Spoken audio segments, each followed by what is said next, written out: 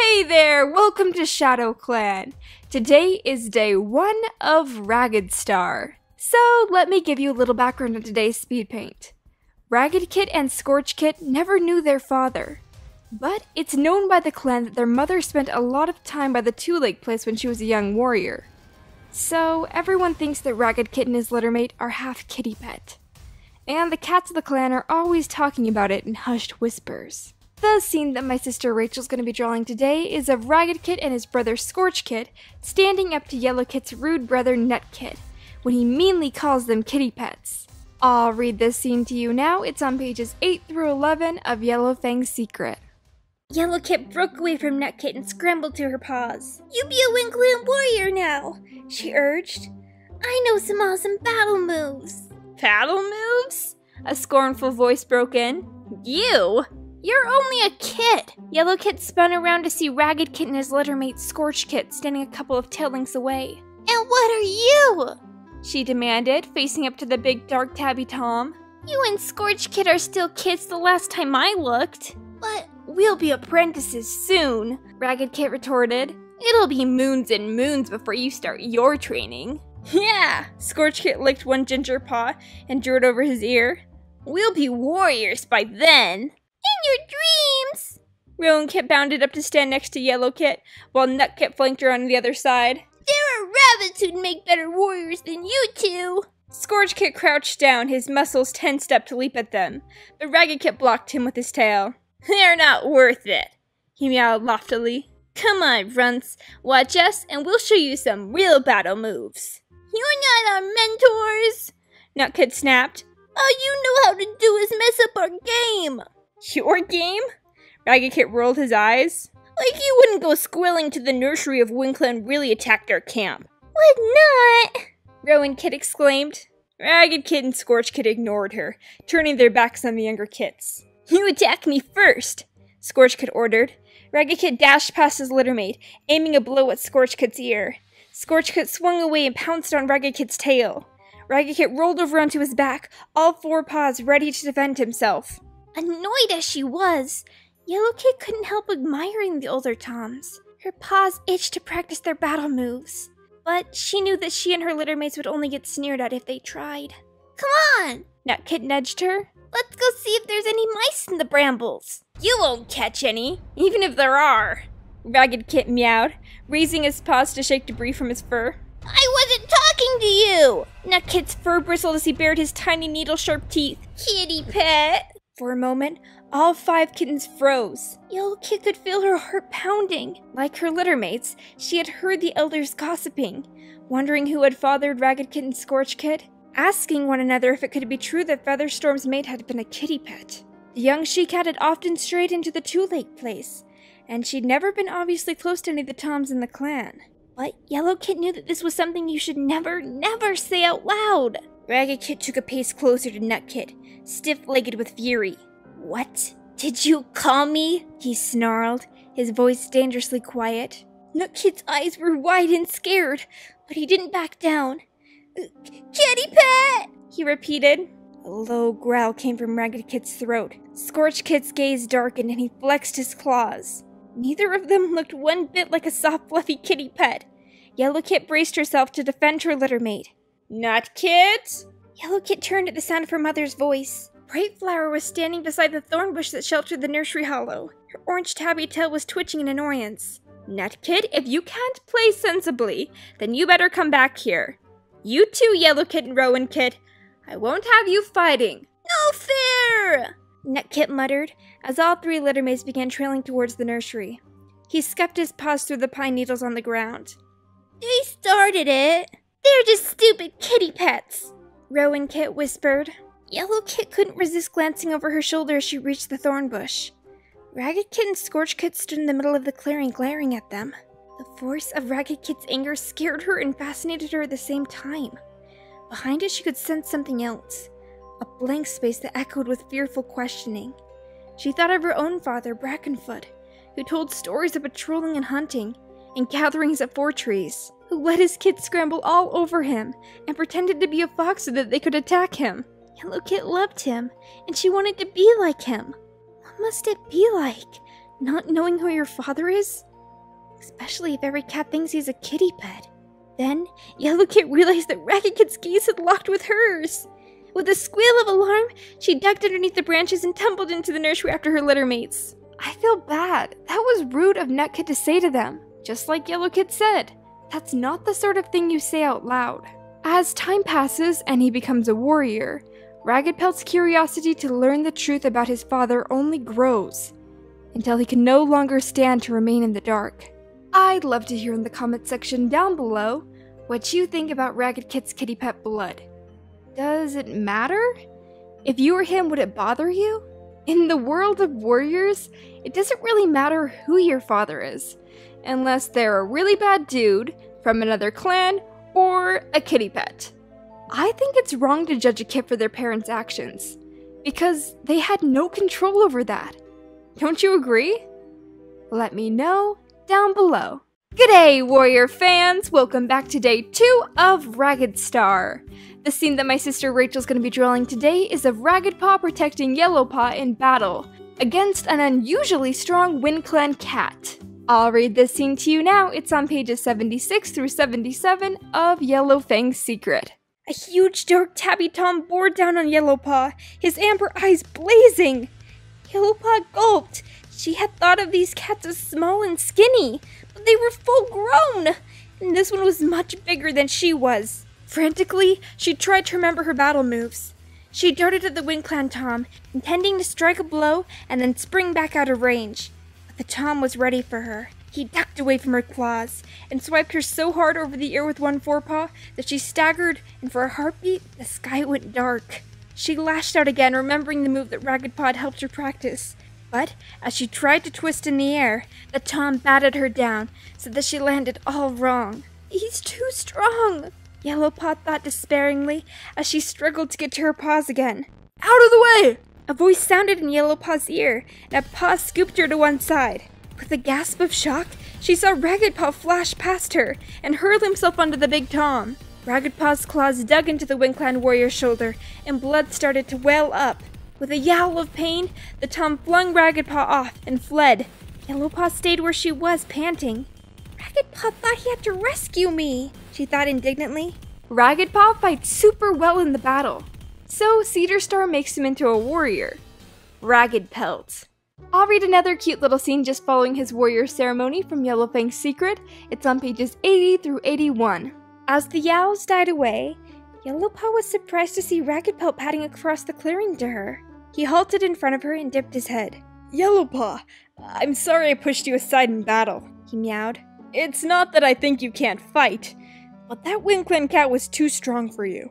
Yellow Paw opened her jaws for a stinging retort, then stopped herself. Remembering the huge Wind Clan Tom, she had to admit that he was right. I'd be liking my wounds in Sage Whisker's den right now if it weren't for Ragged Pelt. It's okay, she muttered. Ragged Pelt let out a brief purr. I'm looking forward to joining you on patrols when you're a warrior, he told her, and then dipped his head again and padded off to join the other warriors. Rowan Paw leaned closer to Yellow Paw, a glint of amusement in her eyes. Ragged Pelt likes you, she teased. Don't talk nonsense, Yellow Paw retorted. He's just a clanmate, that's all. But as she watched Ragged Pelt join Brackenfoot and Featherstorm outside the warrior's den, Yellow Paw felt a warm glow spreading through her, from ears to tail tip. Ragged Pelt came looking for me. Maybe he doesn't think I'm a troublesome kit anymore. This is the start of their romance. He's excited for Yellow Paw to become a warrior, so that one day he'll be leader and she'll be his deputy. I'd love to hear in the comment section down below what you think of him protecting Yellow Paw in battle. Would you have found that romantic or offensive? Let me know down below. Well, I hope you enjoyed that video. Make sure to go and check out the video over on the side of my last speed paint, and click that subscribe button so you can always be notified when I make my next video. Alright guys, thank you all so much for tuning in. I'll see you soon with the next speed paint. Bye-bye! Hey everyone! Remember our River Clan puns? We should have some Shadow puns for Shadow Clan. But they might get a little bit dark. Get it? You can thank Starry Song Misty Heart for that one. Anyways, it's day 3 of Ragged Star. And the scene my sister Rachel's going to be drawing today is of Ragged Pelt confronting his kitty pet father in battle and finishing him off. I'll read this scene to you now. It's on pages 197 through 199 of Yellowfang's Secret. Rounding a fallen tree, she skidded to a halt as she saw Ragged Pelt, Featherstorm, and Hal facing one another. All three cats were panting and wide-eyed. A terrible tension was stinging among them. "Tell me this cat isn't my father," Ragged Pelt growled at Featherstorm. His mother flicked her tail. "He gave up the right to be called that long ago. It was his decision." Ragged Pelt's eyes widened as he stared at Hal. "You knew all along? But I found you. You didn't say anything." Hal shrugged. "You want nothing to do with the Two-Leg Place cats. I want nothing to do with the clans.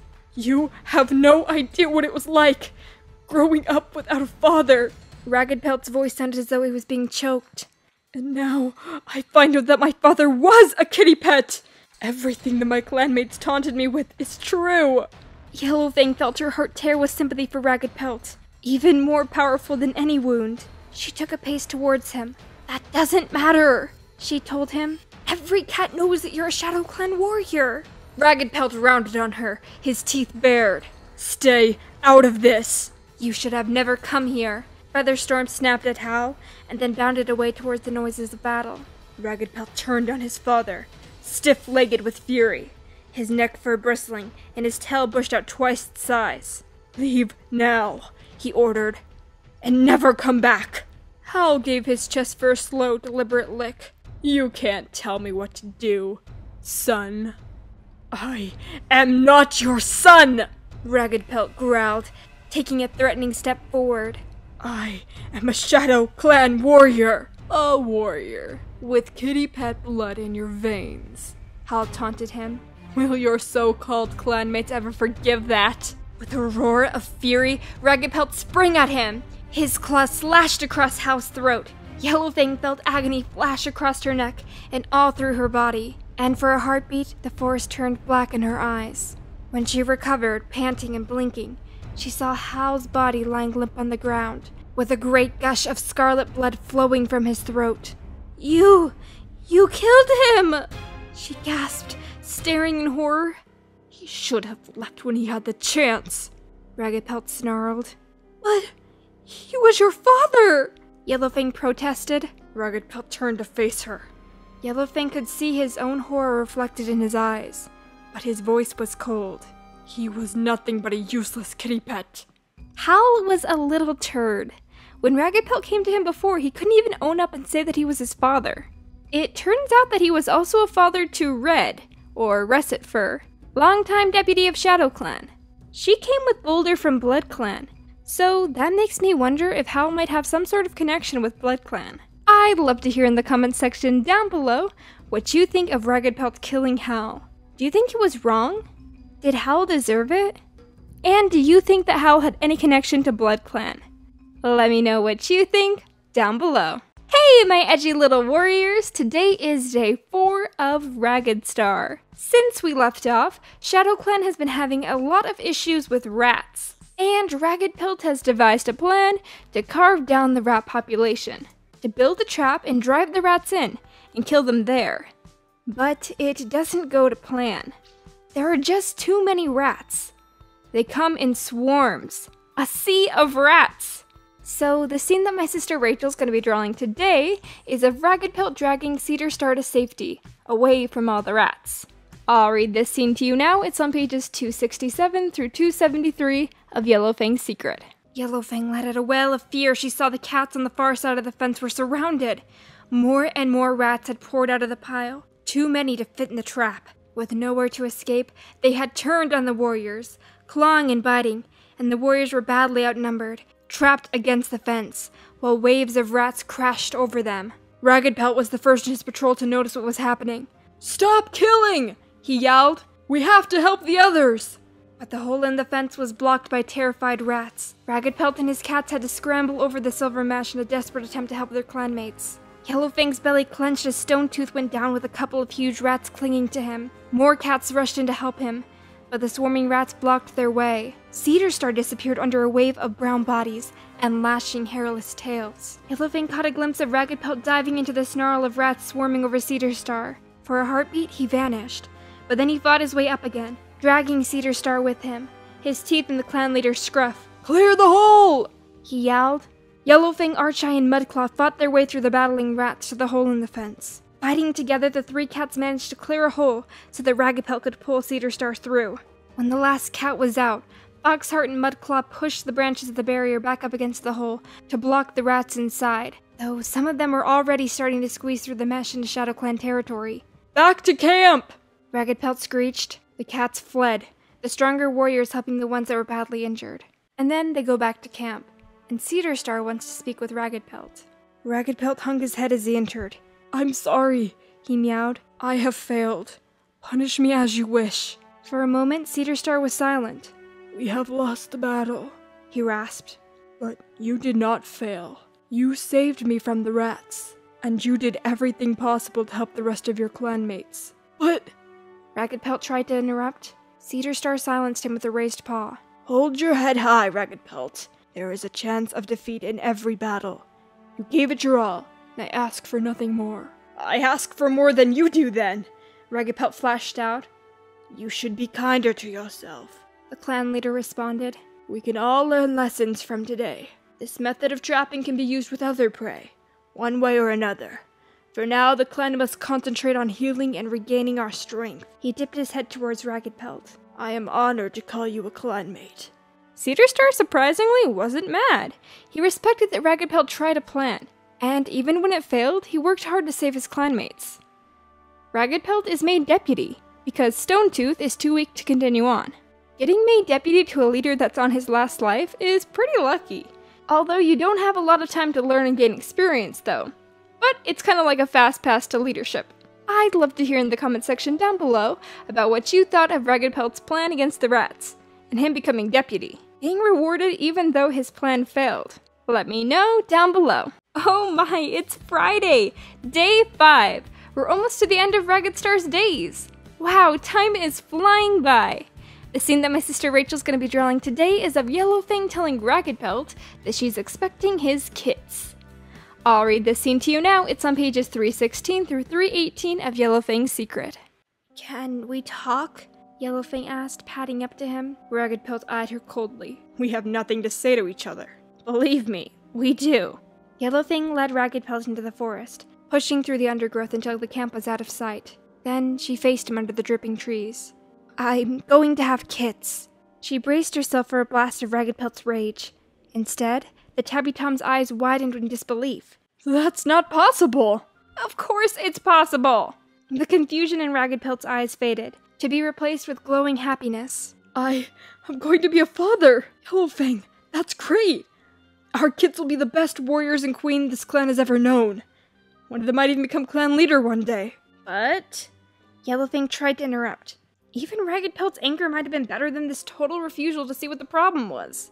"I'll be the best father," he went on enthusiastically. "I'll teach them battle moves and show them the best places to hunt." "But I'm the medicine cat!" Yellowfang made him listen at last.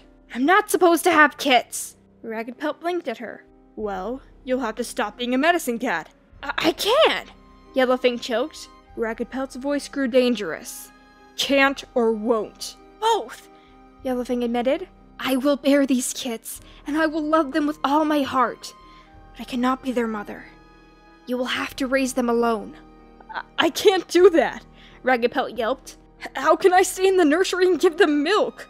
"Lizard Stripe is also expecting kits," Yellowfang explained.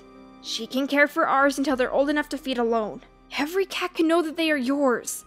But no cats must know that they are also mine." She let out a long sigh. "I'm sorry, Raggedpelt. I cannot be their mother." The warrior was staring at her as though he'd never seen her before. "You mean you'd choose to be medicine cat for clanmates that have no kinship to you, over caring for your own kits? Our own kits?" His voice rose to a screech. "What kind of she-cat are you? Do you care for nothing beyond yourself?"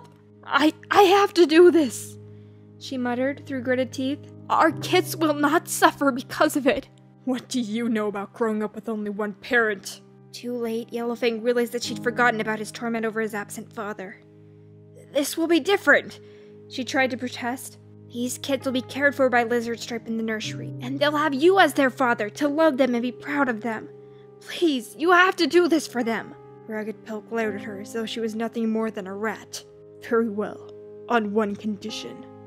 You must promise to never tell these kids the truth. It is better to grow up without a mother than knowing that their mother chose to abandon them. Can't or won't? Dang, that's hard to hear. Although Yellowfang is an amazing medicine cat, and without her ThunderClan would have been lost, I think it was selfish of her to give Broken Kit to a heartless queen, Lizard Stripe, who didn't even want her own kits. You have to look at things from Ragged Pelt's point of view. If Yellowfang had resigned as a medicine cat, or quit while she was still an apprentice, she could have been a mother to Broken Kit, and maybe her other kids would have lived. She would have taken more time off and actually laid down in the nursery and helped those kids get more nurtured and grow inside of her, instead of giving birth in the terrible conditions that she did. Broken Kit wouldn't be all dark and twisty. He'd have a happy family. Maybe Yellowfang could even go back to being a medicine cat once her kit was apprenticed. Or she could become deputy. I don't see how it's fair for RiverClan's medicine cat Mudfur to have been a warrior before and be father to Leopard Star. I mean, sure, he had her before he was a medicine cat, but Yellowfang too started her relationship before she was a medicine cat apprentice. Maybe it's just because he's a Tom. I don't know. I'd love to hear in the comment section down below what you think. I think Yellowfang should have raised Broken Kit, and what Ragged Pelt was asking of Yellowfang wasn't so unreasonable. But let me know what you think down below. Why, hello there. Welcome to day 6 of Ragged Star. Today we are diving into the scary vision that both Yellowfang and Ragged Star had about the future of the clan, if Broken Tail was to become leader. I'll read this scene to you now. It was from Yellowfang's perspective, but since they shared the same dream, I'll read it like it was from Ragged Star's view. It's on pages 428 through 429 of Yellowfang's Secret. Darkness swirled around him like black fog, torn apart by slashing claws and tumbling, shrieking bodies. Ragged Star was in the middle of a terrible battle, choking on air that was thick with blood and fury. But there was something different about these warriors. Ragged Star loomed over them, taller by more than a mouse length, and their shrieks were high-pitched and piercing as rat squeals. These were not warriors fighting, but kits!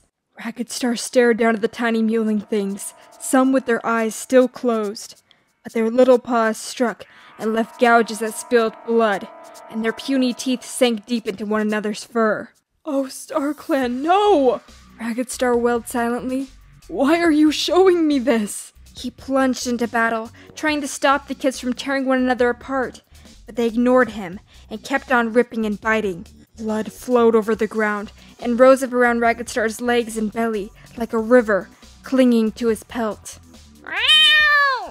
A screech sounded behind him, and he whipped around to see Molepelt, standing on a mound of earth above the battle and blood. Fire and blood will destroy the clans, he yowled. Ragged Star tried to fight his way towards him, but the tide of battling kits swept him away. Blood gurgled in his throat, and a thick, choking darkness covered him. I'd love to hear in the comment section down below what you think of this vision. Did it come too late to do any good? Ragged Star tries to curve Broken Tail and keep him from doing his intense warriors training with the others.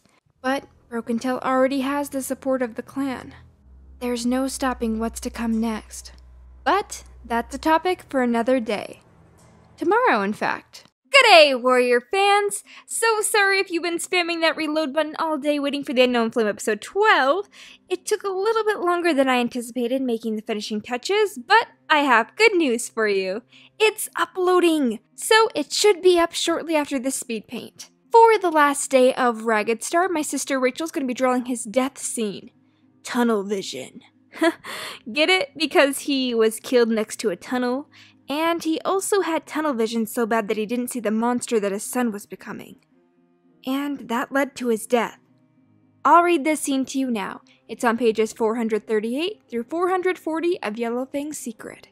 The cat's voice raised in a wail of unbearable anguish. Whipping around, she saw Broken Tail burst into the camp.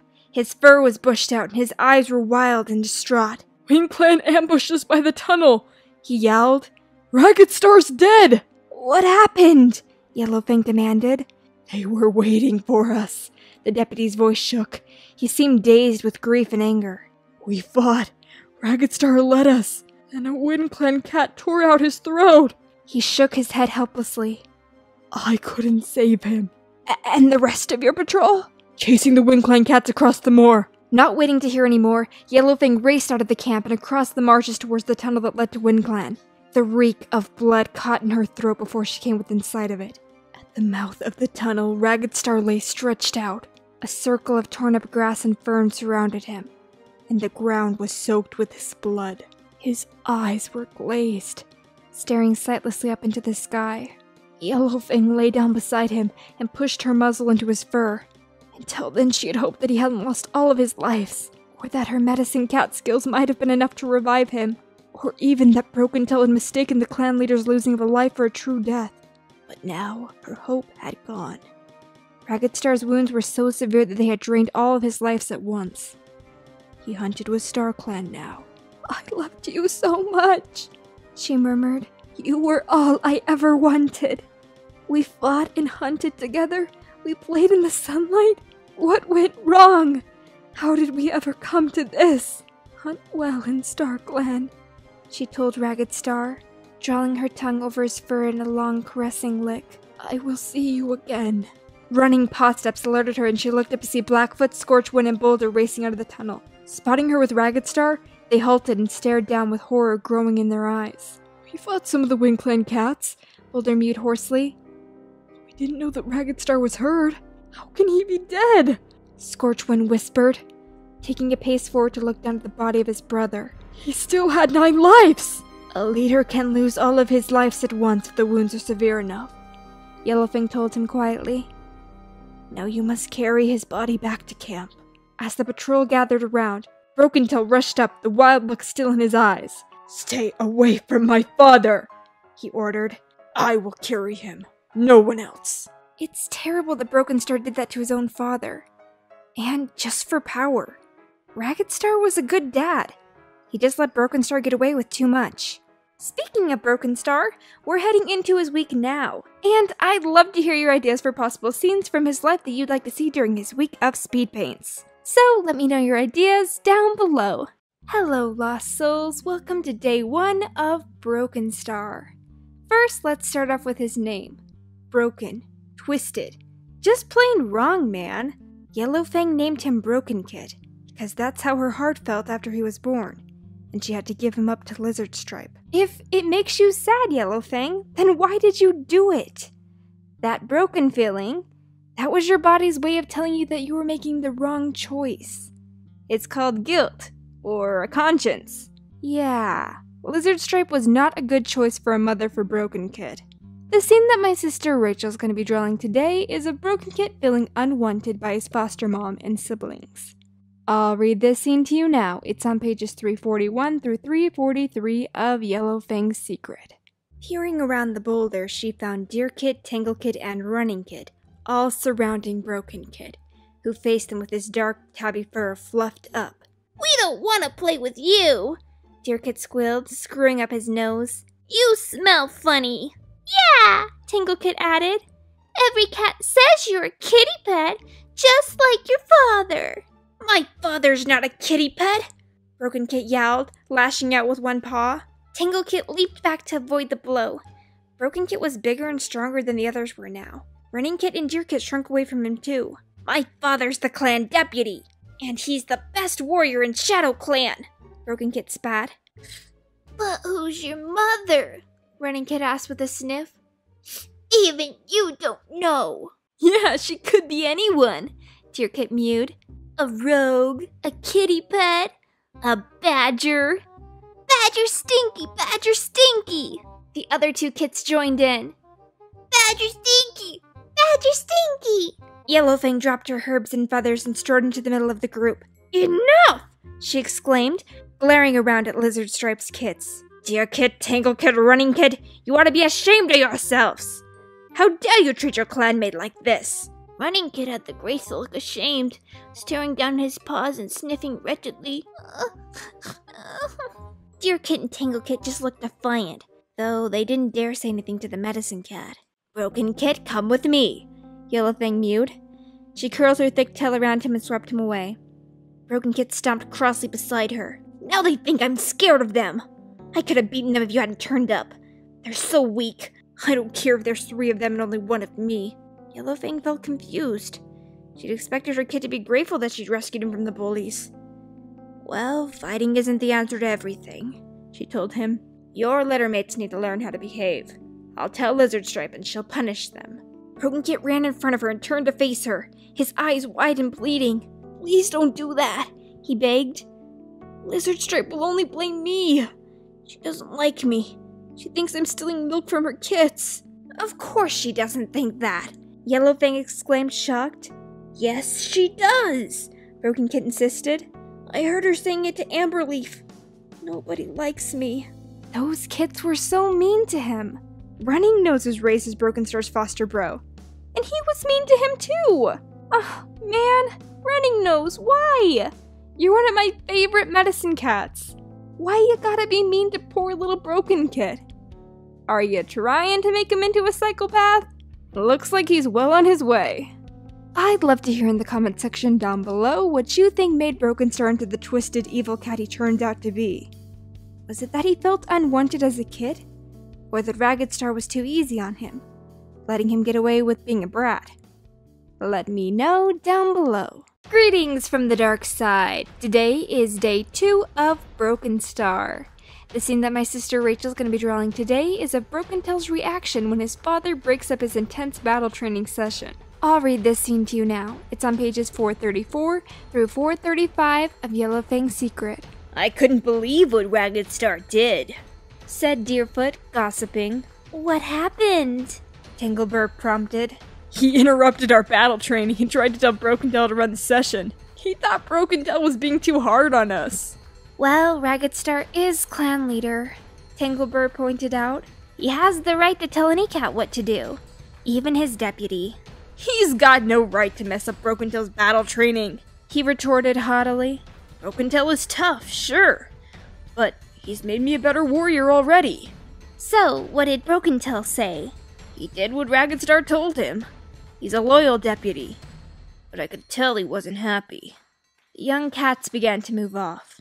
Yellowfang felt a stir of concern in her belly. Will Broken Tail start to defy his clan leader when he knows that he has the support of his warriors? They're training with their claws out, creating injuries on members of their own clan for no reason. The warriors are eating it up though.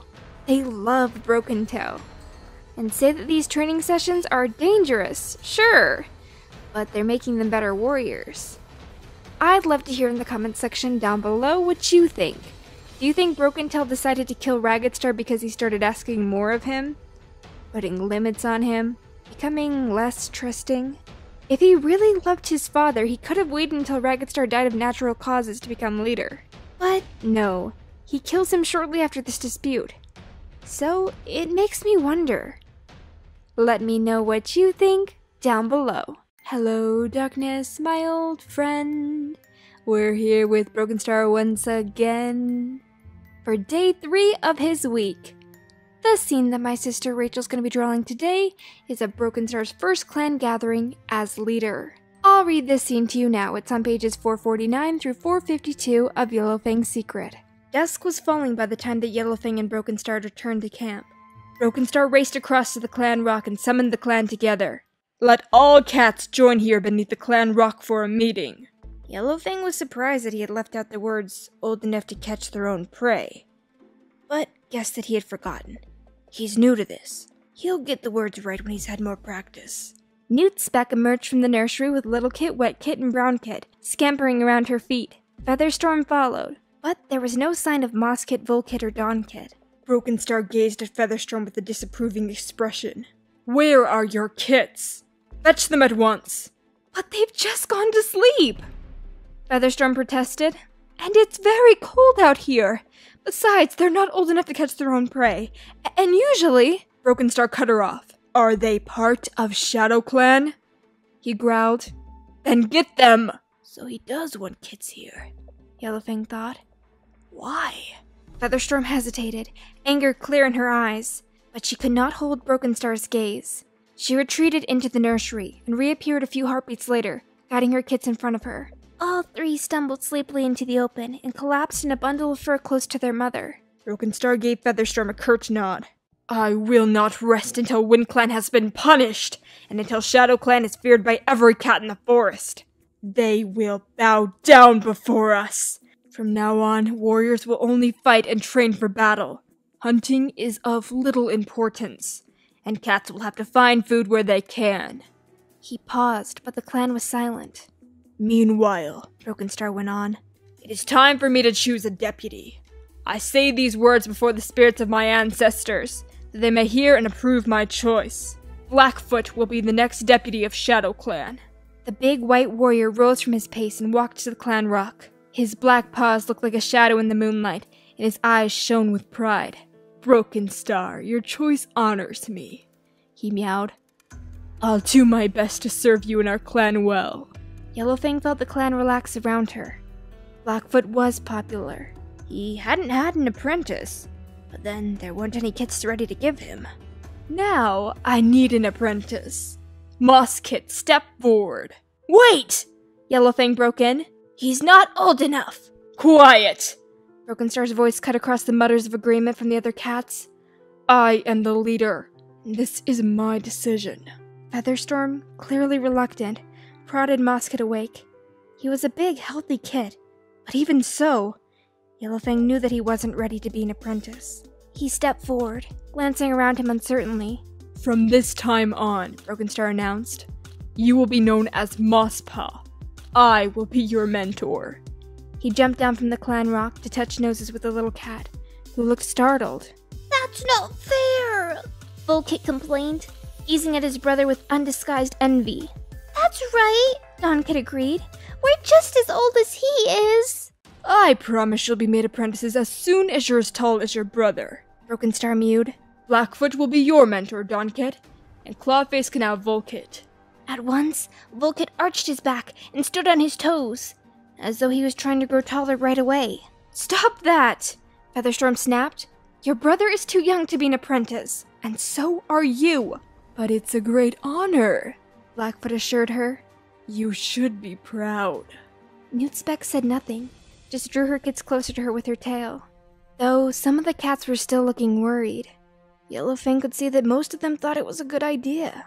It's scary how eager these kids are to fight and kill. They're just babies. For my Warriors-inspired series, The Unknown Flame, I have apprentices begin training at 3 moons, because kittens are pretty big by that age, and they're very eager to learn. I think it's sort of silly to keep kits in the nursery for half a year. Cats evolve into their full-grown stage by the age of about 9 months. So if you wait until they're 6 moons old, you're gonna have all of these full-grown cat apprentices. Which is kind of silly. So that's why I do things differently in The Unknown Flame.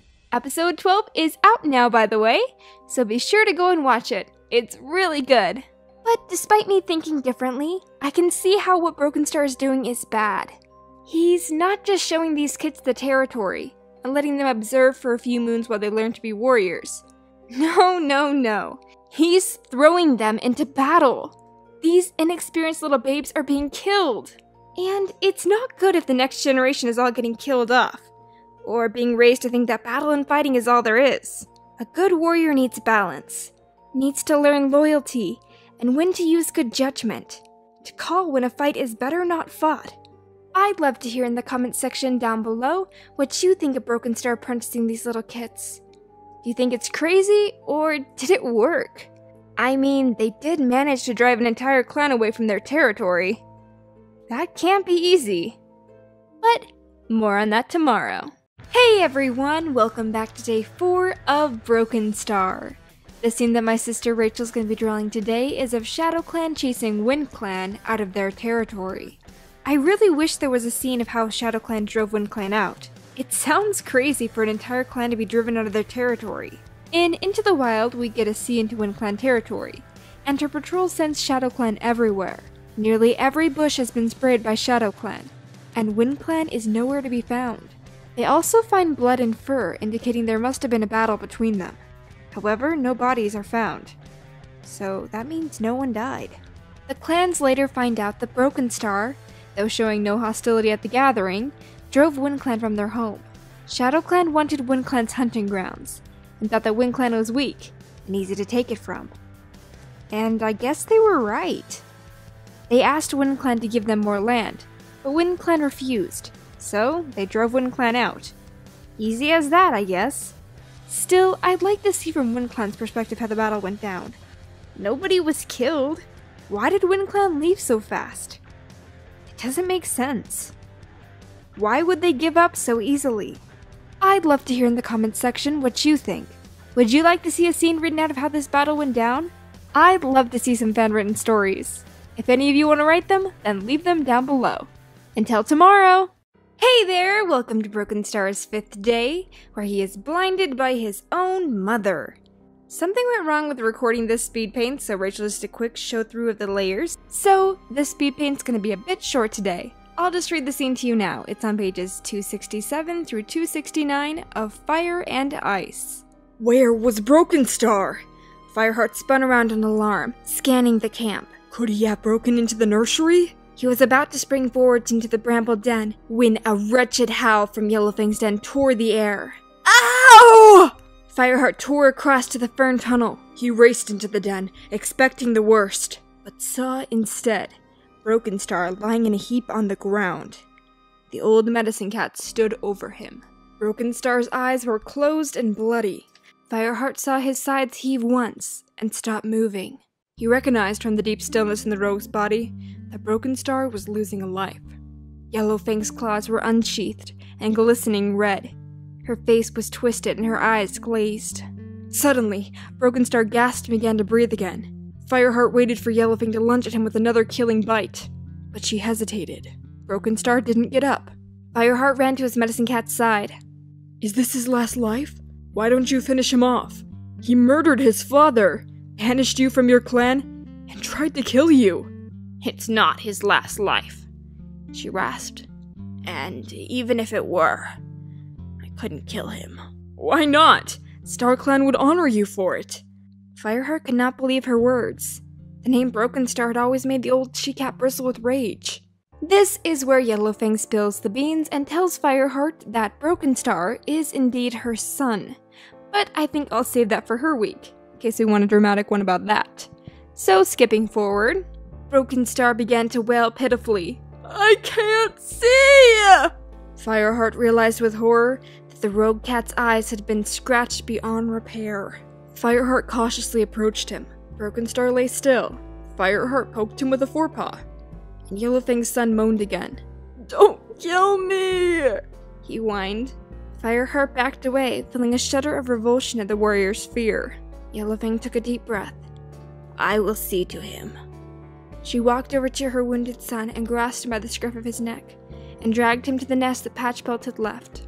I'd love to hear in the comment section down below what you think about Yellowfang blinding Broken Star, and deciding to keep him as a prisoner in ThunderClan. Was that the right choice? Let me know down below. Today's the day! Broken Star is biting the berry.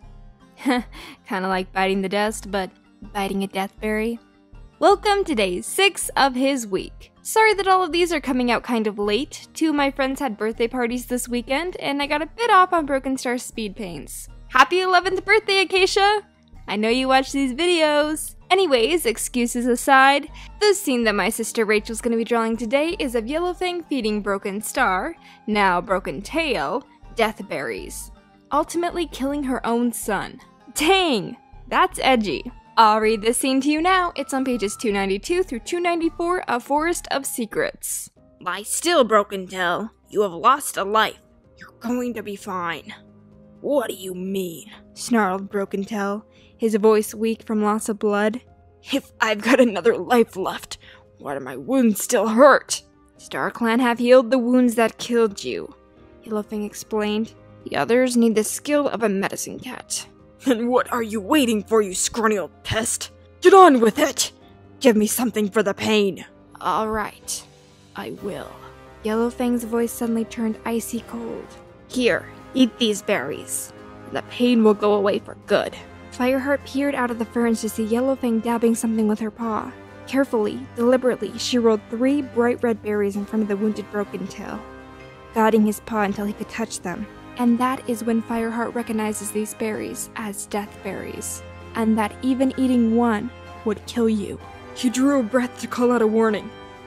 Broken Tail was already chewing the berries. Yellowfang stood watching him, with a face like stone. "You and my clan cast me out and I came here," she hissed into his ear. "I was a prisoner, just like you. But ThunderClan treated me well. At last they trusted me enough to be their medicine cat. You could have earned their trust too. But now, will any cat ever trust you again?" Broken Tail let a contemptuous hiss. "You think I care?"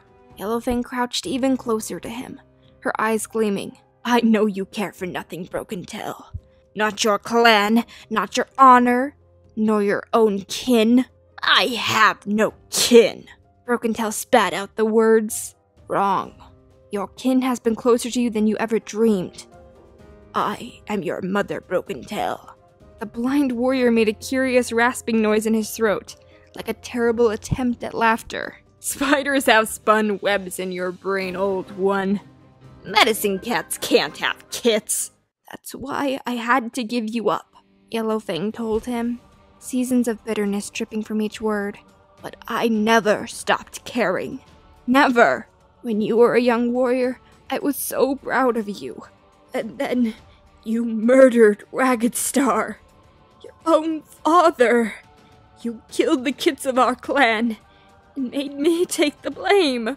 You would have destroyed our clan completely. So now it's time to put an end to all this treachery." "An end? What do you mean, you old—" Broken Tail tried to raise his paws, but his legs gave away, and he fell heavily onto his side. "What have you done?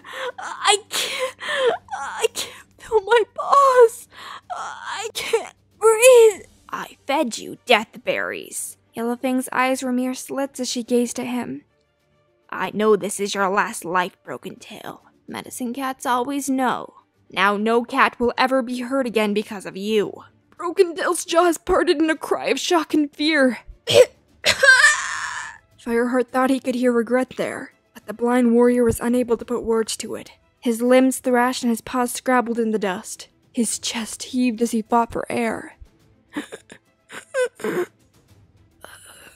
So, yeah. Yellowfang done murdered the kit murderer. Good job, I guess. It's weird that they stop calling him Broken Star and start calling him Broken Tail when he's a prisoner in ThunderClan. Because I guess they think that Nightstar is the new leader of ShadowClan, but the truth is, the Broken Star never lost his 9 lives. Because apparently StarClan supports kit murdering? I don't know. But when he's in the Dank Forest, they go back to calling him Broken Star. So I guess he should have stayed Broken Star all along. Anywho, I'd love to hear in the comments section down below what you think of him being poisoned after plotting and helping Tiger Claw attack ThunderClan and attempting to kill Blue Star. I don't know how they thought that plan would ever work. Tiger Star would just quickly kill Blue Star and then pretend to be the one to save the day? And everyone would totally accept him as the next leader? No, I don't think so. And how effectively can a blind cat even plot with someone else? Or trust someone within a clan that's holding them prisoner? Or lead an attack? Seems like a faulty plan from the start. Broken Star should have just stayed put in ThunderClan and been a good little boy. They fought to keep him safe from WindClan and ShadowClan. He's just ungrateful to turn on them, don't you think? But Broken Star was a cat who wanted others to follow him. Not in admiration, but in fear. That's never good. Do you think he deserved to end up in the Dark Forest? And is it really wise to place all the evil cats in one place, where they can do nothing but think about how their plans went wrong, and how to perfect their skills of deception? Yeah, that might come back to bite you. Say, tomorrow? Since Broken Star pretty much becomes the leader of the Dark Forest. But, like I said, we'll save that for day 7. G'day, Warrior fans! Today is the final day of our week focusing on Broken Star. Starting tomorrow, we'll be moving on to the elder that stepped up to take his place, Nightstar. Make sure to comment down below some ideas for his week of speed paints. The scene that my sister Rachel's going to be drawing today is from the battle with the Dark Forest cats, when Brokenstar drags Ferncloud out of the nursery and kills her. I'll read this scene to you now. It's on pages 316 through 317 of The Last Hope. Deathwing's pelt spiked as she saw Daisy slam a Dark Forest warrior onto the ground. Brightheart lunged for his throat, sinking her teeth in with a growl. Who's guarding the kits? Deathwing scanned the shattered den. Ferncloud straddled Brightheart's nest, slashing at a massive black tom. Spitting in fury, she darted for his throat. The warrior dodged and caught her scruff between his jaws. Snapping back his head, he dragged her from the den. Ferncloud stared up in terror as he sank his teeth deep into her neck. With a grunt, she fell still. Ferncloud! Fireheart raced into the camp as the Dark Forest warrior crouched over the dead queen. The warrior turned. Too late, Firestar. Brokenstar! Fireheart showed his teeth. Brokenstar glared at him, his eyes bright with hatred. Firestar sprang forward, but when he crashed into the huge tom, he lost his footing and thumped onto the ground. Just after this scene, Yellowfang leaps on Brokenstar and snaps his neck, killing him for the second time. And then he fades away to be nothing more than a bad memory for the living. And with him dead, and Hawkfrost dying soon after, the warriors of the Dark Forest are shook. They start retreating, and after Firestar faces off with Tigerstar and kills him, the battle is over. But Brokenstar was the first domino to fall, leading to the Living Cat's success. Something that I've always been confused about is the inconsistency of Brokenstar's sight. It seems as though his sight has been restored as a Dark Forest cat, though he was blind when he died. It makes me wonder how things in the warrior cat's afterlife work. From what I've read, it seems that if a kit dies young, they never grow up.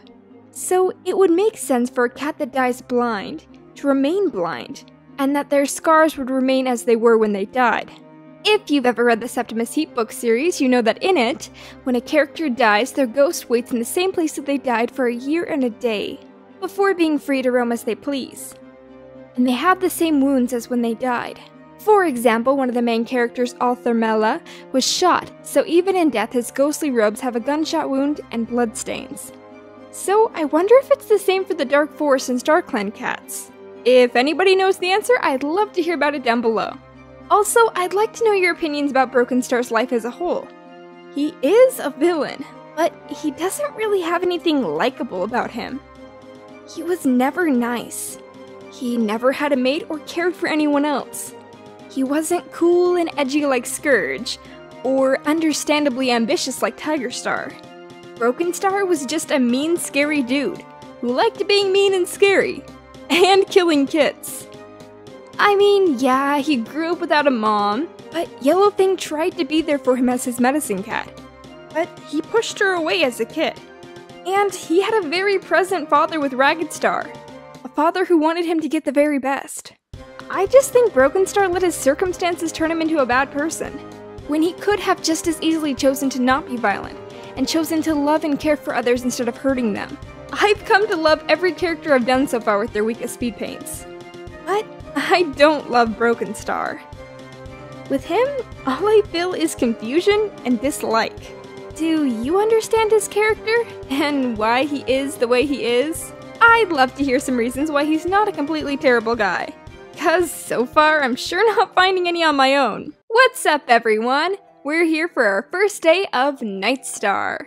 I love Nightstar, so I'm so excited for his week. And the first scene that my sister Rachel's going to be drawing this week is of Yellowfang and Sagewhisker looking at Nightpaw, and not being able to see what's causing his cough. I'll read this scene to you now. It's on pages 327 through 329 of Yellowfang's Secret.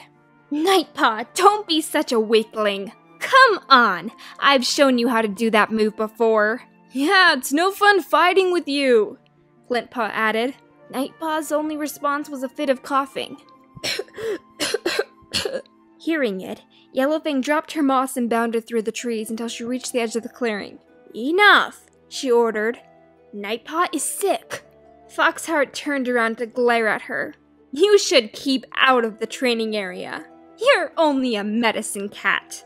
This isn't training. Yellowfang retorted. It's illness. I'm taking Nightpaw back to camp. Foxheart let out a hiss of annoyance. Once in the medicine cat den, Yellowfang checked Nightpaw from nose to tail tip. She could hear wheezing in his chest, but his eyes were bright, his gums red, and his heartbeat steady. There was no sign of fever. Well, you're a puzzle, she meowed at last. You haven't got white cough or green cough, but I don't know. Sage Whisker? She called as the old medicine cat came into the den. Will you have a look at Nightpaw? He was coughing, but there doesn't seem to be anything wrong with him. Sage Whisker examined Nightpaw, and then shook her head. Very odd, she commented. Nightpaw, do you think you might have a furball? No, the apprentice replied. I'm sure I don't. Anyways, my pelt's so short that I don't get furballs. Then maybe you swallowed a seed or something, Sage Whisker concluded. I don't think you need any herbs. Just be sure to drink plenty of water. I will, Sage Whisker. Thanks. Yellowfang continues to try to help soothe Nightpaw's cough by giving him honey. But what they don't know is that Nightpaw really has feline asthma. Much like asthma in humans, feline asthma is an allergen-caused upper respiratory condition that causes distressed breathing. Asthmatic cats are subject to exercise-related attacks, and stress can also start a coughing outbreak. So that's why during stressful situations and during training sessions, Nightpaw often breaks out in a fit of coughing, because he has asthma. I'd love to hear in the comment section down below what you think about Nightstar having asthma. I think it's awesome how the Errands have implemented real-life conditions into their characters, and that not every cat is perfectly fit and healthy. It gives a more realistic feel to the books, don't you think? Hey everybody, welcome to day 2 of Nightstar's week. The scene that my sister Rachel's going to be drawing today is of Nightpelt and his defiant apprentice Brokenpaw, who is constantly complaining about the way that Nightpelt chooses to train him. I'll read this scene to you now. It's on pages 358 through 362 of Yellowfang's Secret. But I want to! Why can't I? Rounding a bramble thicket, Yellowfang came upon Brokenpaw and Nightpelt glaring at each other. Brokenpaw's fur was bushed out twice his size, and his yellow eyes shone. Because we've done enough for one day. Touring the whole territory, Nightpelt explained. We... He had to break off to cough, the only sign that he was under stress, for his tone was calm and patient. But I want to learn battle moves, his apprentice insisted. Training will begin tomorrow. We'll start with hunting practice. Don't you want to learn how to catch your own prey? I want to fight, Brokenpaw growled, tearing at a clump of ferns with unsheathed claws. Look how strong I am! I'm bigger than the other apprentices. They can do hunting and boring stuff around camp. Let me do battle with the other warriors! Nightpelt's tail tip twitched. There are no battles to fight at the moment, Brokenpaw. You'll have the chance to learn everything, but you need to go at the right pace. Don't be impatient! Brokenpaw glared at his mentor for a heartbeat longer, and then spun around and stalked away. Coughing old fool, he muttered under his breath. Brokenpaw is such a little butt. Nightpelt is a great mentor. Sure, his coughing slows him down a bit, but if you had the patience to sit and listen, he would make you a better warrior. And that's exactly why Cedarstar chose Nightpelt as Brokenpaw's mentor, to teach him patience. But that's pretty much impossible with an apprentice who runs to his daddy to get whatever training his mentor won't give him.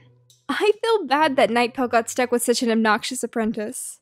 I'd love to hear in the comment section down below if you think that Nightpelt was the right choice of mentor for young Brokenpaw.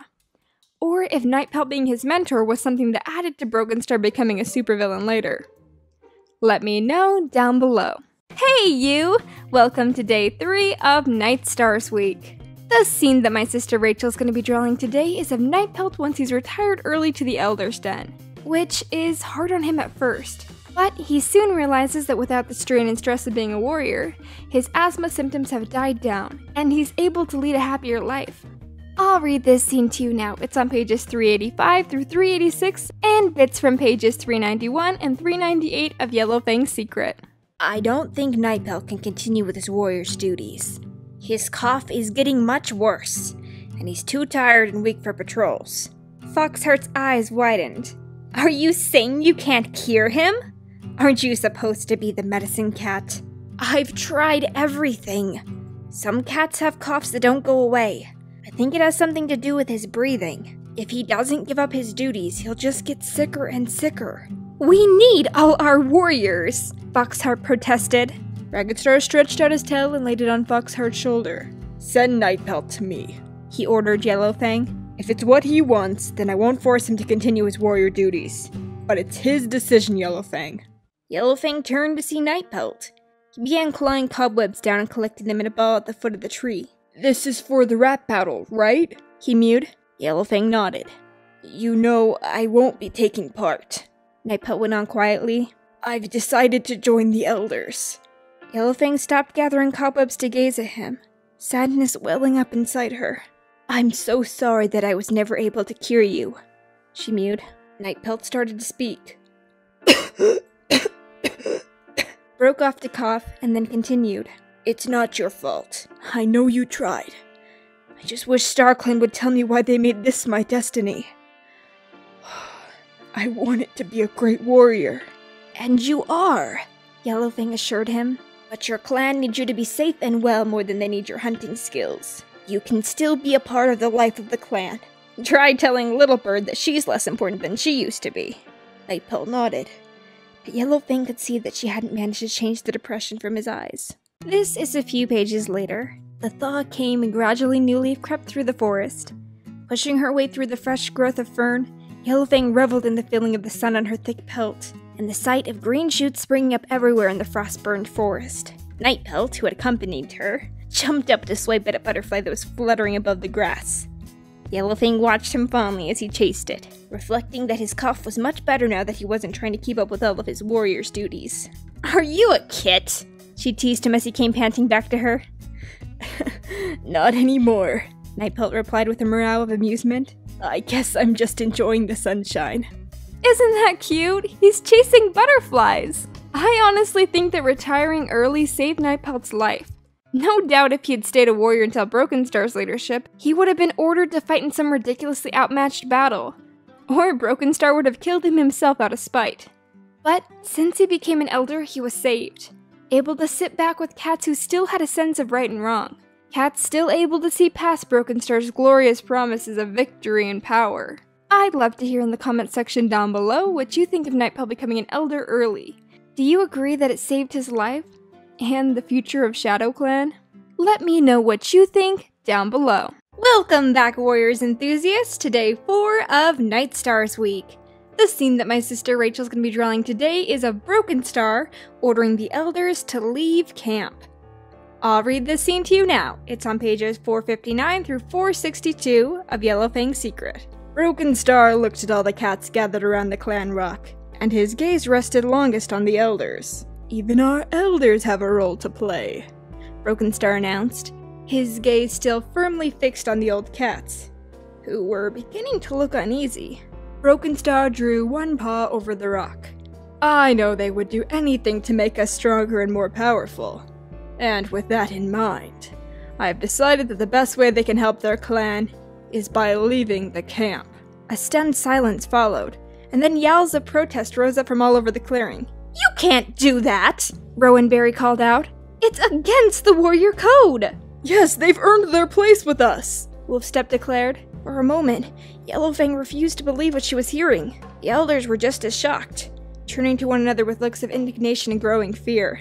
The elders are of no use for fighting or hunting, or having kits, Broken Star explained, dismissing the cat's protest with a wave of his tail. So they can't take out precious room or prey. They must go. To Yellowfang's horror, she saw that some of the warriors were beginning to convince themselves that Broken Star was right. They might be more comfortable away from the camp, Dear Leap commented. Cinderfur nodded. True, especially with so many kids scampering around. You know the little ones always are bothering the elders. Yellowfang didn't want to hear anymore. She padded over to where the elders were clustered together in front of their den. Pool Cloud's shoulder fur was bristling, and she lashed her tail. Broken Star can't do this to us, she snarled. Has he forgotten how well we've served our clan? Archie nodded. He was working his claws into the ground, rage flaring in his eyes. If he remembers, he obviously doesn't care, he spat. What would he do if we refused to go? I don't think we want to find out, Nightpelt warned, resting his tail on the old cat's shoulder. He could make us fight, prove that we can still be warriors by invading other clans. Do you want to be part of that? In a lower voice he added, and we all know that these battles aren't necessary. Hollyflower sighed. Let's just go, she growled. This isn't the Shadow Clan I knew. Not anymore. She brushed her tail along Crowtail's side. Come on, let's collect our bedding. Nightpelt gazed up to where Broken Star still stood on the clan rock. We will go, Broken Star. Good, the clan leader meowed. Move out at once, and good luck with your hunting. As the elders filed back into their den, more murmurs of protest followed them, but no cat dared to speak out loud. Yellowfang halted Nightpelt with upon his shoulder. This is wrong, and you know it, she hissed. Nightpelt looked at her with troubled eyes. I know, he murmured, but Broken Star is our leader. StarClan gave him 9 lives. They have done nothing to stop him so far.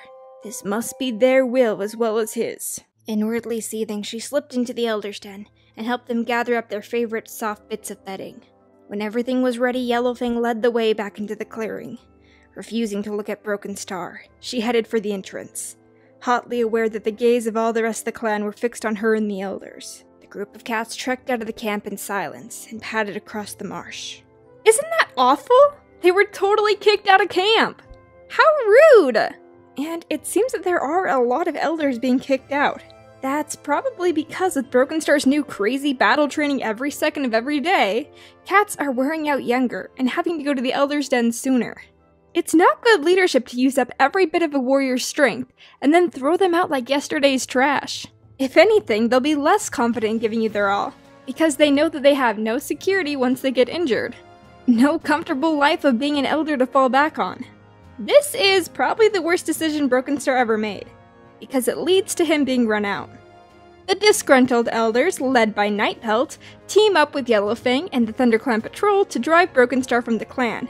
And by this point, many cats in Shadow Clan are uneasy at Broken Star's choices that he's made. So, although they were afraid to speak up, they do, when given the chance, help drive away the corrupt leader. I'd love to hear in the comments section down below what you think of Broken Star's decision to kick the elders out of camp and leave them to care for themselves. Was it a wise or really stupid move? Let me know what you think down below. Hope you're all having a lovely day. Today is day 5 of Nightstars week. And the scene that my sister Rachel's going to be drawing today is of Nightstar and Running Nose waking at the Moonstone, knowing that StarClan would not grant Nightstar his 9 lives. I'll read this scene to you now. It's on pages 57 through 58 of A Dangerous Path. When Nightstar became leader, StarClan did not grant him his 9 lives. What? Fireheart stared at the medicine cat in disbelief. Why didn't he get his 9 lives? StarClan have not explained that to me, meowed Running Nose. I wondered if it was because Broken Tail was still alive, and StarClan recognized him as clan leader. And by the time that we had learned that Broken Tail had died, Nightstar was too weak to make the journey to the Moonstone to receive his 9 lives. And since Tiger Star came, I think maybe he was StarClan's choice of leader for us all along. Nightstar was not the right cat. Yet the clan still accepted him as leader? Firestar asked. The clan never knew that he had not been given his 9 lives, Running Nose confessed. Nightstar was a noble cat, and loyal to his clan. We decided to keep StarClan's rejection a secret. What else could we do? There was no other cat fit to be leader. If we had told them the truth, the clan would have panicked. What the heck, StarClan? You'd grant evil kit murdering Broken Star his 9 lives, but not Nightstar? That just doesn't make sense. I'd love to hear in the comment section down below what you think of Nightpelt dubbing himself Nightstar, and returning to ShadowClan and lying to them saying that he got his 9 lives when he really did not. I mean, I don't really know who would have led ShadowClan other than him. Nobody seemed to be stepping up. I think he did the right thing though, because otherwise, ShadowClan would have gone to complete chaos. But, I don't know. Let me know what you think down below. Pink Bunny Girl 43 here. Welcome to day 6 of Nightstars week. The scene that my sister Rachel's going to be drawing today is of the exiled Tigerclaw and his band of cats bringing prey to Nightstar and the very sickly Shadow Clan. I'll read this scene to you now. It's on pages 45 through 48 of Tiger Claw's fury. They followed Boulder through the gap in the brambles, to the clearing at the center of camp. Tiger Claw spotted the remains of a fresh kill pile in the corner, now a pitiful scrapping of bones and feathers, and strode over to it. He deposited the squirrel and turned to look around. Dozens of eyes gleamed from the shadows under the thorns, and the air was filled with shocked whispers. Rowan Berry emerged from the den. Dawn Cloud told us you were going to hunt for us. We didn't expect you to deliver it yourselves. Tanglebird dropped her frogs in the pile and trotted over to her old clanmate. We had to know how you are, she mewed. Please don't send us away. There was a faint rustle of branches behind Tiger Claw, and he spun around to see Running Nose, the sickly Shadow Clan medicine cat, stumble out beside a black tom, who was so thin, his fur looked as though it was sliding from his bones. You did a brave thing coming here, Nightstar rasped. Tiger Claw dipped his head. Your former clanmates would not stand by and let you starve. My loyalty is to them now. This is not courage, merely following the warrior code. Dawn Cloud went over to Nightstar. Look, do you see the fresh kill pile? She prompted gently. We will fill our bellies tonight. And then they'd talk about Cinderfur dying, the old Shadow Clan deputy, and that Nightstar was too sick to replace her. Nightstar twitched and stood more upright. Tiger Claw, you are most welcome to stay and share the fresh kill with us. He meowed formally. He gestured with his tail. Please help yourself first. Tiger Claw bowed his head low. I wouldn't dream of it, Nightstar, he meowed. We caught this prey for you. Shadow Clan's need is far greater than ours. But if you will allow it, we will continue to hunt on your behalf, until your clanmates are strong and well again. Nightstar let out a faint purr. You are so kind, he rasped. May Star Clan light your path always. Oh, they will, Tiger Claw murmured. Man, that was so nice of Tiger Claw. I'm sure he's not trying to get anything in return. Like, I don't know, the position of leader? No, of course not. Tiger Claw is a nice guy who does service just for the good feeling it gives his heart. Well, we'll see. But Shadow Clan has no idea why Tiger Claw was exiled from Thunder Clan. No idea that he attempted to murder his clan leader to take her place. So they don't know to be wary of him. I'd love to hear in the comment section down below what you think of Nightstar welcoming Tiger Claw's help in filling the fresh kill pile, and later letting Tiger Claw join Shadow Clan. Which was an interesting decision. But we'll talk more about that tomorrow. Hey, welcome back to another day in the wonderful world of warriors! Today is day 7 of Nightstar's week, which will draw a close to his life and lead on to his questionable successor. I'd love to hear some ideas for his week down below. But for now, let's give Nightstar some respect. The scene that my sister Rachel's going to be drawing today is of Nightstar's passing. Him feverishly expressing his last concerns with his medicine cat Running Nose. 'Cause Nightstar died before he was ever able to appoint a new deputy, leaving Shadow Clan leaderless. I'll read this scene to you now. It's on pages 70 through 71 of Tiger Claw's Fury. Running Nose was standing in the middle of the clearing, surrounded by cats huddled in misery. His tail dragged in the dirt. It looked even older than he had the day before. He came to meet Tiger Claw and ushered him to the edge of the camp. Nightstar died last night, he murmured. Tiger Claw lowered his head. I am so sorry for your loss, he mewed. I hope he walks with Star Clan now. Running Nose's tail twitched. Wherever Nightstar is, I hope he's at peace. The most important thing to do now is to keep the rest of my clan safe. He stared at Tiger Claw, his eyes huge and haunted. My clanmates are terrified of being leaderless. There is no deputy to take over from Nightstar, and Star Clan has sent us no sign of what should happen next. How can I blame these cats if they feel their ancestors have abandoned them? What if we never recover from what Broken Star did to us? The wounds run so deep, there's nothing I can do to heal them. That leaves a lot of responsibility to fall to Running Nose, who is scared for the future of Shadow Clan. They've been through so much, with Broken Star's wicked leadership to the terrible sickness that plagued them since that, and the unfairness that Nightstar was turned away from Star Clan, not gifted a single of his 9 lives. It's all pretty bad. I'd love to hear in the comment section down below what you think of the situation of Nightstar dying and leaving Shadow Clan in fear with no clear sign of who to take his place. Except for that one cool exile dude that's been filling their fresh kill pile for the last few weeks. Maybe he could lead them. I don't know. Let me know what you think down below. Hello, welcome to day 1 of Tiger Stars week.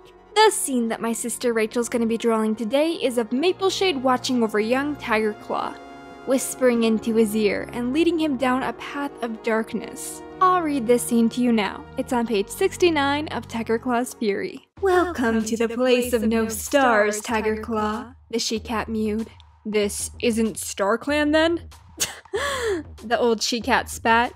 Why would you want to go to StarClan? That place is full of weak-willed cowards who clung to the warrior code like ants to a leaf in a puddle. You will find much better company and cats here, Tiger Claw.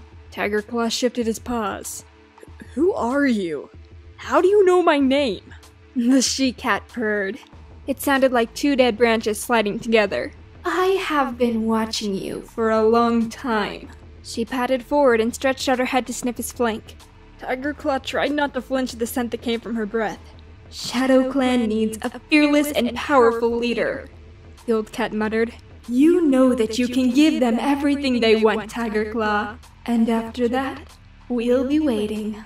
She turned and started to walk away. Stop! Cried Tiger Claw. What do you mean you'll be waiting? I don't even know who you are. The she-cat paused and looked back at him. My name is Mapleshade. I have walked beside you from the day you were born, guiding your paw steps, laying out your destiny before you. For now, you don't need to know anything else. Much, much more lies ahead of us, Tiger Claw. Be patient, and you will find out everything. So, the voice in Tiger Claw's head that he's been hearing is not his own, but Mapleshade's. I'd love to hear in the comments section down below some reasons why Mapleshade took interest in Tiger Kid. It seems from the moment he's born he's destined to be evil. Even his own father, Pine Star, thought it would be better to kill him than to let him live. But why? Why Tiger Kid? And why Mapleshade? Does it have to do with Mapleshade's connection with Oakstar, the father of Pine Star and the grandfather of Tiger Star? Oakstar did exile Mapleshade after he found out that she gave birth to the kids of the cat who killed his son. So maybe her going and bringing Tiger Kid down and making him evil is her way of getting back at Oakstar and ThunderClan. Let me know if you have any other theories down below. Hi Warriors fans! So glad to see you for another day of Tiger Star's Speed Paints. Today is day 2 of his week. The scene that my sister Rachel's going to be drawing today is of Tiger Claw bringing Redtail's body back to camp and telling the biggest load of crap ever. That Oakheart killed Redtail and that Tiger Claw killed Oakheart in revenge. I'll read this scene to you now. It's on pages 42 through 43 of Into the Wild. A massive dark brown tabby staggered through the gorse tunnel. Between his sharp teeth the warrior held not prey, but the lifeless body of another cat. He dragged the tattered creature into the center of the clearing. Firepaw craned his neck and glimpsed a flash of a bright ginger tail hanging limply in the dust. Shock rippled through the clan like a chill breeze. Beside Firepaw, Greypaw dropped into a crouch as grief swept over him.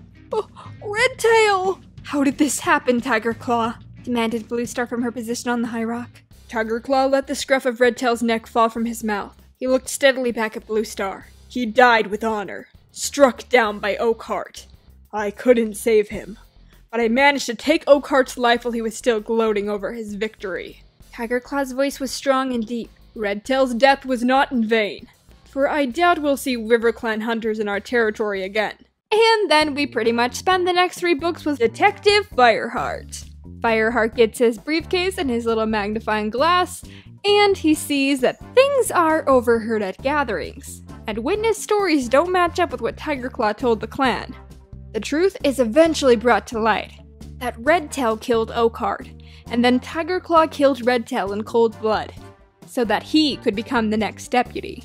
But Bluestar dismisses it, because that would mean that her trusted deputy Redtail killed her old RiverClan boyfriend in battle, which is dishonorable. So she totally misses out on the point that Tiger Claw murdered another clanmate out of ambition to get one step closer to becoming leader, making her his next target. But no, she doesn't realize that she should have paid more attention until Tiger Claw is literally trying to end her life, shouting, "I'll kill you time and time again till all your lives are gone and I'm leader." So yeah, I mean, it was a pretty good lie. Even with Smarty Pants Detective Fireheart, it almost worked. I'd love to hear in the comments section down below what you think of Tiger Claw killing Red Tail to become deputy. And then not even becoming deputy, because she chose Lionheart instead. That's gotta be a little frustrating for him, don't you think? Maybe that's what made him into Triggered Claw. Let me know what you think down below. Heyo, Lily here with day 3 of Tiger Star.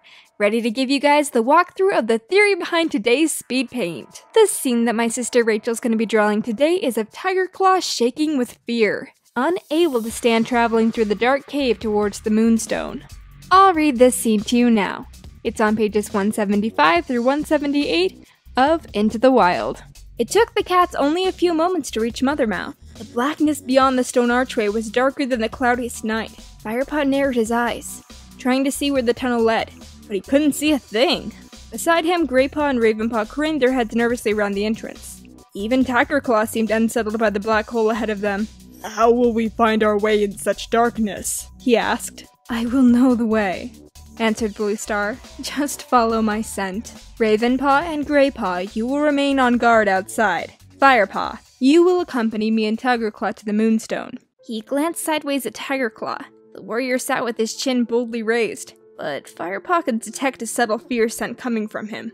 It grew stronger as Bluestar stepped forward into the blackness. Tiger Claw shook his mighty head and patted after Bluestar.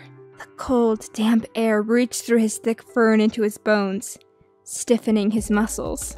Even the coldest nights did not hold the same chill as the air in here. His ground has never known the warmth of the sun. Freezing air filled his lungs with each breath, until he felt lightheaded. They were walking along a tunnel that sloped down and down, winding first one way and then the other.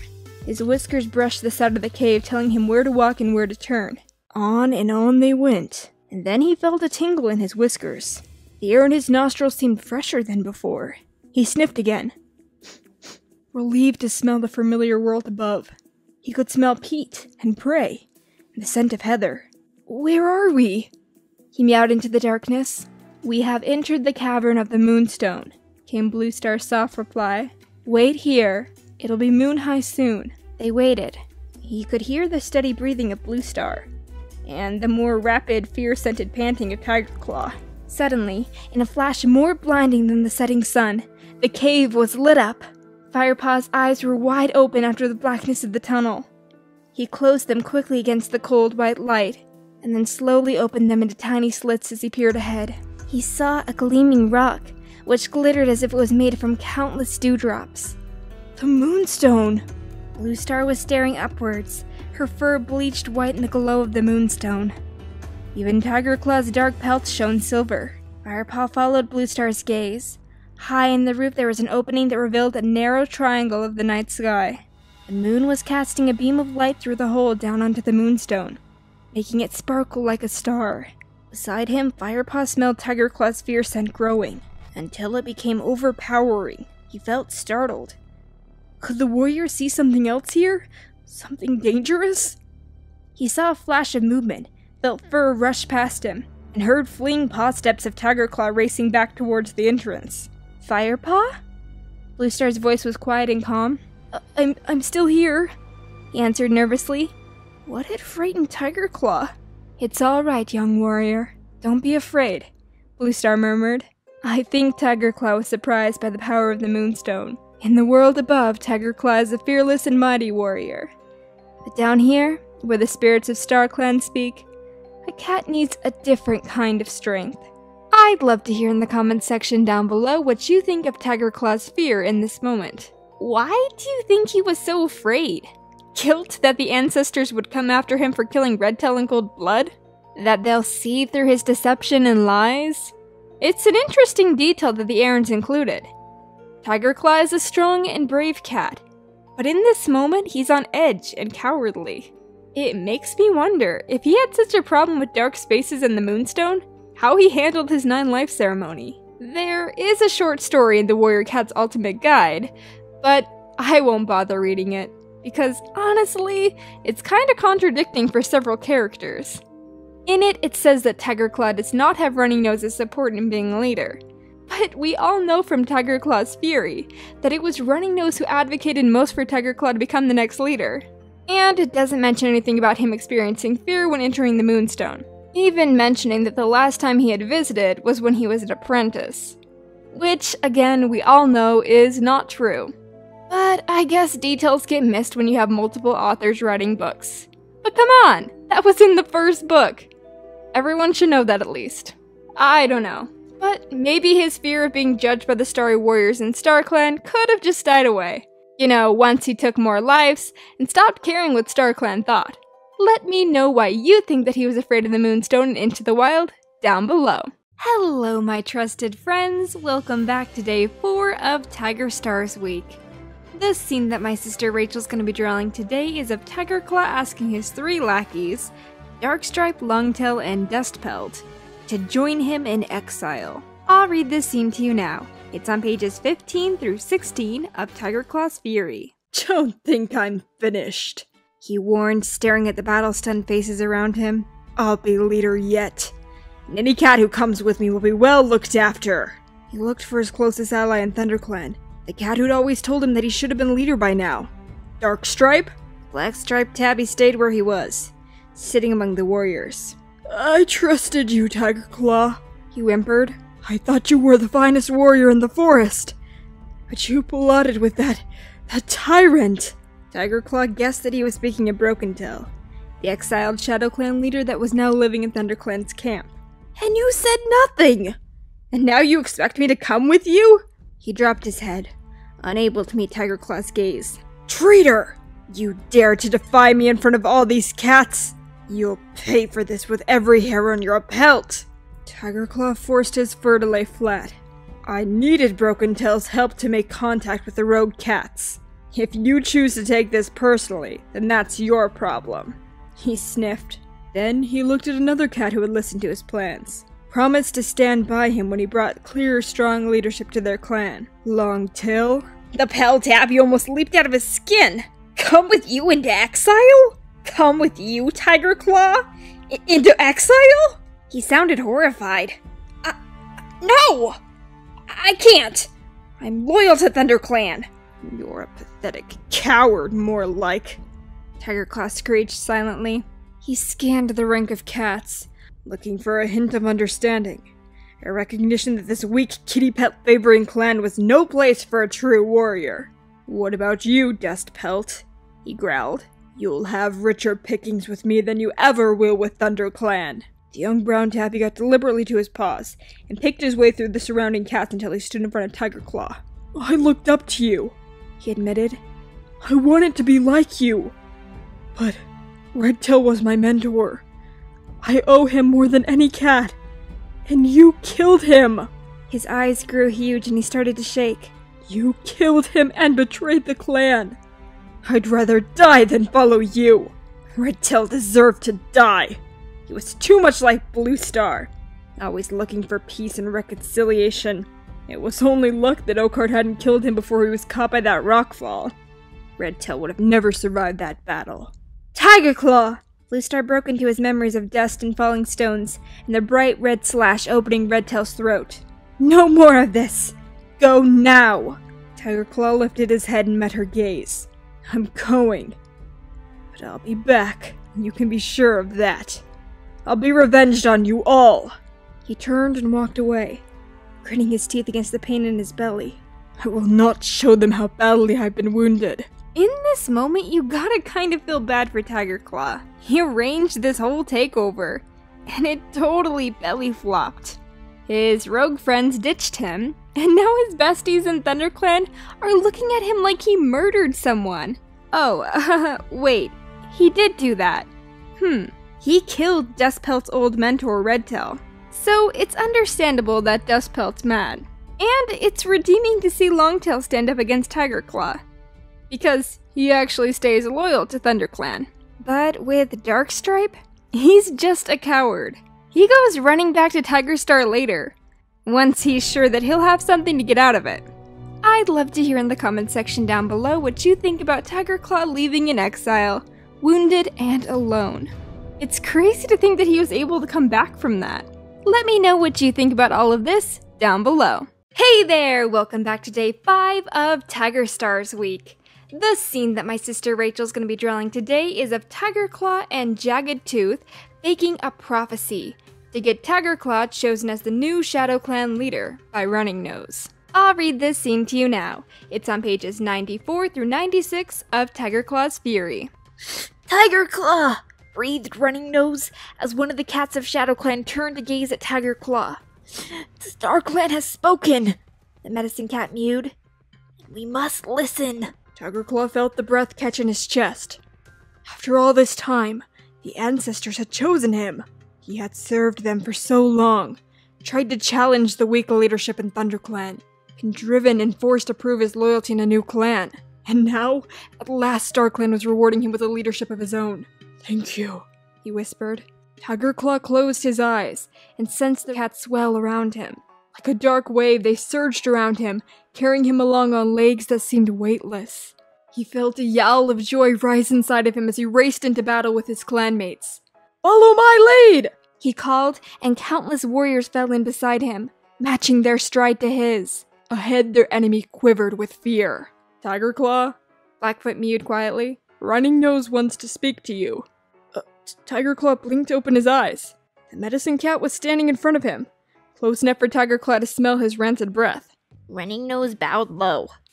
Will you do us the honor of leading us, Tiger Claw? StarClan has spoken, and has chosen you.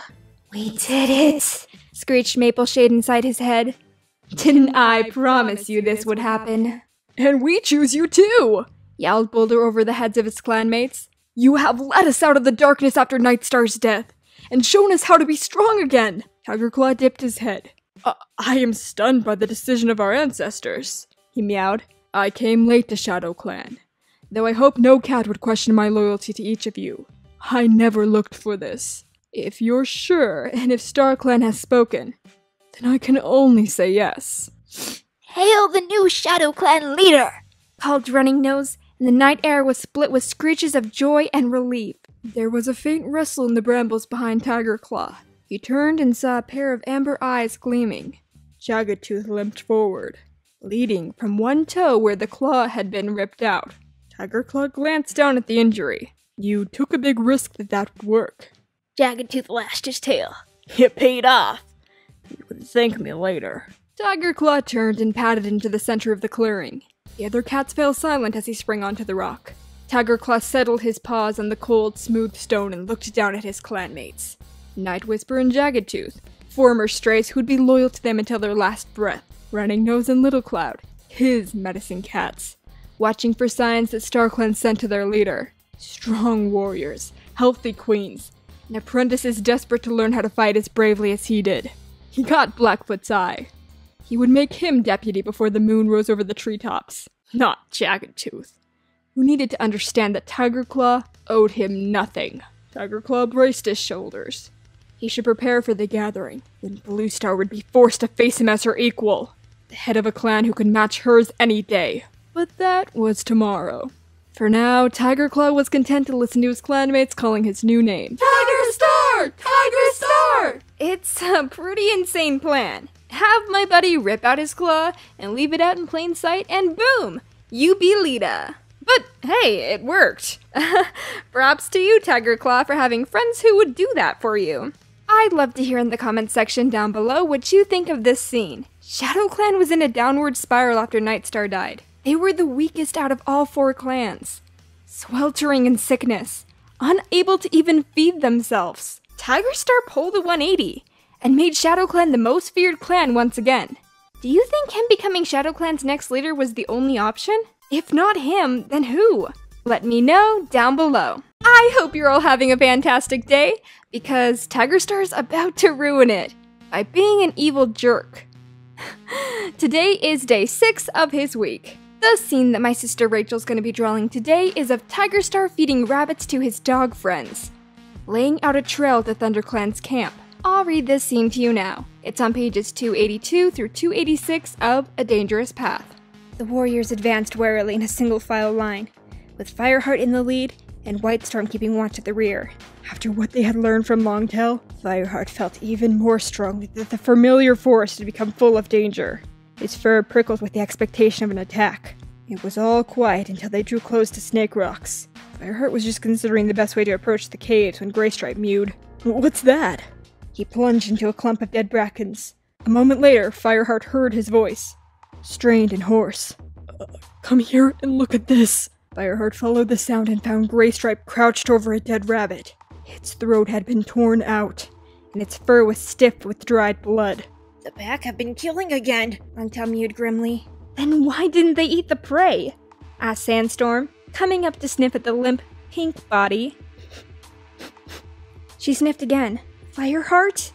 There's Shadow Clan scent here.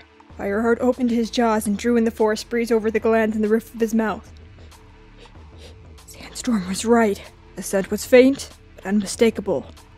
Tigerstar killed this rabbit, he murmured, and then left it here. For what, I wonder? He then remembered how Longtail had reported seeing Tigerstar feeding the pack with a rabbit. The reek of rabbit had followed them all the way from ThunderClan camp. Backing away from the prey, he summoned Cloudtail with a flick of his tail. "Go back along the way we came," he instructed. "You're looking for dead rabbits. If you find any, check for other scents, and then come tell me. Whitestorm, you go with him." He watched the two warriors retreat, and then turned to Graystripe. "Stay here and guard this. Sandstorm, Longtail, come with me." Even more cautiously now, pausing to taste the air every few steps, Fireheart drew closer to Snake Rocks. It wasn't long until they found another dead rabbit, laying exposed on a rock, with the same betraying scent of Tigerstar lingering around it. By this time they were in the sight of the mouth of the cave. Fireheart could just make out the shape of another rabbit laying at the edge of the open space in front of it. There was no sign of the pack. "Where are the dogs?" he muttered. "In that cave," replied Longtail. "That's where I saw Tigerstar lead the rabbit yesterday." "Wait. When they come out, they'll see that rabbit over there. Then they'll scent this one." Fireheart was thinking aloud. "And then there's the one the Graystripe found." Understanding hit him like a rock, and he could scarcely breathe for fear. "I know what Whitestorm and Cloudtail will find. Tigerstar has laid a trail straight back to the camp!" Longtail crouched down on the forest floor, and Sandstorm's eyes stretched wide with horror. "You mean that he wants to bring the pack right to us?" Pictures flashed through Fireheart's mind of massive, slavering dogs racing down the side of the ravine and breaking through the fern wall into the peaceful camp. He could see jaws snapping, limp feline bodies tossed high in the air, kids wailing as cruel teeth reached for them. He shuddered. "Yes, come on, we have to break the trail!" And at the end of the trail, they find Brindleface's body. Tigerstar killed her to give the dogs a taste for cat blood. Which is really rude, because Brindleface was his grandson's mate's father's grandma. Which is totally a thing. But I'll save reading that part for Brindleface's week. Tigerstar is the literal worst. Sure, he's got a vendetta with ThunderClan. They exiled him. Boo-hoo! But it's a little far to kill an innocent queen and send a pack of rabid dogs after your former clanmates. In a camp where he still has a mate, Goldenflower, and 2 kids, Bramblepaw and Tawnypaw. Does he want them to die too? I'd love to hear in the comments section down below what you think of his plan for the dogs to attack ThunderClan's camp. Did it have calculated risks, or was it just plain crazy? Let me know what you think down below. Hello, welcome to the final day of Tigerstar's week. Starting tomorrow, we'll be diving in with a new leader, Blackstar. I'd love to hear your thoughts and ideas for his week of speed paints down below. The scene that my sister Rachel's going to be drawing today is of Tigerstar dying 9 times over at the paws of Scourge. I'll read this scene to you now, where Firestar reveals Tigerstar's dark history of murder and betrayal. I'll be on pages 229 through 234 of The Darkest Hour, if you want to follow along. Firestar shot a scorching glance at Tigerstar, wanting to express all the hatred he felt for the cat who had brought them to this. But Firestar knew that he had to hold on to his self-control if he wanted to make any impression on the BloodClan cats. Dipping his head towards their leader, he meowed clearly, so that all the cats could hear him. "Greetings, Scourge. I am Firestar, leader of ThunderClan. I wish I could say you're welcome in the forest, but you would not believe me if I did. And I have no wish to lie to you. Unlike your supposed ally here, I am a cat of honor. He flicked his tail towards Tiger Star, trying to put all the contempt he felt into a single gesture. If you've believed any of the promises he's made you, you're mistaken. Tiger Star told me he had enemies in the forest. There was all the cold of Leaf Bear in the black cat's voice. When Firestar looked into his eyes, it was like gazing into the deep place at night, unrelieved by the smallest gleam of light from StarClan. Why should I believe you instead of him? Firestar took a breath. This was his chance he had wanted all along. The chance he'd missed at the last gathering, when thunder and lightning had interrupted the meeting. At last he could stand in front of all the clans of the forest and bring Tiger Star's dreadful history into the open. But now it was not just a matter of tarnishing Tiger Star's reputation, but of saving the whole forest from destruction. Cats of all clans, Firestar began, especially the cats of Blood Clan. Tiger Star's crimes speak for themselves. When he was still a warrior of ThunderClan, he murdered our deputy Redtail, hoping to be made deputy himself. First, Lionheart was chosen as deputy, but when that noble warrior died in a fight with ShadowClan, Tiger Star had reached his ambition at last. He paused, a grim silence gripped the whole clearing, broken only by a contemptuous rebel from Tiger Star. Mew away, little kitty pet. It won't change anything. Firestar ignored him. Being deputy wasn't enough. He went on. Tiger Star wanted to be leader of the clan. He set a trap for Blue Star at the Thunder Path, but my own apprentice strayed into it instead. That's how Cinderpelt came by her crippled leg. A shocked murmur swept through the clearing, except for Blood Clan. They all knew Cinderpelt. She was popular even with the cats of other clans. Then Tiger Star conspired with Broken Tail, the former leader of ShadowClan, who was ThunderClan's prisoner. He brought a pack of rogues into ThunderClan camp and tried to murder Blue Star with his own claws. I stopped him. When ThunderClan had beaten off the attack, we drove him into exile. As a rogue, he slaughtered yet another one of our warriors, Running Wind. And before we knew what he was up to, he'd made himself leader of ShadowClan. Firestar paused and looked around him. He was not sure how Blood Clan and their leader Scourge was taking all of this, but he could see that he had the horrified attention of every other cat in the clearing. He steadied himself, wanting to be sure they heard the last and most dreadful part of the story. But Tiger Star still wanted revenge on ThunderClan. 3 moons ago, a pack of dogs got loose in the forest. Tiger Star caught prey for them, and then laid a trail of dead rabbits between the dog's lair and ThunderClan's camp to try to lead them to us. He murdered one of our queens, Brindleface, and left her near the camp to give the dogs a taste for cat blood. If we hadn't found out enough time to escape, the whole of ThunderClan would have been torn to pieces. Good riddance, Tiger Star growled. As it was, Firestar forced himself to go on. Our leader, Blue Star, died the bravest death of any cat, saving me and her clan from the pack. He expected yells of outrage, but only silence greeted him as his story came to an end. The eyes of every cat were fixed on him, stunned with shock. Firestar glanced at Leopard Star, still standing with Blackfoot and Darkstripe a little way behind Tiger Star.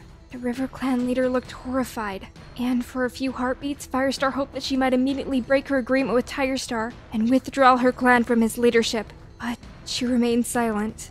This is Tiger Star's history, Firestar mewed urgently, turning back to Scourge. It all shows one thing, that he'll do anything for power. If he promised you a share of the forest, don't believe him. He won't give up one paw print, not to you or any cat. Scourge's eyes narrowed. Firestar could see that he was thinking carefully about what he had heard. Hope flared inside him like a tiny flame. Tiger Star told me what he was planning to do with the dogs when he visited me 2 moons ago. The black cat turned his head so that his gaze rested on the leader of ShadowClan. He did not tell me that his plan failed. None of that matters now. Tiger Star broke in roughly. We have an agreement with you, Scourge. Fight beside me now and you'll have all that I offered you. My clan and I fight when I choose, Scourge mewed. To Firestar he added, I will have to think about what you said. There will be no battle today. Tiger Star's fur bristled with rage and his tail lashed from side to side. His muscles bunched as he dropped into a crouch. Traitor! He screeched and leaped at Scourge with his claws extended. Watching with horror, Firestar expected to see the smaller cat torn apart. He knew from better experience the strength in Tiger Star's muscles. But Scourge whipped to one side, avoiding Tiger Star as he landed. When the massive tabby turned to face him, Scourge lashed out with his front paws. The pale Leaf Bear sun glinted unnaturally on the tips of each talon. Firestar felt his blood run cold. Scourge Scourge's claws were reinforced with long, sharpened dog teeth. One blow to his shoulder unbalanced Tiger Star. He fell on one side, exposing his belly, and Scourge's vicious claws sank into his throat. Blood wailed out as the smaller cat ripped him down to the tail with a single slash. A desperate scream of fury erupted from Tiger Star, and he broke off with a ghastly choking sound. His body convulsed, limbs jerking and tail flailing. For a heartbeat, stillness settled over him, and Firestar knew that he was falling into the trance of a leader who loses a life, to wake after a little while, restored to strength and with the rest of his life intact. But not even StarClan could heal this terrible of a wound. Scourge stood up and watched coldly as Tiger Star's body convulsed again. The dark red blood kept flowing, spreading out across the ground in a ceaseless tide. Tiger Star let out another shriek. Firestar wanted to cover his ears so that he didn't have to listen anymore, but he was frozen to the spot. Again, the mass of Tabby's body grew still for a heartbeat. But again, the wound was still too terrible to yield the healing trance. Another spasm seized Tiger Star's body. His claws tore up the clumps of grass in agony, while his screeches turned from fury to terror. He's dying 9 times, Firestar realized. Oh, StarClan, no! It was a death he would not have wished on any cat, not even Tiger Star. He thought it would never be over. When they saw what was happening to the leader that they had believed invincible, horrified yelling came from the warriors of Tiger Clan. Firestar realized that they were all breaking rank. Several cats pushed roughly past him in their mad haste to flee from the clearing. Tiger Star was panting now, his fight for life exhausting him. Firestar caught a glimpse of his amber eyes, glazed with pain and fear and hatred. Then his body gave one last jerk and lay still. Tiger Star was dead. Frozen in disbelief, Firestar stared down at the lifeless body. His oldest enemy, the most dangerous cat in the forest, cat he had expected to fight to the death. Gone. Just like that. Wow. He's dead. He's gone. No longer a threat to Firestar or ThunderClan. His death was brutal. Experiencing the pain of dying 9 times over must have been awful. Not even StarClan could heal him. But perhaps they didn't want to. Maybe at that point he'd already done so much wrong that he'd condemned himself to the Dark Forest. So the StarClan healers were just like, nah, let him die. He deserves it. I mean, it's possible. StarClan's healed cats that were run over by cars. Like Pine Star and many other terrible injuries. I mean, Firestar was slashed open by Scourge as well, and he came back. But perhaps it's because the move that Scourge did struck so many major organs that they just couldn't help. But it's possible that they also just did not want to. StarClan probably didn't want to help Tiger Star continue to live, so they didn't. I'd love to hear in the comments section down below what you think of Tiger Star's death. Did he deserve to die in this manner? Would it have been better for Fireheart to kill him himself? Or was it better for the story that an unknown enemy came in and surprise killed him? Did it preserve Firestar's character? To keep his purpose to live so that the story could continue? And so that he could really destroy Dark Forest Tiger Star later, and then die peacefully? What is Firestar without Tiger Star? Every hero needs a villain to fight. Don't you agree? Well, let me know what you think down below. Welcome back, Warriors enthusiasts! We're here for our first day of Black Star. Today, Rachel's going to be drawing Blackfoot attacking the nursery during the ShadowClan raid on ThunderClan. That happened just as the patrol got back with Bluestar from the Moonstone. I'll read this scene to you now. It's on pages 193 through 194 of Into the Wild.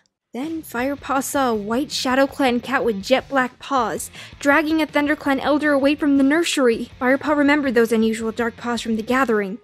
Blackfoot! The ShadowClan deputy made quick work of killing the elder, who had been guarding the kits, and began to reach into the bramble's nest with one massive paw. The kits were squealing and mewling, undefended now as their mothers wrestled with other ShadowClan warriors in the clearing. Firepaw prepared to spring towards the nursery, but a claw sliced painfully down his side and he whipped around to see a scrawny tortoiseshell leap on top of him. As he slammed into the ground, he tried to call out to other ThunderClan cats that the kits were in danger. Fighting with all his strength to escape the tortoiseshell's grip, he wrenched his head around so that he could see the bramble nest. Blackfoot had scooped 2 kits from their bedding already, and was reaching for a third. Firepaw saw no more as the tortoiseshell raked his belly with her hind claws. And then he fights her off, and jumps up and dashes over to the nursery, and thrusts his head into the nursery entrance. Blackfoot was nowhere to be seen. Inside the nest, crouching over the terrified kits, was Yellowfang. Her gray fur was splattered with blood, and one of her eyes was painfully swollen. She looked up at Firepaw with a ferocious hiss. Then, realizing it was him, she yelled, "They're okay! I'll protect them!" Firepaw looked at her as she calmed the helpless kits. You would have to trust Yellowfang. Blackfoot killed in battle! Ugh, naughty! He killed Rosetail. She was just protecting the nursery, and he killed her! He just lost 10 likability points from me. And then he attempts to take 3 kits in the middle of battle. My question is, how can a cat even hold more than 1 kitten at a time? Albeit struggling kittens who don't want to be taken. This is what inspired my theory with Clawface about him being Kirby and sucking up the kittens with his mouth. Because how can a cat carry 3 or 4 more kittens? Can't you just carry 1 at a time? Are you stacking them on your back? What are you doing? But anyways, he doesn't make it far. 'Cause Yellowfang stops him. Good thing Yellowfang was there. Otherwise, the kits would have been stolen and forced to join ShadowClan. Wait, weren't they taken just a little while later? By Clawface? And then he killed Spotted Leaf in doing so. Wait, if Yellowfang hadn't saved the kits during this battle, Blackfoot would have just taken them. And there would have been no need for Clawface to come back a second time and kill Spotted Leaf. So by saving the kits, Yellowfang killed Spotted Leaf? I knew it! She wanted to take Spotted Leaf's place as ThunderClan's medicine cat. This was her plan all along. Just kidding. But I'd love to hear in the comments section down below what you think about this. What do you think would have happened if Blackfoot had succeeded in taking the kits the first time? Let me know what you think down below. Hey everybody, welcome back to day 2 of Black Stars Week. The scene that my sister Rachel's going to be drawing today is of Blackfoot bringing back up for TigerClaw in a fight, proving his loyalty to him. I'll read this scene to you now. It's on pages 64 through 67 of TigerClaw's Fury. Suddenly, there was the roar of thundering paws, and a voice meowed in TigerClaw's ear. "Did you think we'd let you fight alone?"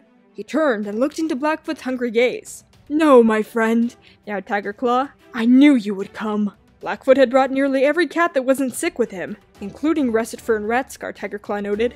As the ShadowClan cats hurtled across the Thunder Path, Mousefur and Whitestorm burst out of the undergrowth. They fought bravely, but the ThunderClan warriors were sorely outnumbered. Even though Fireheart had managed to wriggle free from TigerClaw, this wasn't a battle that ShadowClan would lose.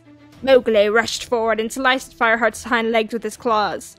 Fireheart stumbled, and TigerClaw reared over him, bracing himself to deliver the death blow. Mowgli's eyes glittered in triumph. There was a searing pain in TigerClaw's belly. He looked down, baffled. A broad gray tabby warrior had lunged into Tigerstar's exposed stomach, tearing at his newly healed wound. "Graystripe, what is he doing here? He lives in RiverClan!" TigerClaw fell onto his paws and looked around. His cats were fighting more than 3 ThunderClan warriors now. It looked like the whole RiverClan patrol had come to Fireheart's rescue. Always relying on others for help. TigerClaw spat. Sure. Say it like you don't always rely on other cats too, TigerClaw. He does. He would be nothing without cats like Blackfoot backing him up and providing him with support. Blackfoot is lucky that his plan worked, because I can see how it could have gone very, very wrong. Oh yes, let's take all of the healthy warriors in ShadowClan and run across the Thunder Path. What if a semi had rounded the corner? Then it would have gone, splat! There goes ShadowClan! So yeah, he's lucky that didn't happen. But it could have. Good thing it didn't. Anyways, Blackfoot and TigerClaw become close allies, and when TigerClaw is chosen as ShadowClan's leader, Tigerstar appoints Blackfoot as his deputy, making him deputy for the 2nd time in a row to an edgy brown tabby with interesting ideals. I'd love to hear in the comment section down below why you think Blackfoot decided to follow 2 questionable leaders, backing them up and encouraging their evil plans. Is Blackfoot evil? Or is he just a follower who likes to be beside the cat who looks and talks the meanest game? Let me know what you think down below.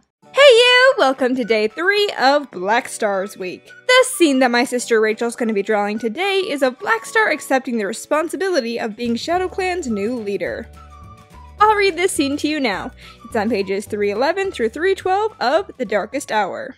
Firestar's gaze fell on a group of ShadowClan cats not far away. He noticed Bramblepaw with them, talking to his sister. Firestar rose to his paws and limped slowly towards them. Blackfoot got up to meet him as he approached. Firestar? The ShadowClan deputy narrowed his eyes. So, we won the battle after all. Yes, we did, Firestar agreed, adding, What will you do now, Blackfoot? Take my clan home and prepare for the journey to Highstones. I'm their leader now. We have much to do to recover, but life in the forest will go on as usual. Then I'll see you at the next gathering. And, Blackfoot, you would do well to learn from the mistakes of your predecessors. I saw what you did to Stonefur at Bonehill. A shadow flitted over Blackfoot's eyes, and he did not reply. Firestar flicked his tail to beckon Bramblepaw, who pressed his muzzle briefly against Tawnypaw's flank, and slipped through the ShadowClan cats to his mentor's side. Blackfoot rounded up his cats and led them out of the clearing. Running Nose, the medicine cat, brought up the rear with a glance at Firestar as he went. Firestar hoped that he had better luck with this new leader, after all the trouble he had endured with Nightstar and Tigerstar. Ooh, Firestar got you there, Blackstar. He saw you brutally murder Stonefur. Yeah, you'd better not do that again, or I will not like you! I love how it's acceptable for Blackstar to have done all these terrible things and still be made leader. Because, honestly, at the time, he's the only cat for the job. The other ShadowClan cats are just really shady. I'd love to hear in the comments section down below what you think of Firestar's "I got my eye on you" speech to Blackfoot. Do you think that Blackfoot felt remorse for killing Stonefur? And the others? Did he lead his clan differently than the ones that came before him? I personally think he did pretty good. I mean, he is the longest standing ShadowClan leader to my knowledge. Broken Star was leader for all of 1 book, and Tigerstar was only there for 2. Blackstar made it through multiple arcs. So, good job, Blackstar! You get a pat on the head. Anyways, who is your favorite ShadowClan leader so far? Let me know down below. Hey, my edgy little warriors! Welcome to day 4 of Black Stars Week. So, the scene that my sister Rachel's going to be drawing today is of Blackstar's bright idea to have his clan survive off the carrion place once again. Because apparently he didn't learn from the first time, when eating there made his clan so sick that half the cats died. I'll read this scene to you now. It's on pages 44 through 47 of Moonrise. That's the ShadowClan camp, Cinderpelt muttered close to Leafpaw's ear. Doesn't look as though Blackstar's going to invite us in. The ShadowClan leader stood in the middle of his warriors. He was a huge white cat with black paws. His pelt showered in the scars of many battles. As the ThunderClan cats appeared, he stepped forward and faced Firestar with narrowed eyes. What's this? His voice was rough. Does the great Firestar think that he can go where he likes in the forest? Firestar ignored the contempt in Blackstar's tone, simply dipping his head in a courteous greeting of one leader to another. I have come to talk to you about what the Two Legs are doing, he began. We have to decide what we're going to do if it carries on. We? What do you mean, we? ShadowClan does not talk with ThunderClan, Blackstar retorted. We make our own decisions. But the forest is being destroyed. The ShadowClan leader shrugged his powerful shoulders. Firestar, you're panicking over nothing. Two Legs are mad. Even the smallest kit knows that. True, they knocked down a few trees, but now they've gone again. Whatever was going on, it's over. And if it's not over? Firestar asked steadily. If it gets worse? Ray has been frightened away from where the Two Legs have been. What if the Two Legs claw up more of our territories? What will you do in Leafbear, Blackstar? You can't feed your clan. 1 or 2 of the ShadowClan warriors looked uneasy, but their leader stared defiantly at Firestar. We have no reason to fear Leafbear, he meowed. We can always eat rats from the carrion place. Cinderpelt twitched her ears impatiently. Have you forgotten what happened the last time you tried that? Half your clan died from sickness. That's true. A small tabby Tom crouched at the end of the line spoke up boldly. Leafpaw recognized Little Cloud, the ShadowClan medicine cat. I was ill myself. I would have died if it hadn't been for you, Cinderpelt. Be quiet, little cloud, Blackstar ordered. The sickness was a punishment from StarClan because Nightstar was not a properly chosen leader. There's no danger from eating food from the carrion place now. There's danger if a leader silences his medicine cat, Cinderpelt retorted tartly. Or pretends to know more than they do about the will of StarClan. Or pretends they know more than they do about the will of StarClan. Blackstar glared at her, but said nothing. Listen to me, Firestar began desperately. I believe that great trouble is coming to the forest. Trouble that will survive only if we work together. Mouse dung! Blackstar snarled. Don't try to tell me what to do, Firestar! I'm not one of your warriors. If you have anything to say, you should do what we have always done, and bring it to the next gathering at Four Trees. Very well, Blackstar. Firestar's voice was hollow with defeat. If that's the way you want it. But if the Two Legs come back, you'll have my permission to send a messenger into ThunderClan territory. And we will talk again. Generous as always, Firestar, Blackstar meowed sarcastically. But nothing's going to happen that we can't handle ourselves. Blackstar really does not want to leave the forest. I feel sorry for his clan and his medicine cat. They're all looking helplessly over at ThunderClan. Like, we don't really want to eat trash, but, Blackstar said it's a good idea. And Blackstar's just like, nope, we're doing it. We survived eating trash once before. We're immune to all diseases now. I'd love to hear in the comment section down below what you think of Blackstar's grand plan of eating diapers and moldy carcasses. If you were in his clan, would you be excited about this idea?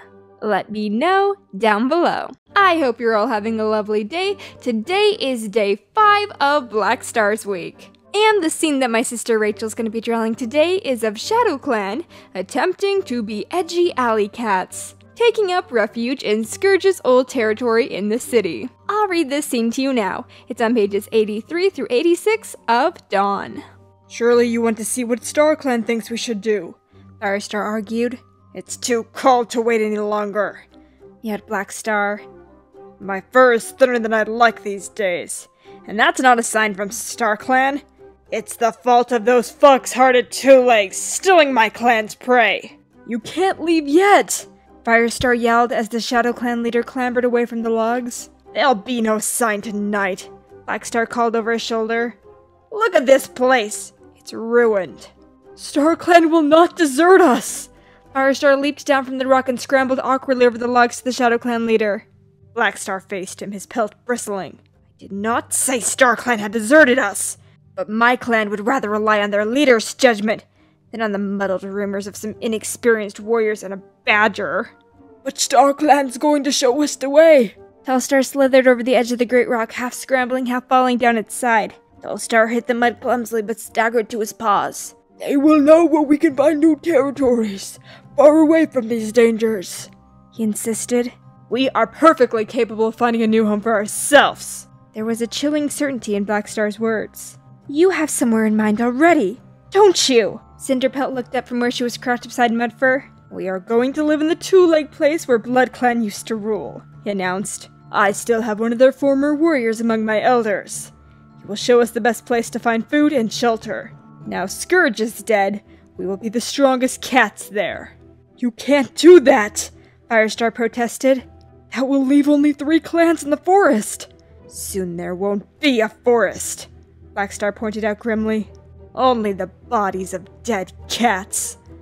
This is one battle which I cannot see how it would help to join with the other clans. It's not a matter of fighting an enemy, but of finding enough prey to feed mouths we already have. I'm sorry, but we go alone. He turned to leave, but Firestar stood in his way. Blackstar curled his lip to reveal sharp teeth. We can't let them fight! Squirrelpaw hissed to Brambleclaw. I know, he agreed. He leaped over the logs to Firestar's side. Firestar, you have to persuade ShadowClan to come with us. That's what StarClan wants. There isn't a sign like Midnight said, that we should go back to the Sundrawn place and ask her if she knows where we should go. You want us to go to a strange place just because you think StarClan sent you there? Leopardstar snarled. Since when do you make the decisions for other clans? Her gaze swept over Squirrelpaw, Tawnypelt, and Stormfur. In fact, Why should we trust any of you? You're all parts ThunderClan. Tawny Pelt unsheathed her claws. Are you questioning my loyalty to my clan? My sister died on the journey to fetch this message, Stormfur hissed. Stop, rasped a feeble voice, and Telstar patted uneasily over. If we fight, the sign will never come. How many times do I have to tell you? We don't need a sign, growled Blackstar.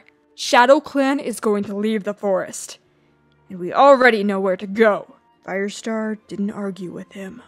I think there's a reason these cats are forest cats and not city cats. They don't have street smarts. City life is loud and cramped, and forest life is peaceful and free. I'd love to hear in the comment section down below if you agree that Blackstar needs to stop coming up with temporary fixes to a permanent problem. The forest is being wrecked. It's time to leave and find a new permanent home for the clans. And they can only survive if all 4 of them stay and go together. At this point in the books, I was thinking, is Blackstar a good leader? Putting his clan's needs first, or is he just really stubborn and unwilling to put his pride aside and leave the forest territories behind, journeying side by side with his past rivals? I think this was a really big challenge for him. Let me know what you think down below. Pink Bunny Girl 43 here. Welcome to day 6 of Blackstar's week. This scene that my sister Rachel's going to be drawing today is of Blackstar announcing that ShadowClan will no longer be attending any gatherings and have chosen to cease following StarClan. I'll read this scene to you now. It's on pages 302 through 305 of Eclipse. Bushes rustled on the far edge of the clearing. ShadowClan must be arriving. J-Paw tasted the air and was startled by the scent. This wasn't a full-size gathering patrol. It's just Blackstar and Soul! Hollypaw's mew was barely more than a whisper. Where are the rest of them? Hissed a WindClan cat from the far side of the clearing. And who in the name of StarClan is that? Came a murmur from the RiverClan cats. All the clans shifted anxiously as the ShadowClan leader padded into the center of the clearing. Soul followed, trotting lightly over the sandy earth. J-Paw was surprised by the sense of calm flowing from Blackstar's pelt. The ShadowClan leader had seemed so lost and worried when they'd seen him in the camp. What had happened? I bring news, Blackstar began. I hope ShadowClan's alright, Hollypaw whimpered. ShadowClan will no longer attend gatherings. An astonished silence fell on the clearing. Whatever the other cats had been expecting, this wasn't it. We no longer believe that StarClan holds all the answers. It was living cats who found the lake. It is living cats that hunt prey to keep themselves alive. And it was a living cat who predicted that the sun would vanish. You mean Soul? One star was stunned. He predicted that the sun would disappear? Amazement flooded through the cats like water washing through grass. I did no more than warn it would happen. Soul's mew was humble. How did you know? Leopardstar demanded. How did you not know? Soul answered. You, after all, are the ones that share with StarClan. Barkface stepped forward. They didn't warn us. And they didn't warn me, Soul meowed. I merely followed my instinct and listened to my own voice of experience. You, of course, are entitled to believe in whatever you want. What's he saying? Hollypaw gasped. Does he think beliefs can be chosen like prey from a fresh kill pile? Soul was meant to be helping us. What's he doing with ShadowClan? There was the sound of soft paws patting over the dry ground. They're leaving, Lionpaw sighed. I guess that means Soul isn't gonna help us after all. As Blackstar and Soul swished away through the ferns, frightened whispers broke out among the clans. Who was he? Where did he come from? Can it be true? J-Paw felt his own clan move restlessly around him, their pelts sparking with fear as they brushed against one another. Firestar had padded to the middle of the clearing. We must stay calm, he called to all of them. Calm? One star's mew was filled with contempt. Even you can't change this, Firestar! Firestar bristled with anger. I never said I could. We mustn't quarrel. Leopardstar stepped in.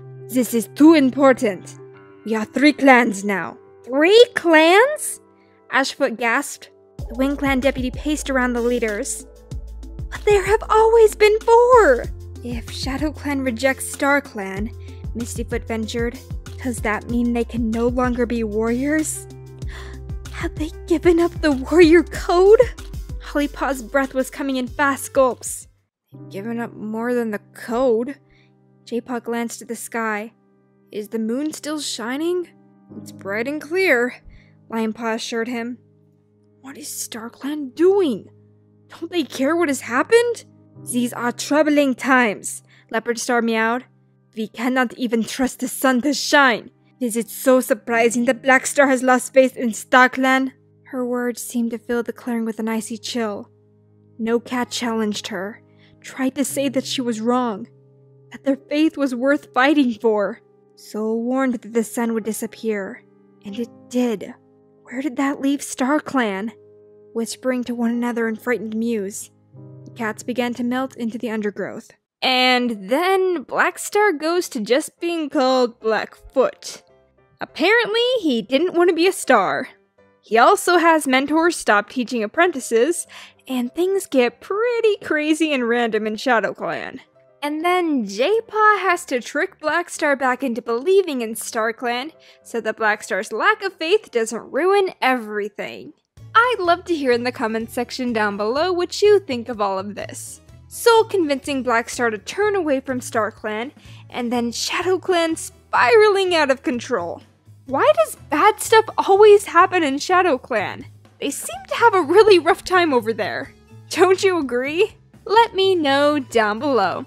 Hey, welcome back to another day in the wonderful world of warriors. Today is day 7 of Black Star's week, in which he will drift away and give us a new leader to focus on, Rowan Star.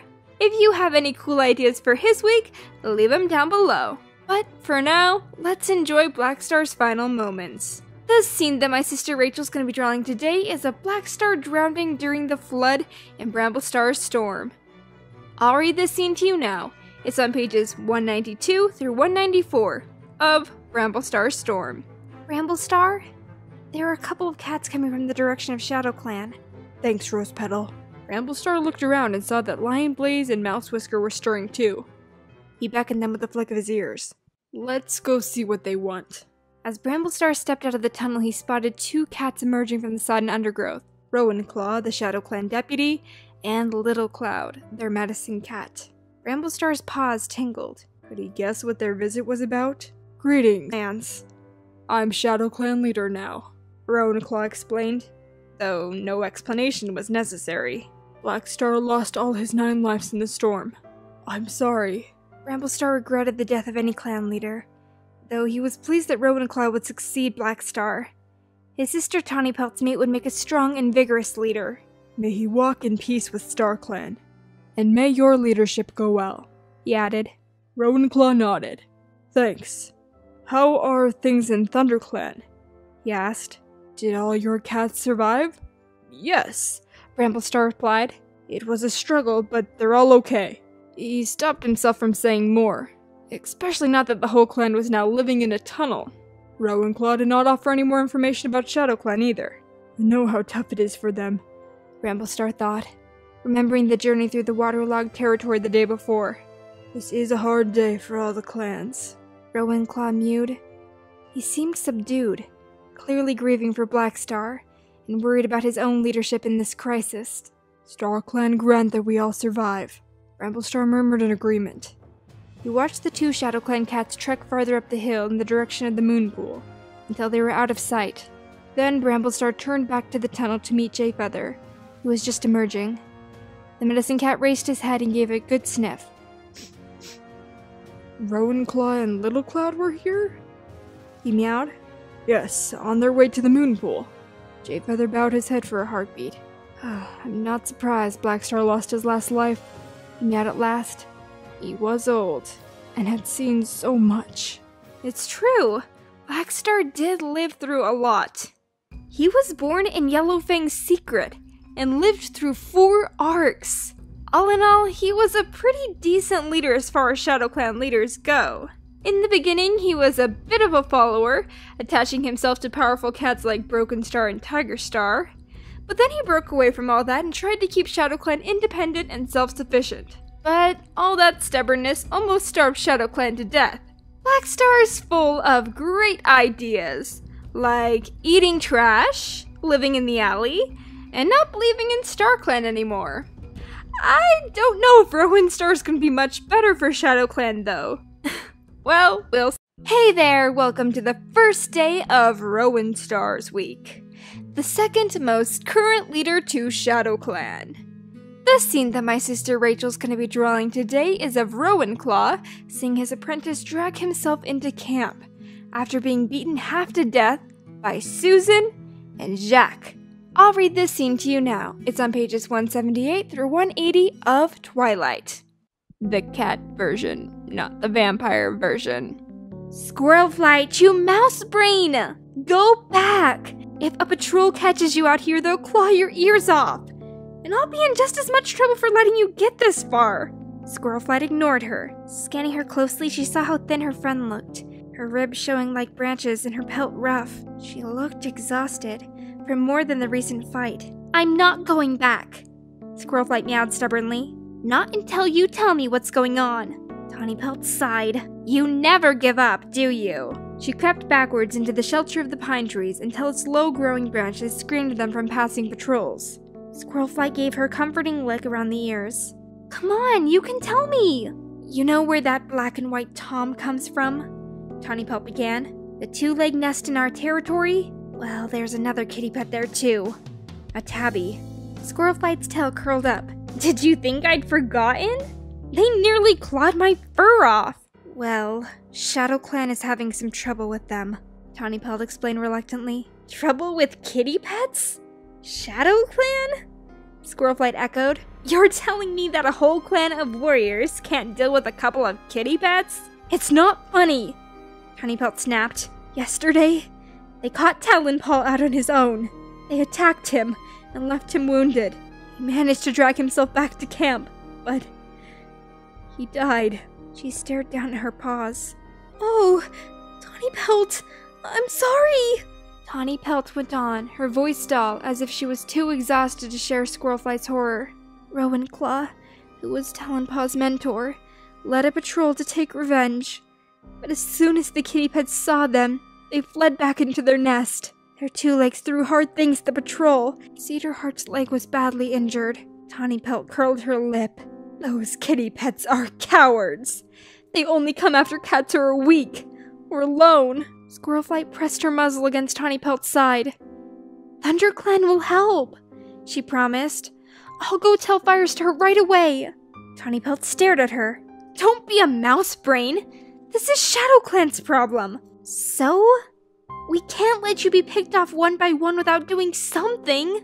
Tawny Pelt lifted her head, grief giving way to defiance. Are you saying that my clan isn't strong enough to solve our own problems? Oh, you'll sort them out in the end, Squirrelflight agreed.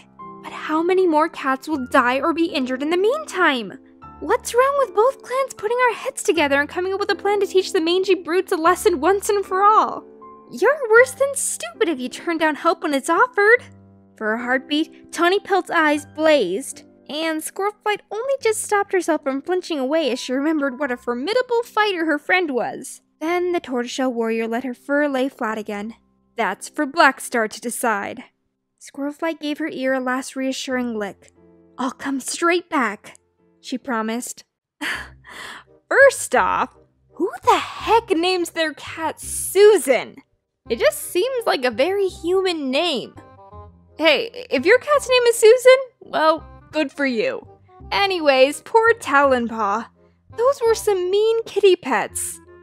I felt bad for Rowan Claw, losing his apprentice in this way, and then failing an attempt to get revenge.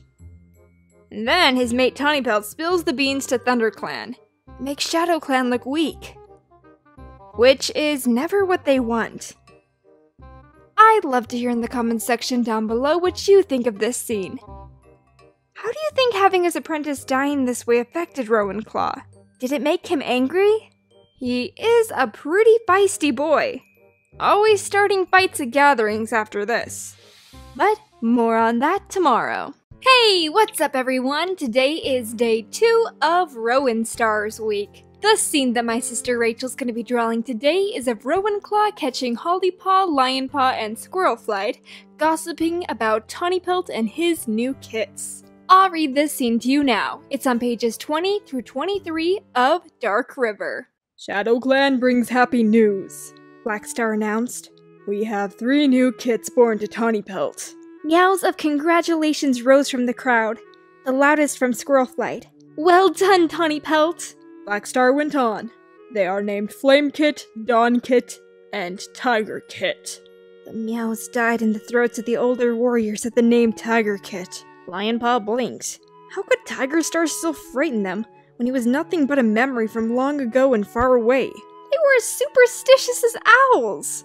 If they're Tawnypelt's kits, he whispered over his shoulder to Hollypaw, they'll be our kin!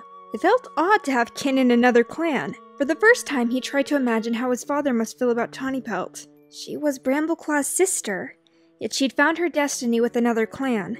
Had he ever had to face her in a fight? The clans began to pad away from the Great Oak as the leaders bounded down from the low branch. Lionpaw stretched, feeling cold from sitting still. Hazelpaw nudged him with her muzzle. 3 new ShadowClan cats, she mewed. We're going to have to train harder than ever. She began to follow her clanmates across the clearing. Lionpaw hurried after her. But they're only kits. Kits become warriors, Hazelpaw reminded him. Lionpaw felt Hollypaw pressing beside him. Her pelt was bristling. Do you think we'll ever have to fight them? She whispered anxiously. Let's not talk about fighting now. Squirrelflight had joined them and overheard. 3 kits are a blessing to any clan. She was clearly pleased at Tawnypelt's news. Leafpool caught up, Jaypaw at her side. I noticed Tawnypelt was expecting the last time I saw her. Squirrelflight looked surprised. You never mentioned it. It was not for me to say when it still lay at the paws of StarClan. Leafpool answered. Besides, it was none of your business. A gruff mew startled the cats. Lionpaw turned to see Rowan-Claw, a ginger ShadowClan warrior, staring at them with narrowed eyes. You must be the father. Squirrelflight returned his gaze. Congratulations, Rowan-Claw. You are blessed to have 3 healthy kits. Rowan-Claw curled his lip. 3 healthy clan-born kits, he growled. That is only a blessing if they remain loyal to the clan they are born to, Squirrelflight pointed out sharply, letting her temper flare. Rowan-Claw let out a low growl. Leafpool stepped between the 2 warriors. There's no need to argue. He was only speaking the truth. Who said that? Lionpaw snapped his head around. Breezepaw! The WindClan apprentice was standing beside his father. Woolfeather was staring at Leafpool, his eyes glittering. Don't forget, Breezepaw. ThunderClan actually celebrates mixed blood.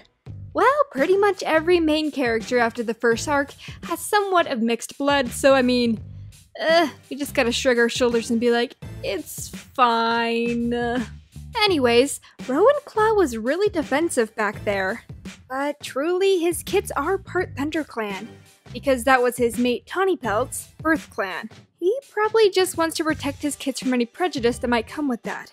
Even though Rowan-Claw himself was untrusting of Tawnypelt when she first joined ShadowClan. But he soon came to know and respect Tawnypelt's loyalty to ShadowClan.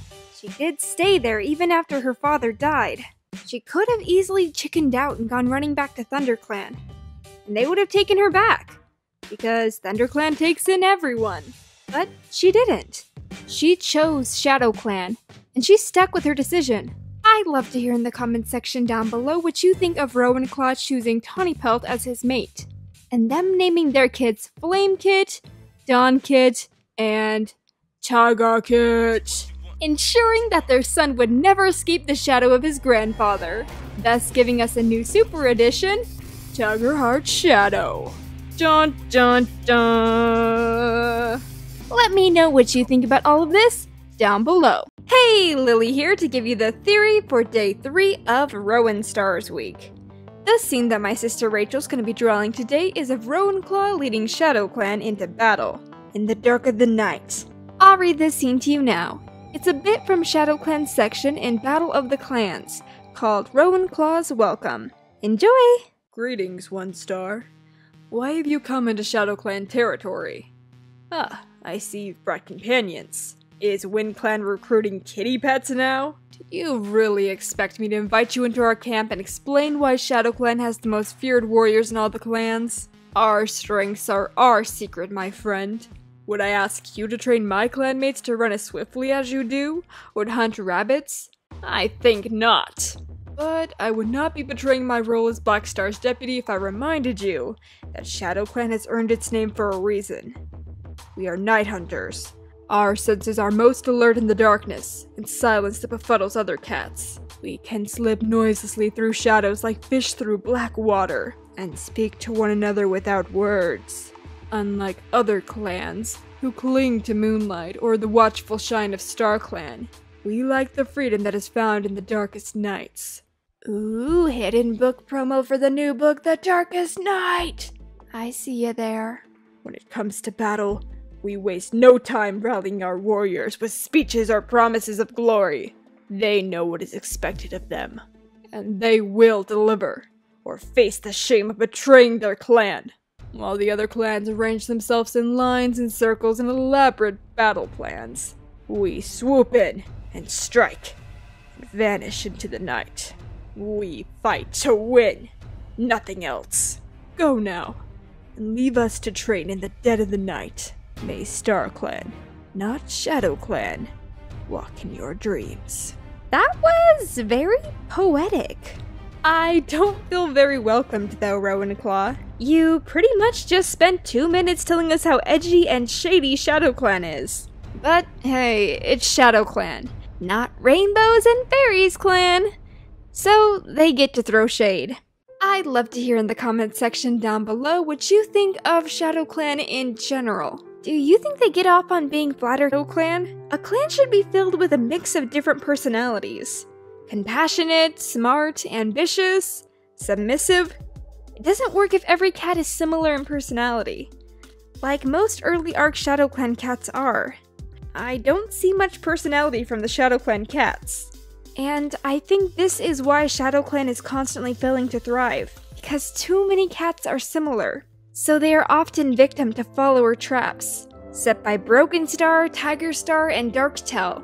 They don't have enough good cats to stand up and keep all the cats from dropping off the deep end. Let me know down below what you think.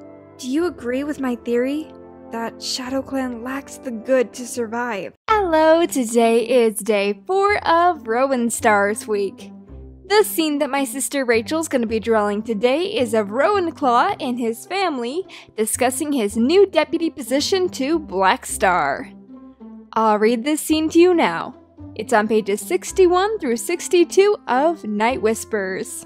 Tawny Pelt squeezed out of the warrior's den. The tortoiseshell's green eyes lit up when she saw her 3 kids together, and she greeted them each with a lick on the cheek. Dawn Pelt shook her off. Yuck, we're too old for that! Tawny Pelt purred and gazed around the clearing. Where's your father? With Black Star. Flametail wove around his littermates. I guess he'll be there a lot now that he's deputy. Tigerheart flexed his claws. I can't wait till he's leader. Hush! Dawn Pelt nudged him.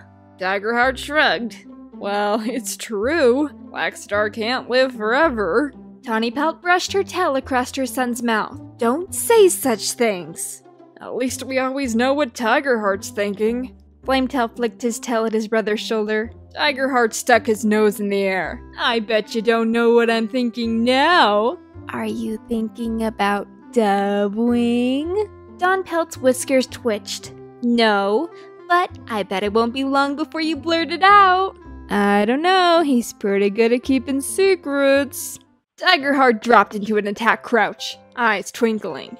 Dawn Pelt pretended to look scared. Oh, help! She squeaked, darting behind her mother. Stop it! The far side of the clearing, Flametail saw that Rowan Claw emerged from Black Star's den. It was heading towards his family. Tigerheart and Dawn Pelt were too busy chasing each other around Tawny Pelt to notice his approach. Tigerheart rolled Dawn Pelt onto the ground. One day, I'll be deputy, and then you won't be allowed to tease me. No, you won't! Dawn Pelt struggled from his grip. I'll be deputy! Rowan Claw halted beside his wrestling kits. Do I have rivals already? He inquired. Tigerheart and Dawn Pelt leapt to their paws. We were just playing. Dawn Pelt meowed quickly. I'm glad to have such ambitious kits, Rowan-Claw purred, but I'd like to be deputy for a moon or two before you take over. He glanced at Flametail. Do you want to be deputy too? I'm happy to be Medicine Cat, Flametail replied. Rowan-Claw's eyes glowed. That's a relief. I don't think I could take on all three of you. Tawny Pelt rubbed her muzzle along Rowan-Claw's cheek. I'm very proud of you all. Aw, that is such a cute scene. Tigerheart and Dawnpelt are very ambitious, though. They want Blackstar to die, so that their daddy can be leader. Sorry, kids. Blackstar is good for about another 4 books. Again, it's always strange to me when a father makes their son deputy, like what Rowan-Claw will do with Tigerheart. Because then Rowan-Claw will have to die for Tigerheart to become a leader. It kinda seems like if you're related to a leader, or besties with them, you have about a 95% chance of becoming leader or deputy at some point. Rowan-Claw is an exception to that, though. He has no relation to Blackstar, and he wasn't his apprentice. So, bravo, Shadow Clan. Good job on not practicing the spoil system like ThunderClan.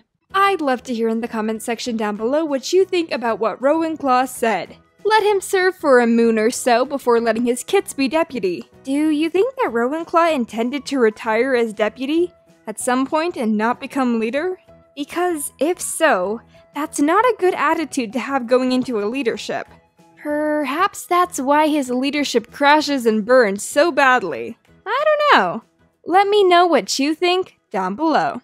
Hey, I hope you're all having a fantastic day and that you're ready for day 5 of Rowan Star's week. The scene that my sister Rachel's going to be drawing today is of Rowan Star being all arrogant and refusing Bramble Star's help with Shadow Clan's kitty pet problem. Am I having deja vu? Or did this happen before? I'll read this scene to you now. It's on pages 292 through 295 of Bramble Star's Storm. Rowan Star lashed his tail. Shadow Clan can manage without ThunderClan interference, he snapped. No cat doubts that, Bramblestar meowed, keeping his voice calm. But it's equally not a sign of weakness to accept help sometimes. Rowan Star's nostrils flared, while Pine Nose and Rowan Star were a little way from the bramble thicket, so that they could talk privately. Look, he began, deciding to get straight to the point. I know about the kitty pets who've been stopping you from hunting beyond the border. If you want, I could send some warriors to help you defeat them, just like we did when you first moved into the territory. Rowan Star lashed his tail, and his shoulder fur was bristled up in spikes. Who told you? He demanded. As if his words had summoned her, Tawny Pelt appeared from the bushes, carrying a scrawny blackbird in her jaws. The rest of her hunting patrol followed with more puny scraps of prey. She halted at the sight of Bramblestar standing beside Rowan Star. Understanding flashed into Rowan Star's eyes. Tawny Pelt, he snarled. Over here now! Tawny Pelt gave her blackbird to another member of her patrol and patted over. It was you, wasn't it? Rowan Star challenged her. You told a cat from another clan that Shadow Clan needed help. Tawny Pelt gave Bramblestar a glare as if to ask him why he had come blundering in. Yes, it was me. Of course I'll ask my brother for help if I need it. And you call that being loyal to Shadow Clan? Rowan Star demanded. You've never had a reason to doubt my loyalty! Tawny Pelt's voice was scolding. Then she softened, taking a step towards Rowan Star. Please let ThunderClan help us. Rowan Star lifted his head proudly. Never! This is my clan, and we will stand alone. Bramblestar suddenly felt a rush of sympathy. I should have never expected that Rowan Star would fall at our paws and beg for help. Cinderheart, Spiderleg, we're leaving, he meowed. Will some cat please get Leafpool? Scorch first slid into the thicket, and emerged a moment later with Leafpool and Little Cloud. She patted over to Bramblestar, and he saw with a stab of concern that her eyes were full of trouble. Bramblestar, I want to stay here, she meowed. Please let me. Bramblestar blinked. Why? Dawnpelt is very close to Kidding, Leafpool explained in a rapid undertone, and Little Cloud's herb storage is pitiful. I could be a real help to him. And Shadefeather can manage without me for a few days. Rowan Star was staring at her with horror in his eyes. Are you mouse-brained? He began. Do you imagine? Leafpool cut him off. Rowan Star, do you want a healthy litter of kits or don't you? Well, I... While the Shadow Clan leader was spluttering for an answer, she went on. You know that clan rivalries mean nothing to Medicine Cats. Will you deny me a chance to do the role that Star Clan chose for me? Her logic silenced Rowan Star. I could do with some help, Little Cloud admitted. Just for a few days. Rowan Star turned to the old Medicine Cat with compassion in his gaze. Very well, he meowed. Please, Bramblestar, Leafpool begged. I'll be back soon. Bramblestar hesitated, then dipped his head. Whenever you want. And then Leafpool runs off and becomes a Shadow Clan cat and never looks back. Just kidding! Well, at least Rowan Claw's willing to admit that his Medicine Cat needs Leafpool's help to keep his cats alive. I think it's funny that Rowan Star is mad at his mate for asking her brother for help. She's obviously gonna ask her brother for help if her clan is in trouble. Because wisely, she puts the safety of her clan before her own pride. Honestly, I think Tawnypelt would have made a great leader. And I'm pretty disappointed that we'll likely never see this happen.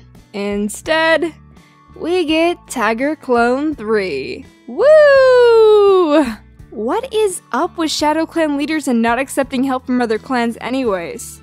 Why can't they all just be friends? They all worked together for the journey to the new territory. Why couldn't they just keep that up? Does having clan rivals do anyone any good? Everyone's breaking the warrior code already, having mates in different clans. What's the point? I'd love to hear in the comment section down below what you think. What do you think would happen if there weren't 4 clans? Just one big clan. I mean, that kind of happens when everyone decides to have a sleepover at ThunderClan during the Darktail fiasco, right? ThunderClan takes in a lot of cats, don't they? Well, let me know what you think about all this down below. Hello everyone, today is day 6 of Rowan Star's week. The scene that my sister Rachel's going to be drawing today is of Rowan Star separating Twig Kid and Violet Kid, and taking Violet Kid to be raised in Shadow Clan. I'll read this scene to you now. It's on pages 290 through 294 of The Apprentice Quest. We can't be sure about this, Bramblestar meowed, his gaze sweeping to take in the other 3 leaders. What is clear is that it's the clan's responsibility to take care of them. Well, that's all well and good, Rowan Star responded, baring his teeth in the beginning of a snarl.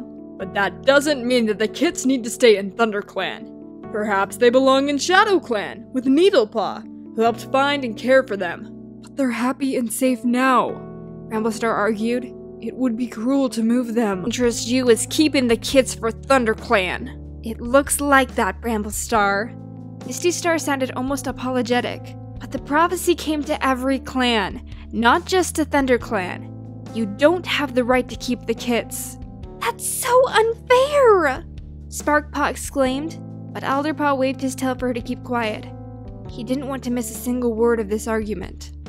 I accept that, Bramblestar meowed, and I agree that Shadow Clan has a claim to the kits. Or at least to one of them. Then the only fair thing, Misty Star pointed out, is for ThunderClan to keep one kid and the other go to Shadow Clan. Alderpaw glanced down at horror at Twig Kid and Violet Kid. Splitting them up would be so cruel! What's happening? Twig Kid asked, blinking rapidly in agitation. Yes, why is every cat so angry? Violet Kid added. It's okay, little ones. Alderpaw gave each kid an affectionate lick around the ears. Clan leaders are always arguing. The kids grew calmer, accepting what he had said, while Alderpaw felt guilty that he might be lying to them. You don't think Bramblestar will really allow for them to be separated? Sparkpaw whispered into his ear. I don't know. Alderpaw murmured his reply, but inwardly he was afraid that their clan leader would. Bramblestar was speaking. I'm not happy about this, he meowed, but I feel that I have to agree that one kid goes to Shadow Clan. That's not good enough, One Star protested. What about Wind Clan and River Clan? Shouldn't all the clans try to raise the kids together? His suggestion was met with silence from the other leaders. Is he mouse-brained? Sparkpaw muttered to Alderpaw. How would that work? One star just let out a hiss of annoyance and retreated even further into the leaves, glaring out balefully. The cats in the clearing were still whispering together. Some of them crowded around to get a good look at the kits. Twig Kit and Violet Kit shrank together, looking even smaller with so many full-grown cats looming over them. "Back off, Flea Pelts!" Sparkpaw hissed. "You're scaring them!" Up in the great oak, Misty Star was lashing her tail in frustration. "Is there any other business to discuss?" she called out, trying to make herself heard over the buzz of conversation. "Don't be ridiculous," One Star growled. "No cat is going to want to talk about the day-to-day business after all this." "Then I declare this gathering at an end," Misty Star announced. She jumped down from the tree and disappeared into a crowd of RiverClan warriors. Alderpaw's heart pounded with apprehension as Bramblestar and Rowenstar leaped down together and thrust their way through the cluster of cats until they'd reached the bush where he and Sparkpaw waited with the kits. "I can't believe you agreed to this!" Alderpaw burst out as his father approached. Bramblestar's eyes were grave, but he bowed his head as he replied, "There's no other way. Rowenstar, choose a kid." Rowenstar hesitated, and Alderpaw sensed that he wasn't happy about the solution either. He would protect the rights of ShadowClan against any cat, but he wasn't cruel, and he clearly understood what he was doing. "I'll take the black and white one," he meowed. "That's Violet Kit," Alderpaw told him, unable to stop his voice from shaking. "Look after her, please." Rowenstar dipped his head. "She will be well taken care of in ShadowClan," he promised. And then he gently lifted Violet Kit by her scruff. At last, the kits understood what was happening. Violet Kit began to wail in a shrill voice and lashed out helplessly with her tiny paws. No, don't take her! Twig Kit screeched, flinging herself against Rowenstar's leg and raking her claws through his pelt. Alderpaw, help me! Violet Kit begged. I want to go home. I want Lilyheart. Alderpaw thought that his heart would shatter into icy splinters. Curling his tail around Twig Kit, he drew her back from Rowenstar. "It's no use, little ones," he meowed. "This is the way it has to be." "Take her quickly," Bramblestar snapped at Rowenstar. Instantly, the ShadowClan leader swung around and headed to where his own clan was gathered, ready to leave.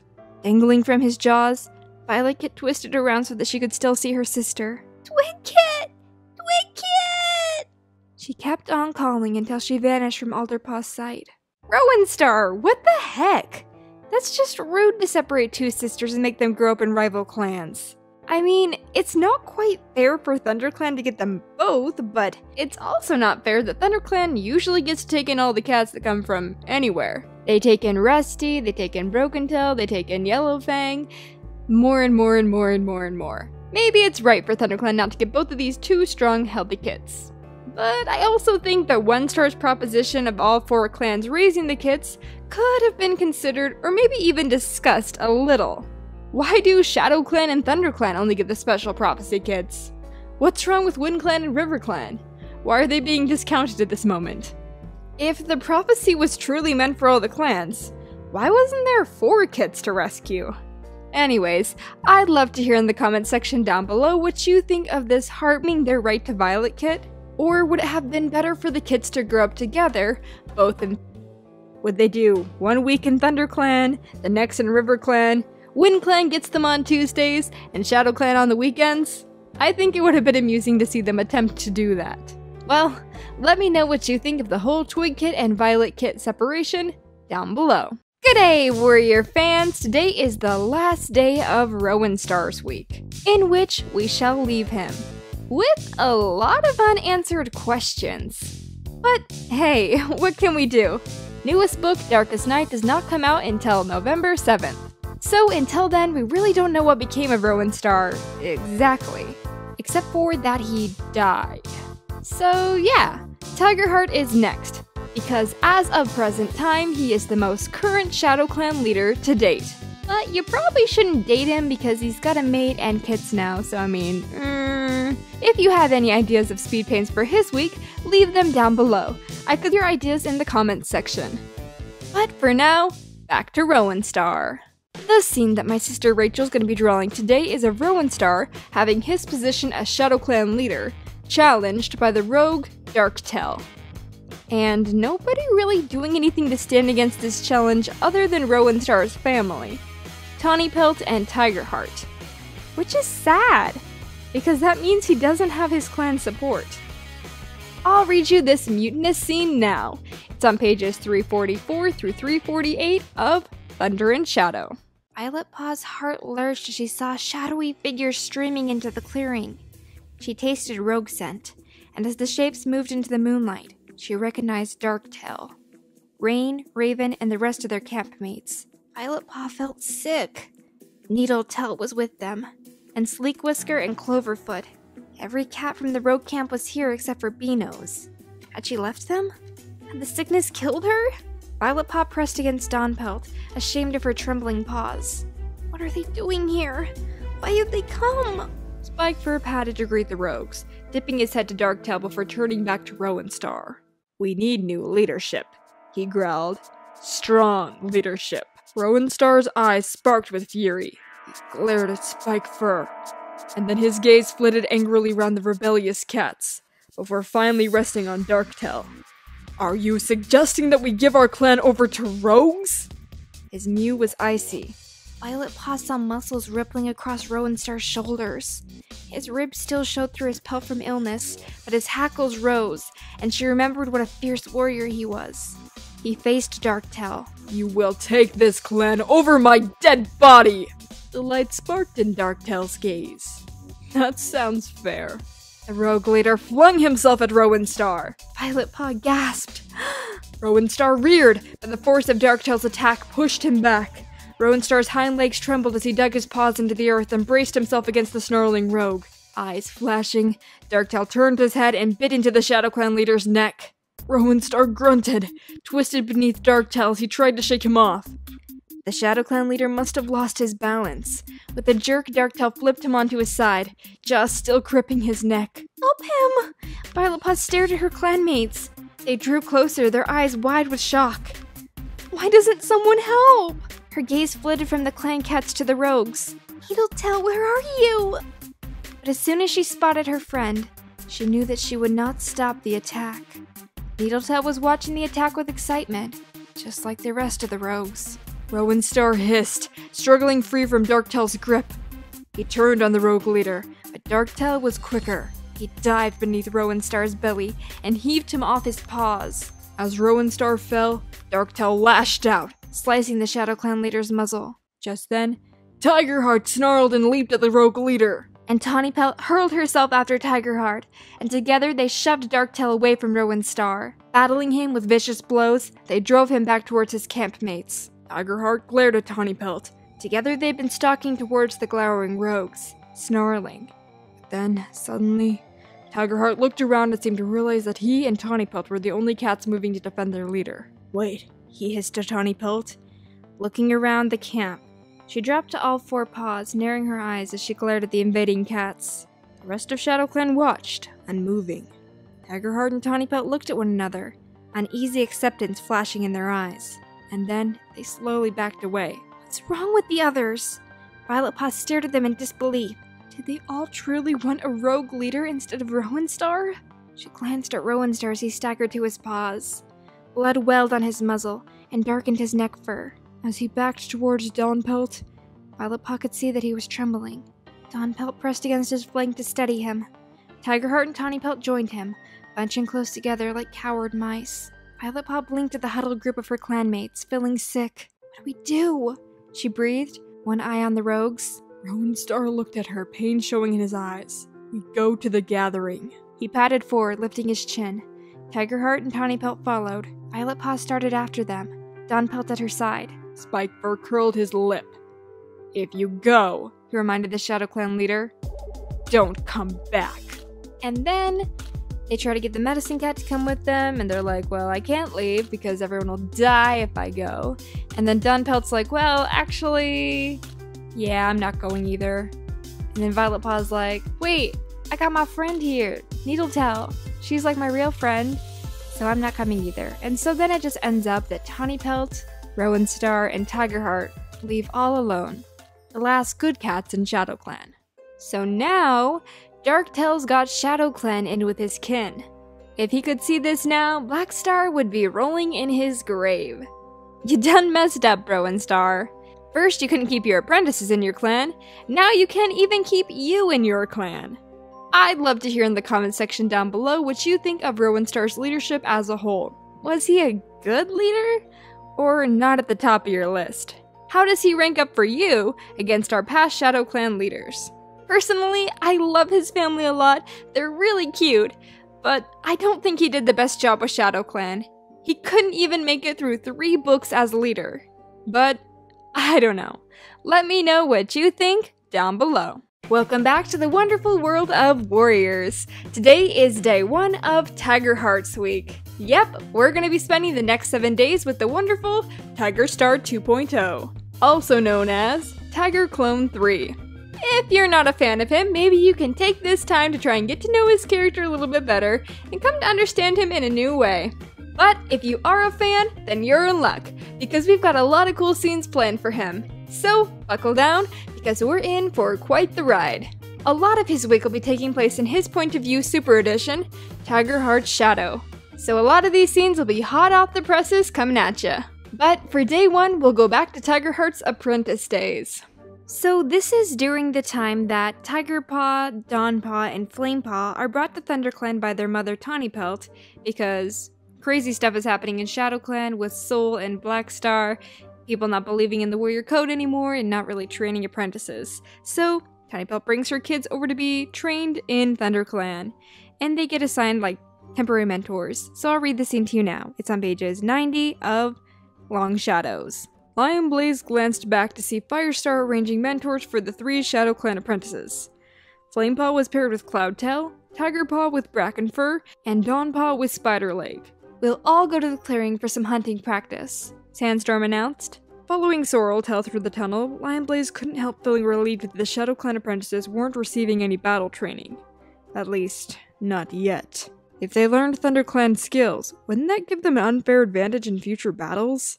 Curiosity burned like a flame inside of him. He wondered if any of the 3 were being visited by Tiger Star in dreams. Tigerpaw would be the obvious choice. He was big and strong, and he seemed most interested in their shared kin, especially the warrior whose name he bore. Even though he wanted to be rid of Tiger Star's menacing influence in his dreams, Lion Blaze couldn't suppress a flash of jealousy that the Dark Warrior might have chose another cat to mentor. A cat in a different clan. Perhaps I should warn Tigerpaw, he thought. But then I'd have to tell him that Tiger Star visits me. I can't do that. Wow, Lion Blaze. What a great guy. You learned that Tiger Star is bad news, and stopped training with him, but you're unwilling to admit what happened and warn this poor naive apprentice that you fear is going down the same path that you went down to not continue training with this scary dude. Tigerpaw is your kin! Well, not really, but at this moment, you think that he's your kin. So that's really messed up that you'd suspect that he's meeting in the Dark Forest with Tiger Star and not do anything about it.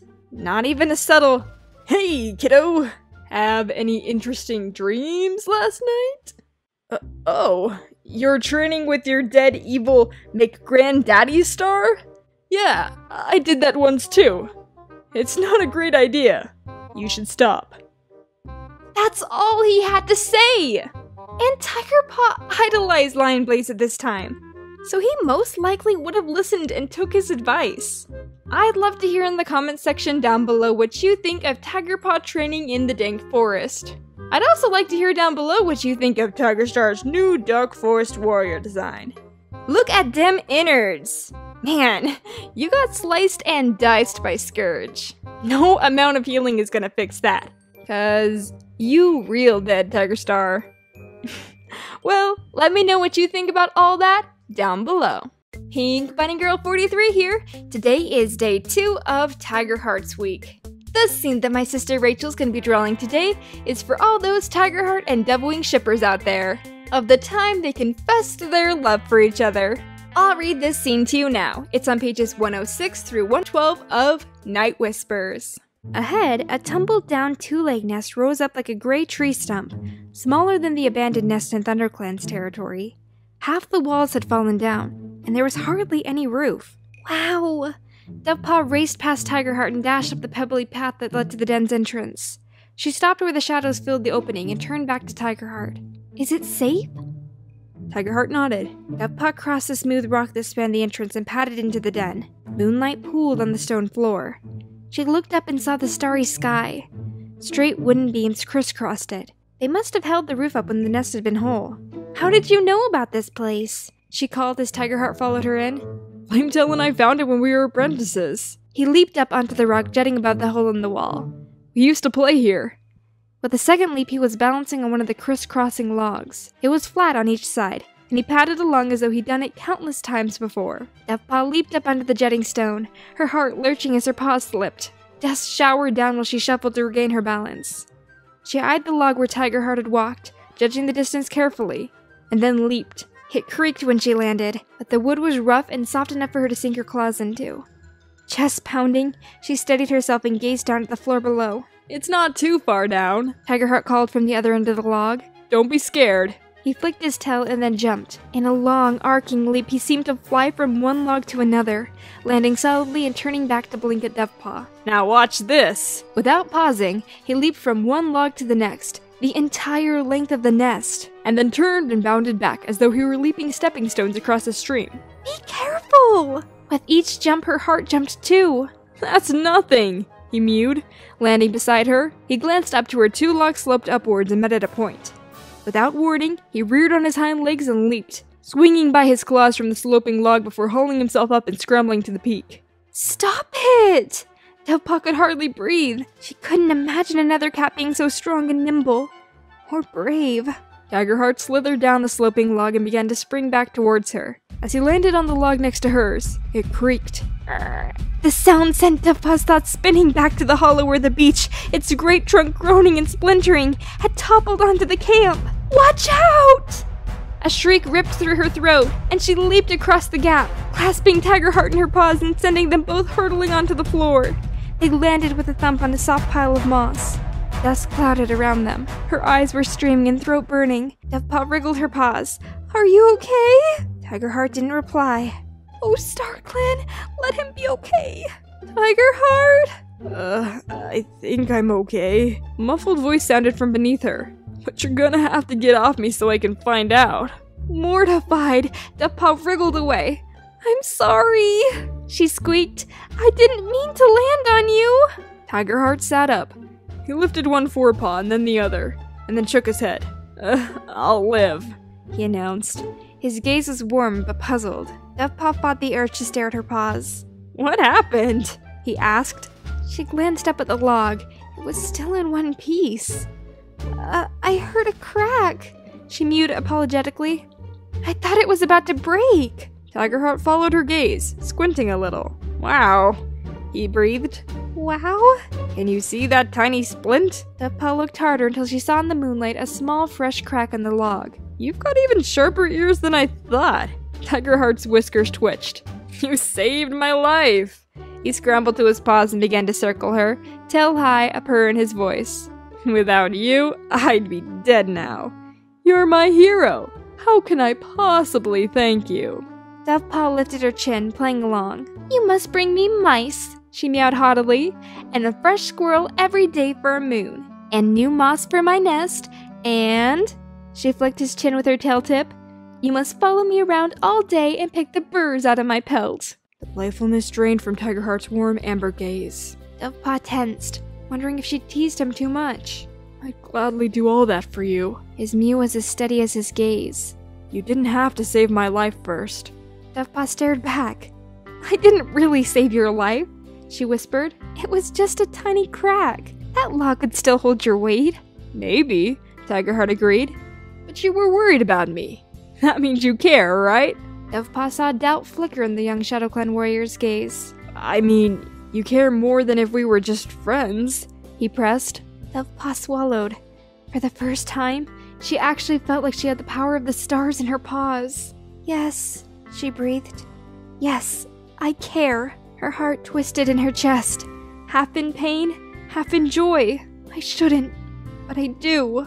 A purr rose deep in her chest as Tigerheart leaned forward and touched his muzzle to hers. Their breath billowed into one single cloud.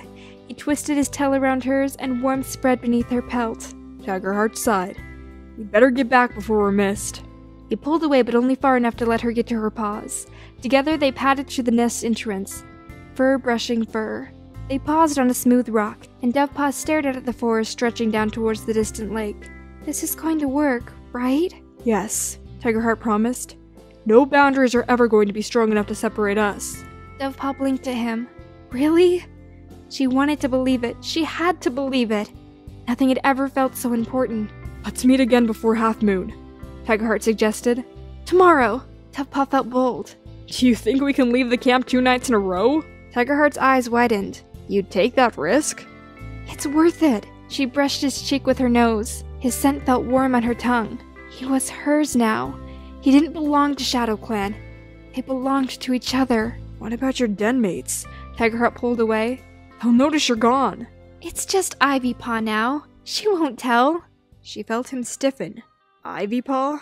A cold stone dropped in Dovepaw's belly, and suddenly, she remembered the look her sister had shared with Tigerheart during the battle. Do you know Ivypaw? Tigerheart flicked a strand of dried grass awkwardly from her shoulder. I've seen her at gatherings. But nothing more than that? Dovepaw demanded. Tigerheart sat back and looked her straight in the eye. Do you mean, have I ever asked to meet her in the middle of the night and brought her here to risk my life on collapsing logs? Let me think. Dovepaw fought the urge to shove him. Nope, pretty sure that I haven't. He touched his nose to her ear. There's only one sister that I'm interested in. His breath was warm. How could she have doubted him? Aw, cute Tigerheart. But I'm not buying it. Sure, you're not bringing Ivypaw here to this particular two-leg dwelling, but you are meeting her every night in the dang forest and bonding over Fight Club. And you know the rule. You don't talk about Fight Club. In the early books of Omen of the Stars, I definitely see the jealousy happening between these two sisters over Tigerheart. And that's not super good in any relationship. Sneaking around at night with the dead cats isn't healthy either. My question is, when does Tigerheart sleep? He's either moonlighting with Dovepaw or training in the dark forest with Ivypaw. That poor boy must be exhausted. I'd love to hear in the comments section down below what you think of Tigerheart's full-time job, between his secret love affair with Dovepaw and being a sneaky dank forest warrior in training. Is it weird that Dovepaw's an apprentice and that he's a warrior? Her going on and on about him basically being her mate when she's just an apprentice. I think it's weird. Let me know what you think down below. Hey Warriors fans! Glad to see you for day 3 of Tigerheart's week. Sorry that this is coming up a day late. Yesterday was my grandpa's 83rd birthday, so me and my family were over there at my grandparents' house spending the day with them. Well, the scene that my sister Rachel's going to be drawing today is of Tigerheart and Ivypool in the dark forest after Ivypool's attempt to kill Flametail's spirit. I'll read this scene to you now. It's on pages 124 through 127 of The Forgotten Warrior. Ivypool slid cautiously through the dark forest. It seemed positively crowded now, as busy as a disturbed anthill, with clusters of cats turning in every clearing, racing along every path and slashing through every sludgy river. Anxious to not be called into a training session, Ivypool clung to the shadows, her senses alert for the traces of one particular cat. Hearing voices, she dived into the middle of a clump of ferns, and then poked her head out warily to spot Tigerheart and Mapleshade a few tail lengths ahead. The dark forest will rise up and stamp out the clans. StarClan will bow down to us. And the warriors who choose not to join us will be punished beyond the end of their lives. Horrified, Ivypool shrank back among the ferns. Tigerheart was listening intently, nodding as the old she-cat went on. Every cat who ever lived will know. Suddenly, Mapleshade broke off, sniffing the air. I smell fear, she growled. Ivypool's heart almost stopped as the pale she-cat's baleful gaze swept past the ferns where she crouched. Who has come here with insufficient courage to face their clanmates? Mapleshade swung her massive scarred head around, still sniffing. Snowtuft! Mapleshade snarled. I might have known! You mangy pile of dung! Get back into the fight and show some mettle! Ivypool winced to the sound of a heavy blow and a high-pitched shriek of pain. Several heartbeats passed, and at last Ivypool realized that Mapleshade wasn't coming back. Swallowing her fear, she emerged from the ferns and padded up to Tigerheart. The ShadowClan warrior was grooming himself, passing one paw over his ears. He glanced up casually as she approached. "Sneaking around, Ivypool?" he mewed. "Just looking for you," Ivypool replied carefully. Tigerheart seemed to lap up what Mapleshade was telling him. If he really agreed about her destroying all the clans, he was a dangerous enemy. "What's this about Dawnpelt?" she asked. "Devilwing says you tried to warn her at the gathering." Tigerheart's gaze raked over her contemptuously. "You worried I said something about what happened with Flametail? You shouldn't be. I haven't told Devilwing anything. Not for your sake, because I don't want her to know what you did."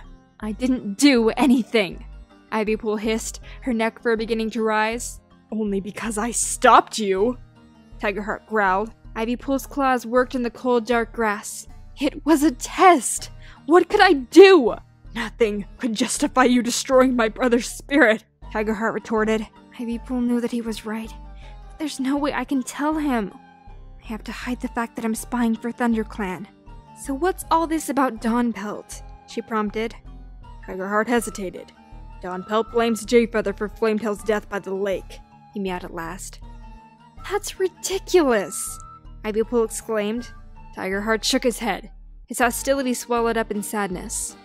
"You don't know what it's like to lose a littermate," he told Ivypool. "You want to blame anyone, anything, not just a crack in the ice."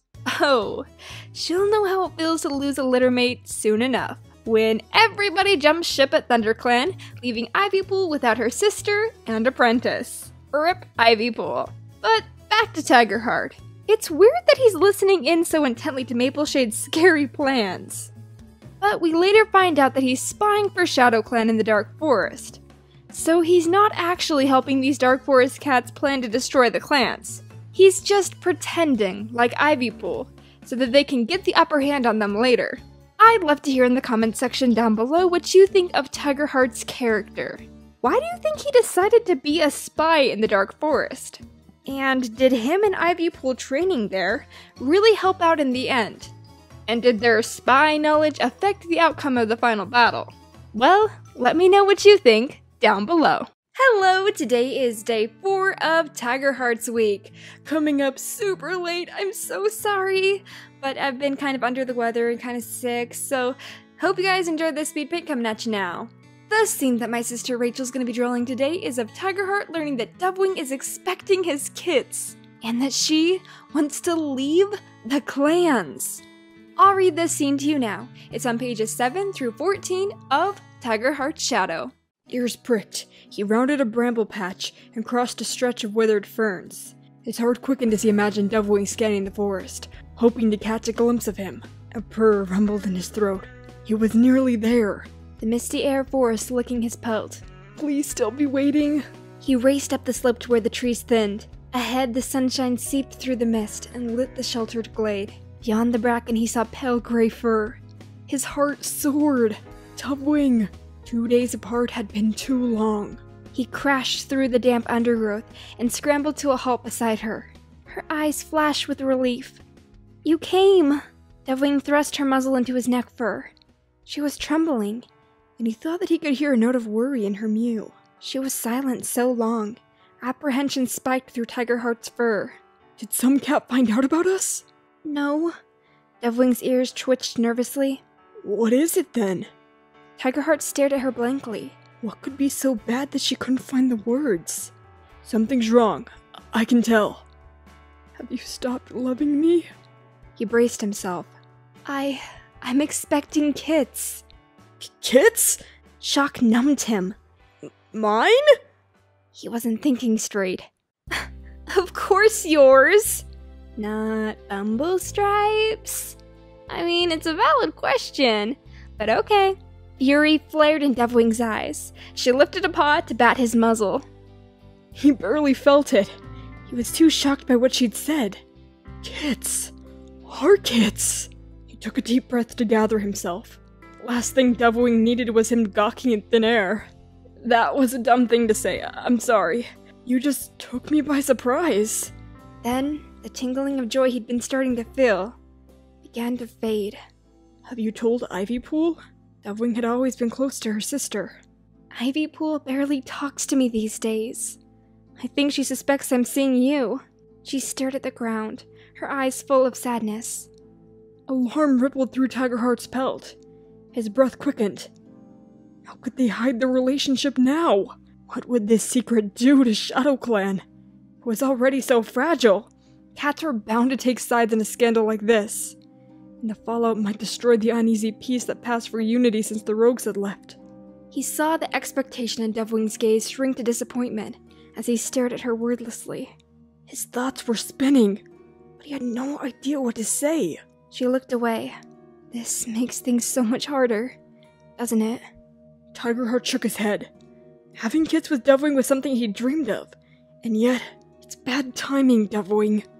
Our warriors are losing respect for Rowenstar, and they keep looking at me, like I'm supposed to take his place. Is that what you want? Deathwing stared at him with wide eyes. Tigerheart shifted his paws, trying to find the right words. ShadowClan is weaker than it's ever been. They need a leader that they can believe in. Deathwing inhaled sharply. And that leader has to be you? I don't know. Tigerheart stared at the grass beneath his feet. I'm trying to support Rowenstar. That might not be enough. What about me? Deathwing's mew caught in her throat. What about us? Tigerheart could feel his heart breaking. There must be an us. I've struggled too long without you. I love you, Deathwing. I will always love you. We can sort this out, I promise. Raising his head, he cleared away the choking thoughts of clanmates and responsibility and gazed at Deathwing. He could see her belly growing already and imagined the tiny kits inside. A purr broke out in his throat. Our kits. He weaved around her, letting his purr throb through his whole body and hers. Our kits will be beautiful and brave. They will grow into fine warriors. As he spoke, hope flickered in his chest. Perhaps this was meant to be. Perhaps these new kits would help restore ShadowClan to its former strength. You can join ShadowClan with me. We could be together. There would be no more hiding or lying. We could bring up our kits in the same clan. Seemed like the perfect solution. His belly tingled with apprehension. But he hoped that she would be excited about raising their shared kin in the Pine Forest. It might take her a little while to get used to ShadowClan's ways, but she'd be so well cared for. He knew that she could be happy there. He knew that they could be happy there. His thoughts were tumbling so fast over one another that he hardly felt her freeze. Only when he pressed his muzzle against her cheek did he realize that she'd become as stiff as stone. I can't do that. She stared at the ground, defeat heavy in her gaze. I know it'll be hard, but Deathwing, it might be the best thing for the kids. Tigerheart tried to catch her eye. The best thing for us. And for ShadowClan. Slowly she lifted her gaze, fear shimmering in her eyes. I wish I could believe that, she began haltingly. But I've been having dreams. Dreams? Tigerheart struggled to understand. Deathwing wasn't a medicine cat. She'd lost her special powers moons ago when the Dark Forest had been beaten. All cats have dreams. Not like these. Deathwing's gaze glittered unnervingly. Whatever she was about to say, she believed in strongly. These dreams mean something. I can feel it. Tigerheart's pelt prickled with alarm. Are they bad dreams? I dream of the ThunderClan nursery. I'm alone in camp, and I'm watching the nursery from the clearing. Something feels wrong, so I go to look inside. The fur along her spine lifted as she remembered. It's empty. The nests are old and tattered, and shadows are creeping from the corners. They swallow the floor in the nests, and I run outside, but the shadows follow. They reach through the entrance like dark flames and lick the walls, growing darker and stronger until the whole nursery is lost in blackness. As she spoke, Tigerheart felt like he could see everything she described so clearly. He had to shake his head to chase the images out of his head. It's just a dream, he told her, not sure if he believed that himself. Deathwing drew away. But it's not! Her Mew was taut with fear. I have it again and again, and every time I do, I wake up filled with dread because I know it's a sign. Tigerheart blinked at her. The fear in her eyes was real, but he tried to tell himself that that was just because she'd been worrying about this by herself for so long. She could share the worry with him now. Have you asked Jayfeather or Alderheart about it? How could I? Deviling lashed her tail. They might guess. She glared down at her swelling flanks. I've been expecting for a moon, and it's starting to show. They may have already guessed that I'm expecting kits. Telling them that I'm having dreams about the nursery will only confirm it. Tigerheart tried to make his voice sound bright. If a medicine cat believes that nursery dreams are normal, perhaps they are. Not like this, Deviling hissed. Well, you could ask them if they've had any signs from StarClan. Tigerheart was starting to feel exasperated. Why was Deviling so sure that her dreams were special? Maybe they've had a sign that'll explain your dream. They're medicine cats after all.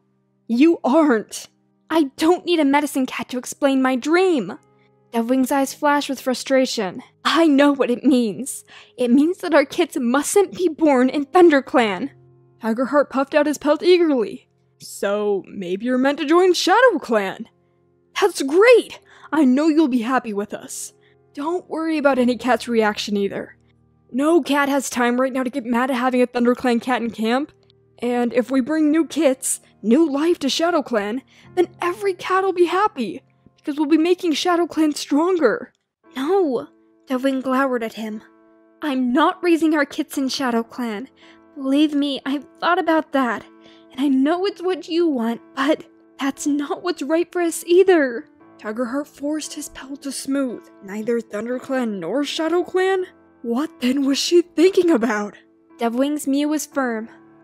We have to leave the clans. Stunned, Tigerheart stared at her wordlessly. Leave the clans? We have to. Deviling dug her paws into the earth. I've dreamed about where we should go. A huge two-leg place with nests that reach into the sky. I saw the roof there, with sharp points that stick up into the sky like gorse spines. We must find that den. Our kits will be safe there. We must find that den. Our kits will be safe there.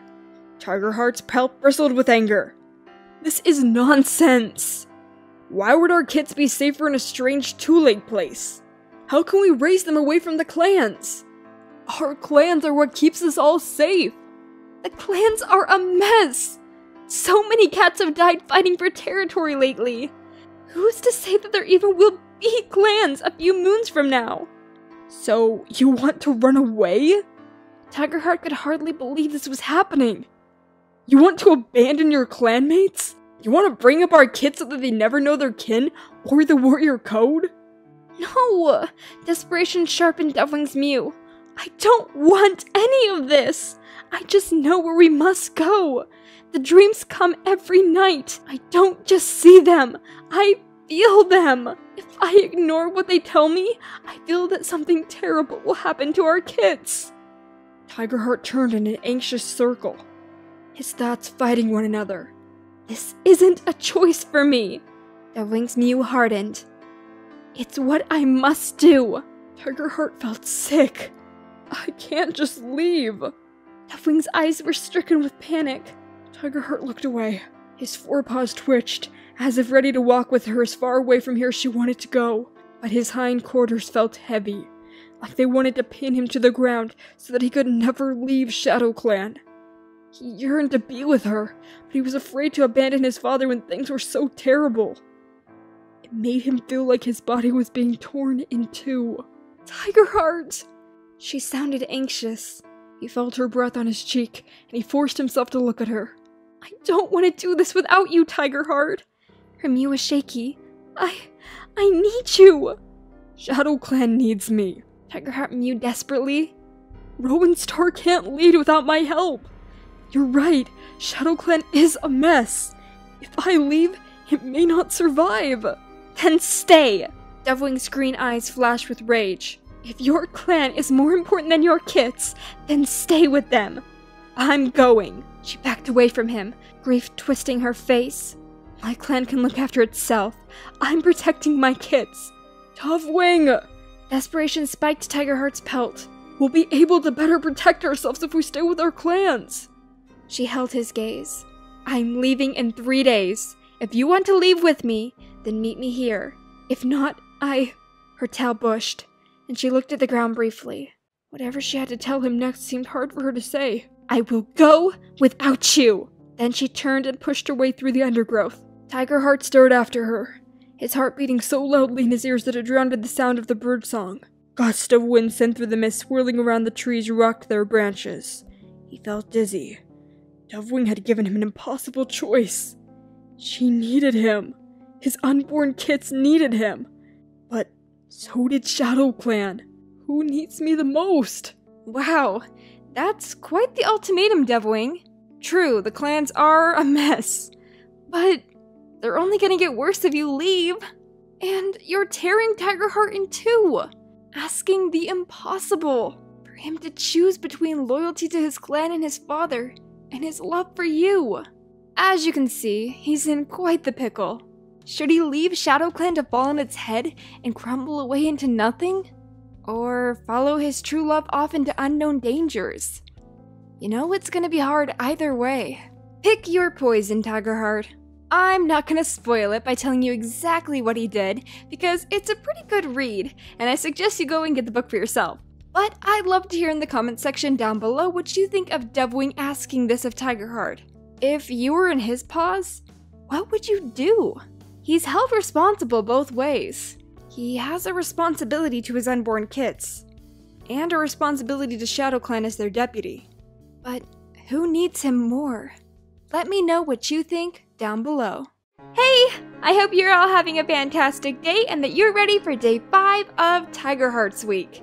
Rachel and I have decided to postpone starting Tall Stars Week of Speed Paints till next Monday, November 6th, to give us a chance to catch up on some other projects like getting Fire and Ice Episode 1 out this week, opening Fan Mail, and The Unknown Flame. This way we'll have more time to make better speed paints and have them all edited and ready to go, posted at 8 AM every morning, instead of constantly playing catch up and uploading days late.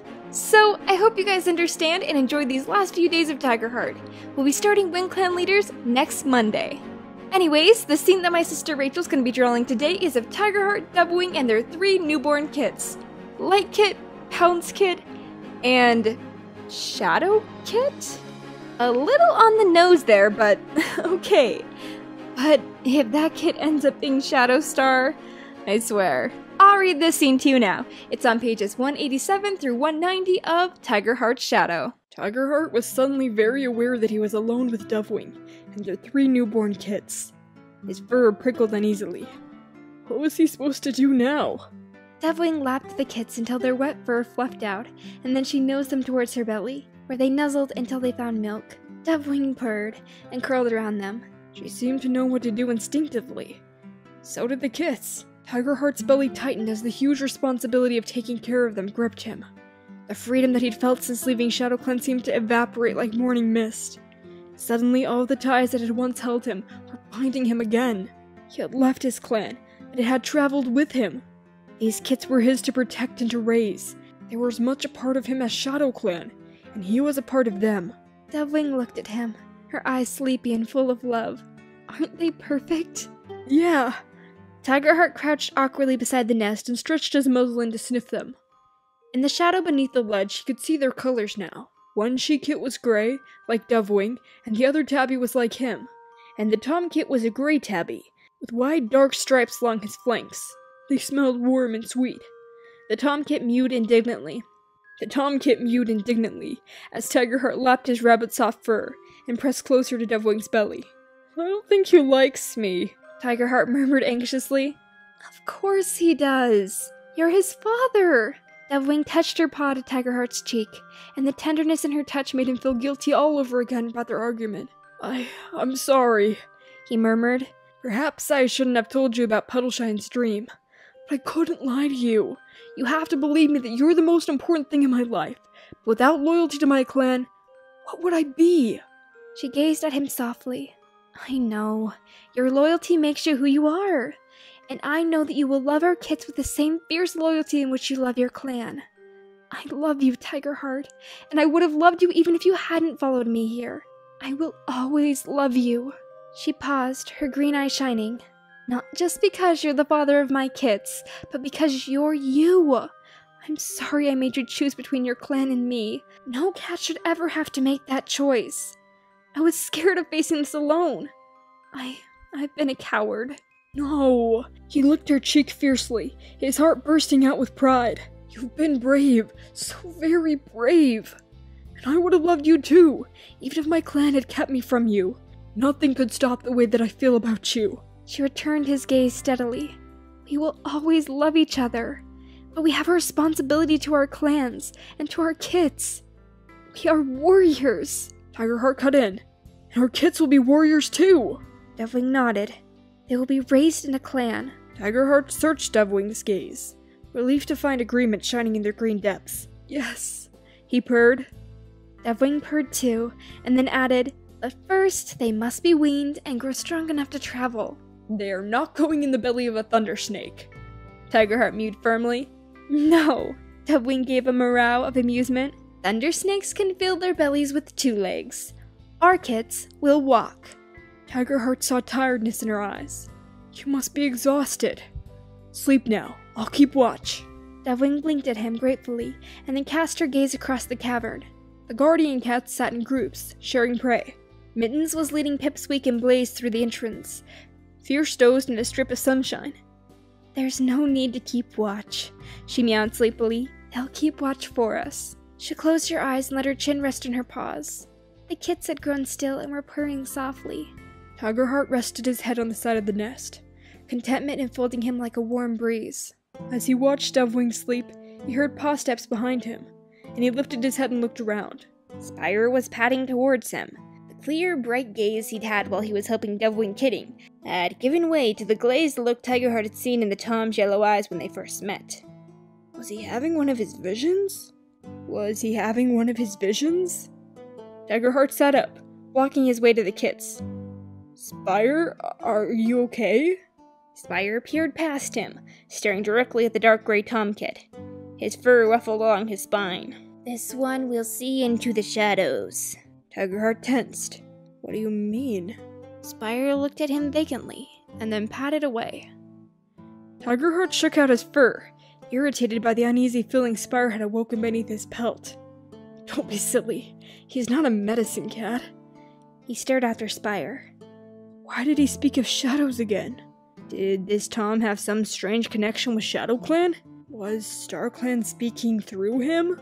Tigerheart shifted his paws nervously. He glanced up at the white flat roof, wondering if StarClan could see them here. Come home as soon as we can, he promised. Turning to gaze once more at Deathwing and the kits, he leaned down and breathed in their scent. His heart ached with love, and he settled beside the nest and closed his eyes. Yay! Deathwing said they can go back! Remind me again why they had to leave in the first place? Oh, so that they could find cats to fill ShadowClan's barren and empty camp. Makes sense. I'd love to hear in the comment section down below what you think. Don't you think it's kind of silly that Deathwing left and was so determined in raising her kits away from the clans? But as soon as they get here, she's ready to go back.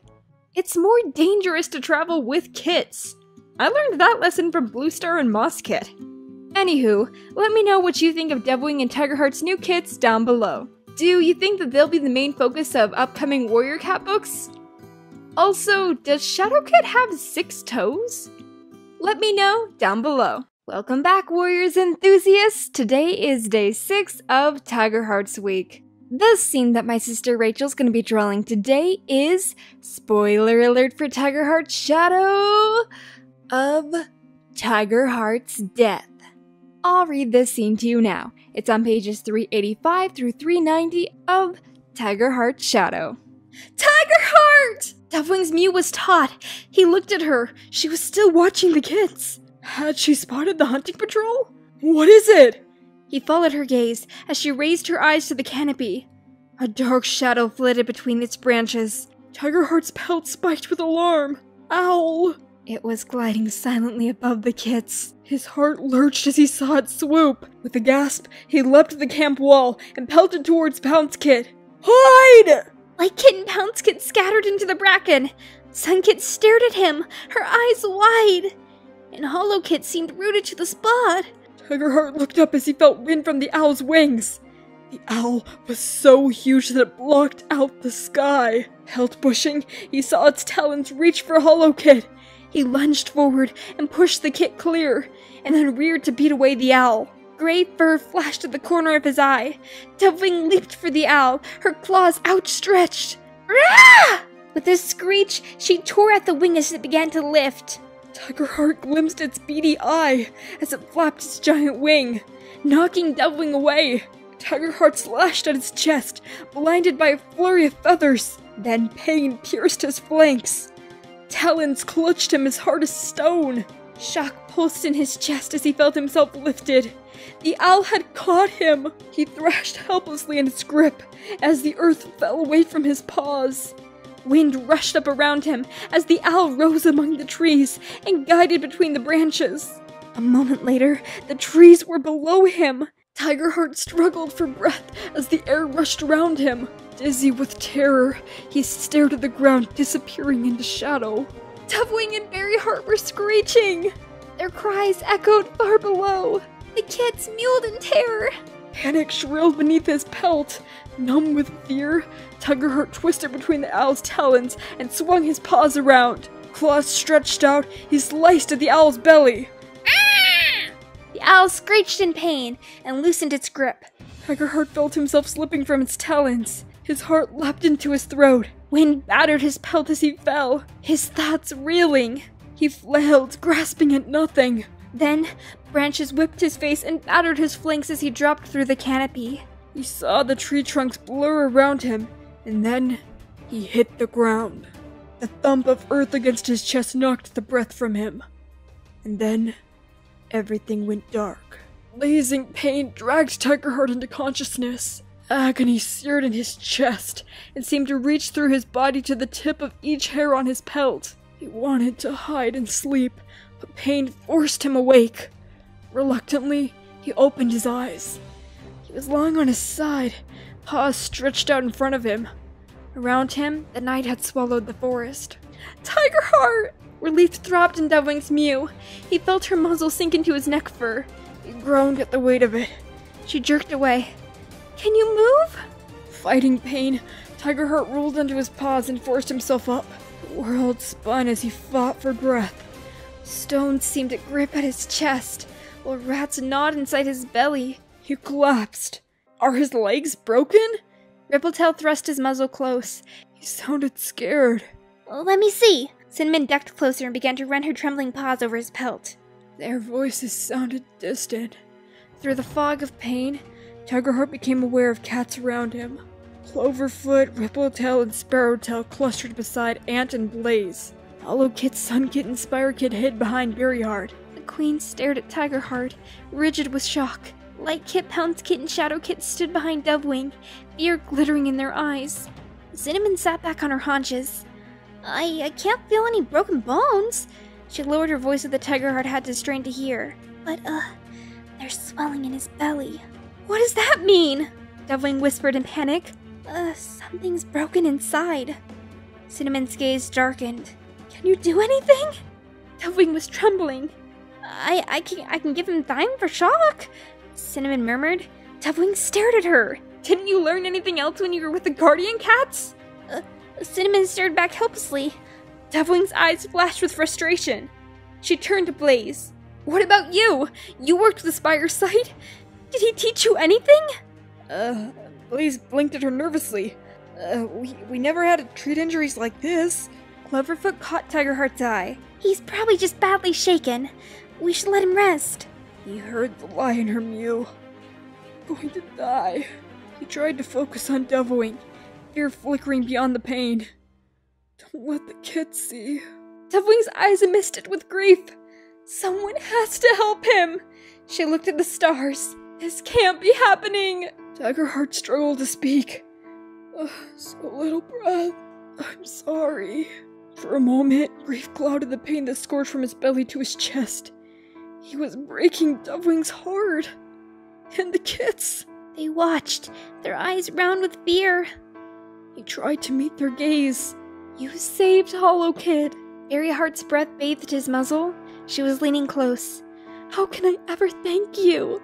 For a moment, the memory flashed in Tigerheart's mind. Hollow Kid had weighed so little when he'd pushed him clear of the owl's talons.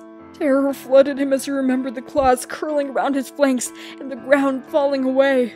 He closed his eyes, trying to block out the thoughts, wishing he could block out the pain, seeking the refuge of sleep. No! No!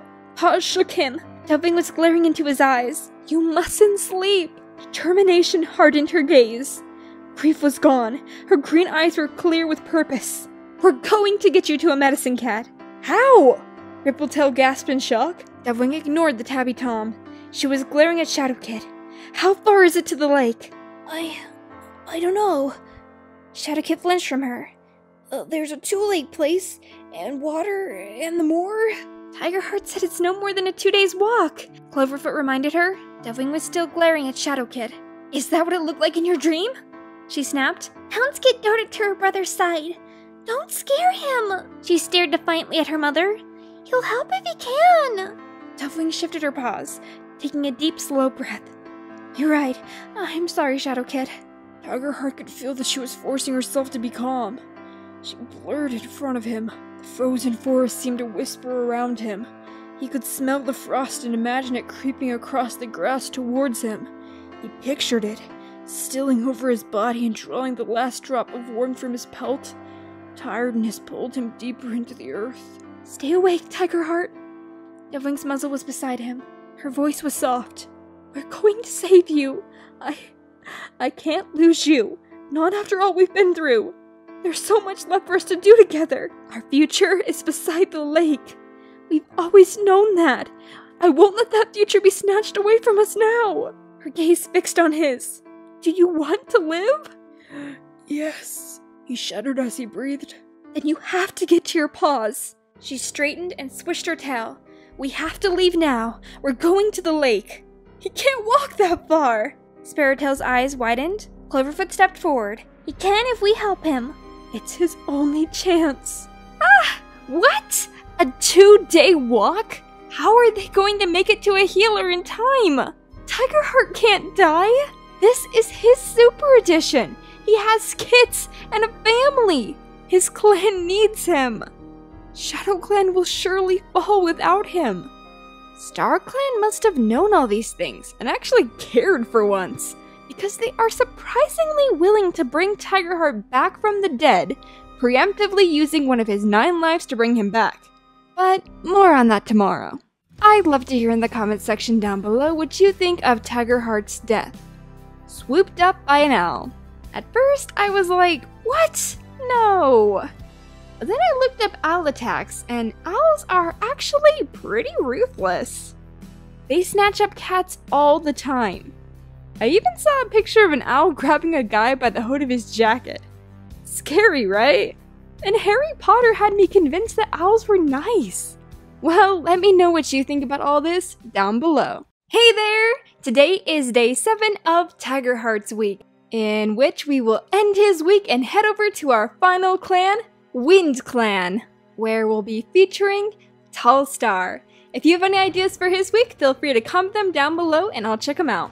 The scene that my sister Rachel's going to be drawing today is of Tigerheart returning from the dead and becoming Shadow Clan's new leader, Tiger Star 2.0. I'll read this scene to you now. It's on pages 400 through 410 of Tigerheart's Shadow. Tigerheart stared at Spiresight. But my body is broken. I can't go back. It hurts so much. Don't make me go back. Fear sparked beneath his pelt. He couldn't face more pain. What about your kits?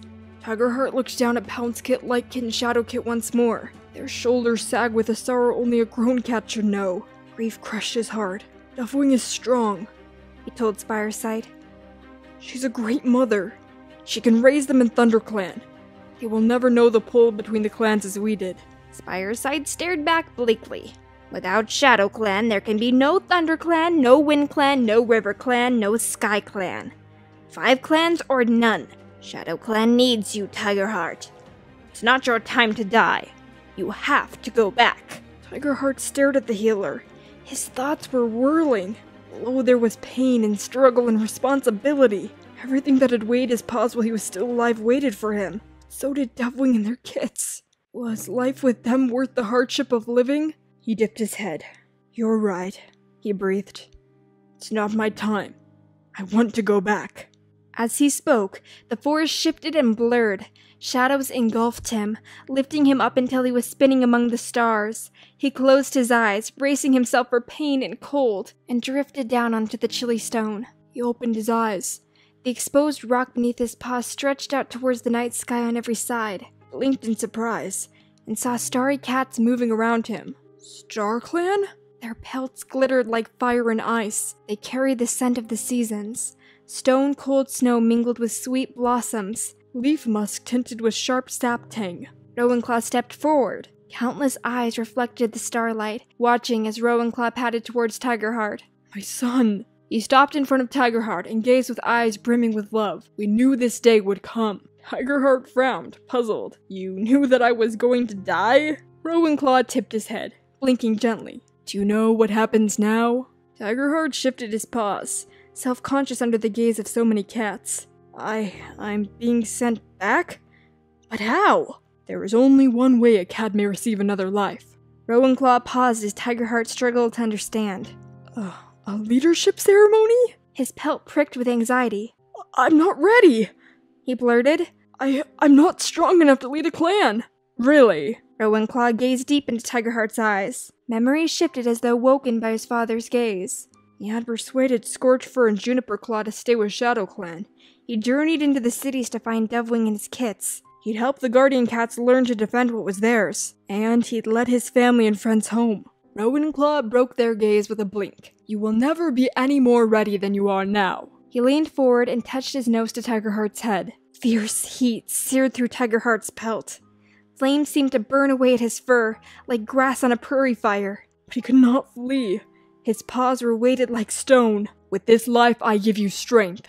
Don't let softness sway you from what must be done for your clan." Rowinclaw broke away, and the fire subsided, leaving determination burning in Tigerheart's belly. He opened his eyes, trembling.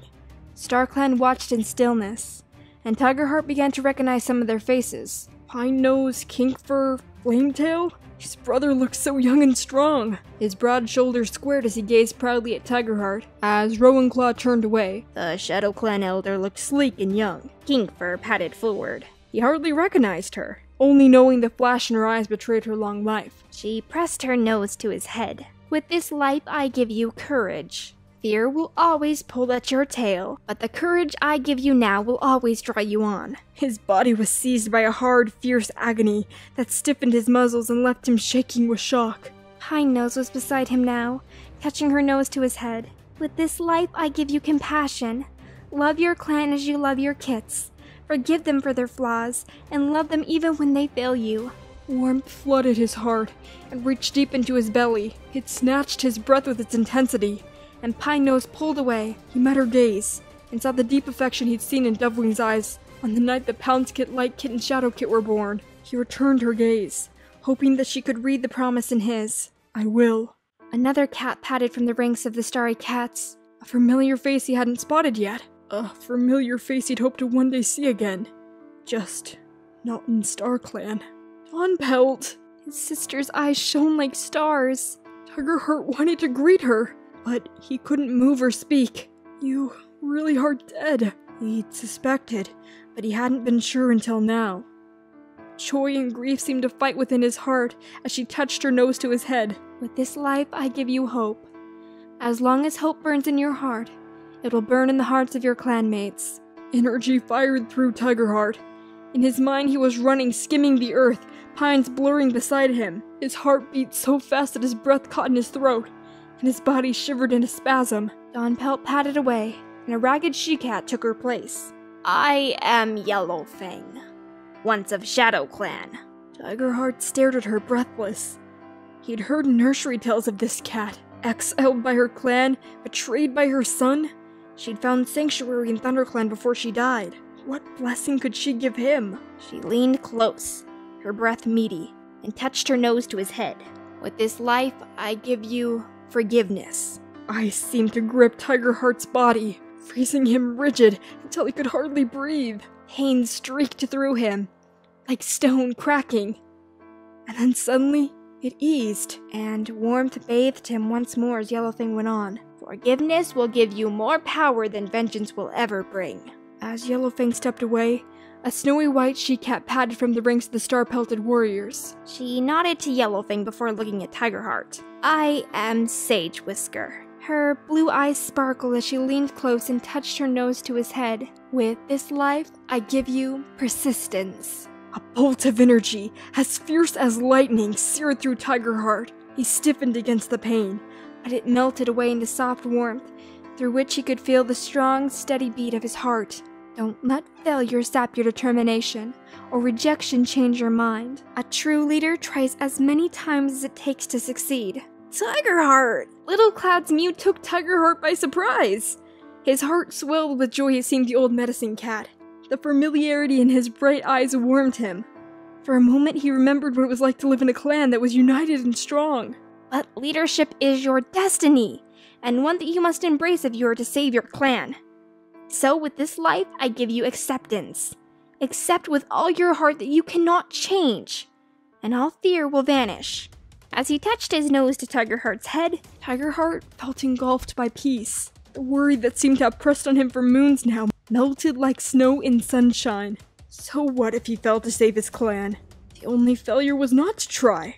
A dark tabby Tom stepped into Little Cloud's place. His pelt was patchy, and there were scars on his nose. I, Ragged Star, give you this life for loyalty. As the Tom's nose touched his head, Tigerheart was suddenly aware of the depth of the rock beneath his paws. His pads drew in its burning chill until ice seemed to freeze his bones. He twitched as Ragged Star went on. A leader's loyalty belongs only to his clan. Let loyalty be in your heartbeat, for when it stops, so will you. Loyalty? Tigerheart's throat tightened. What about Dovewing? She was ThunderClan. What about his kits? Did leadership mean that he would be separated from them? Before he could think anymore, Flametail stepped forward. I wish I could still walk at your side, Flametail whispered. I wish I could help you reunite our clan. I wish I could help you reunite our clan. Tigerheart felt his brother's breath stir his fur as he touched his head and went on. With this life, I give you love. You've known so much, but still have so much left to give. Leadership without love will never be enough to draw your clan from the shadows. Let your heart lead when your head does not know the way. Tenderness surged in Tigerheart's chest, strong, yet fragile, and so fierce that he thought his heart would shatter. He closed his eyes and let the sensation overwhelm him. As he did, grief unfurled inside him. To have found so much and lost so much felt like it was more than he could bear.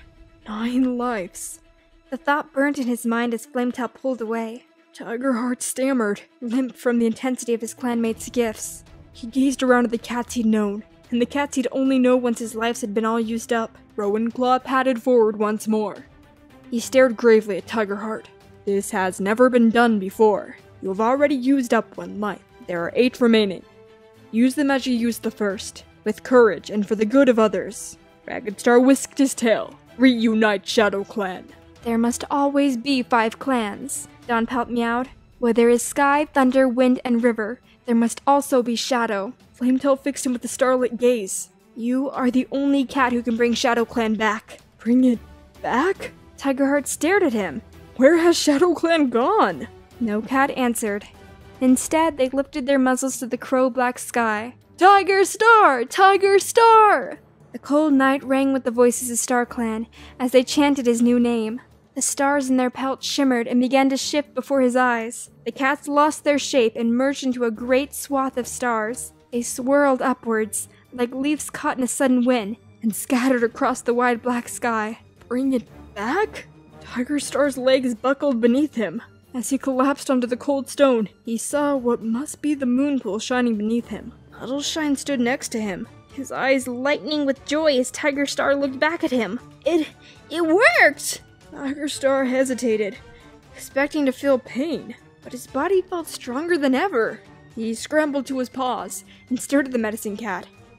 How did I get here? Littleshine nodded towards the lip of the hollow. Rippletail, Cloverfoot, and the others carried you home.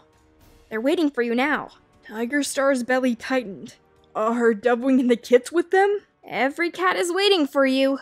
And then they leave the moon pool and meet up with the other cats. Tigerheart scanned the crowd, his breath catching in his throat. There was one face he wanted to see above all. Deathwing! You're alive! Tigerstar wanted to press his cheek against hers and feel the warmth of her fur, but Cloverfoot wove excitedly between them. It was Puddleshine's idea to bring you to the moon pool, and to let you touch your nose to the water so that you could share dreams with StarClan.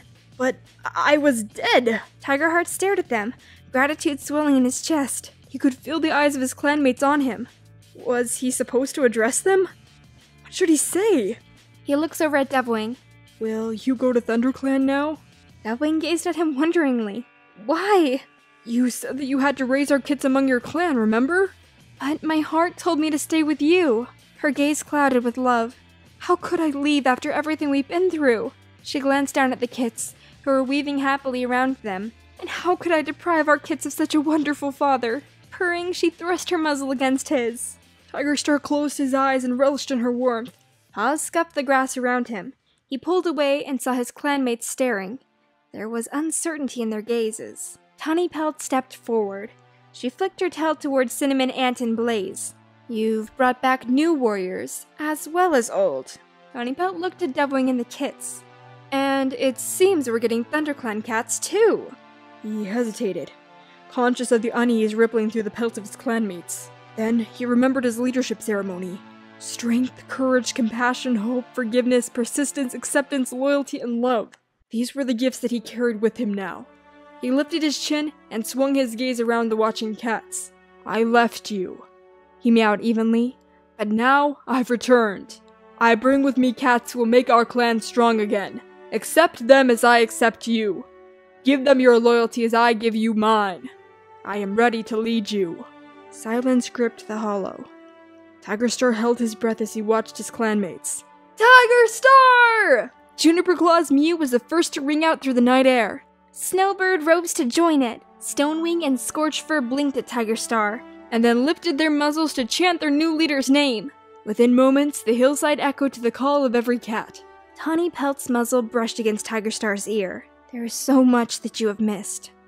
Her mew was filled with grief. The days since you left have been dark, and there are darker days ahead. Tigerstar's pelt prickled along his spine as he drew back and met her gaze. Let them come. He lifted his tail. We will be ready to face them. Dun dun dun! And that is the end of Tigerheart's Shadow. Luckily for us, The Darkest Night just came out today, in fact, November 7th. Isn't that awesome? I'm so excited to get my copy. I had it on pre-order, so it should be here soon. I am so excited to find out what's been happening since Tigerheart left the clan, and what has happened to make these darkest days. Let me know if you're excited and ready for the new book too. And if you've picked it up already. It's pretty convenient that StarClan allowed Tigerheart to return from death to lead ShadowClan. Nothing like that has ever been so easy for any past deputy. If you die, you're dead. It's that simple.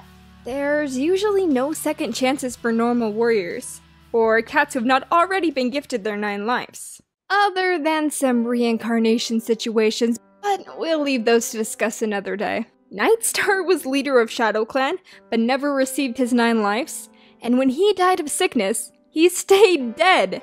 Tigerclaw / Tigerstar the First got all of his 9 lives taken by a single slash from Scourge, which makes me think that StarClan kinda does whatever it wants, based off how much they like you, and how much they want you to lead. They did not want Tigerclaw to lead anymore, because he was super evil.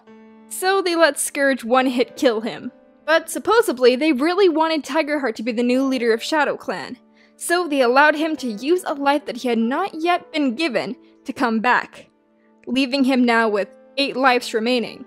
It's all very confusing, and inconsistent with past leadership ceremonies, which I guess does make it interesting to read. It does kind of make Tigerheart Star a bit of a Gary Sue in the fact that he's literally impossible to kill. But, I mean, that's all fine, right? Jeez, I wonder what One Eye and the rest of the elders in ThunderClan would have to say about this. They all freaked out when Fireheart's deputy ceremony was a little bit after Moon High. They'd completely lose it if they learned that the rules have been bent this much. Well, I'd love to hear in the comments section down below what you think of all of this. Were you happy that Tigerheart was allowed to return to lead Shadow Clan? Or do you think that it was a bit too convenient and should not have been allowed to happen?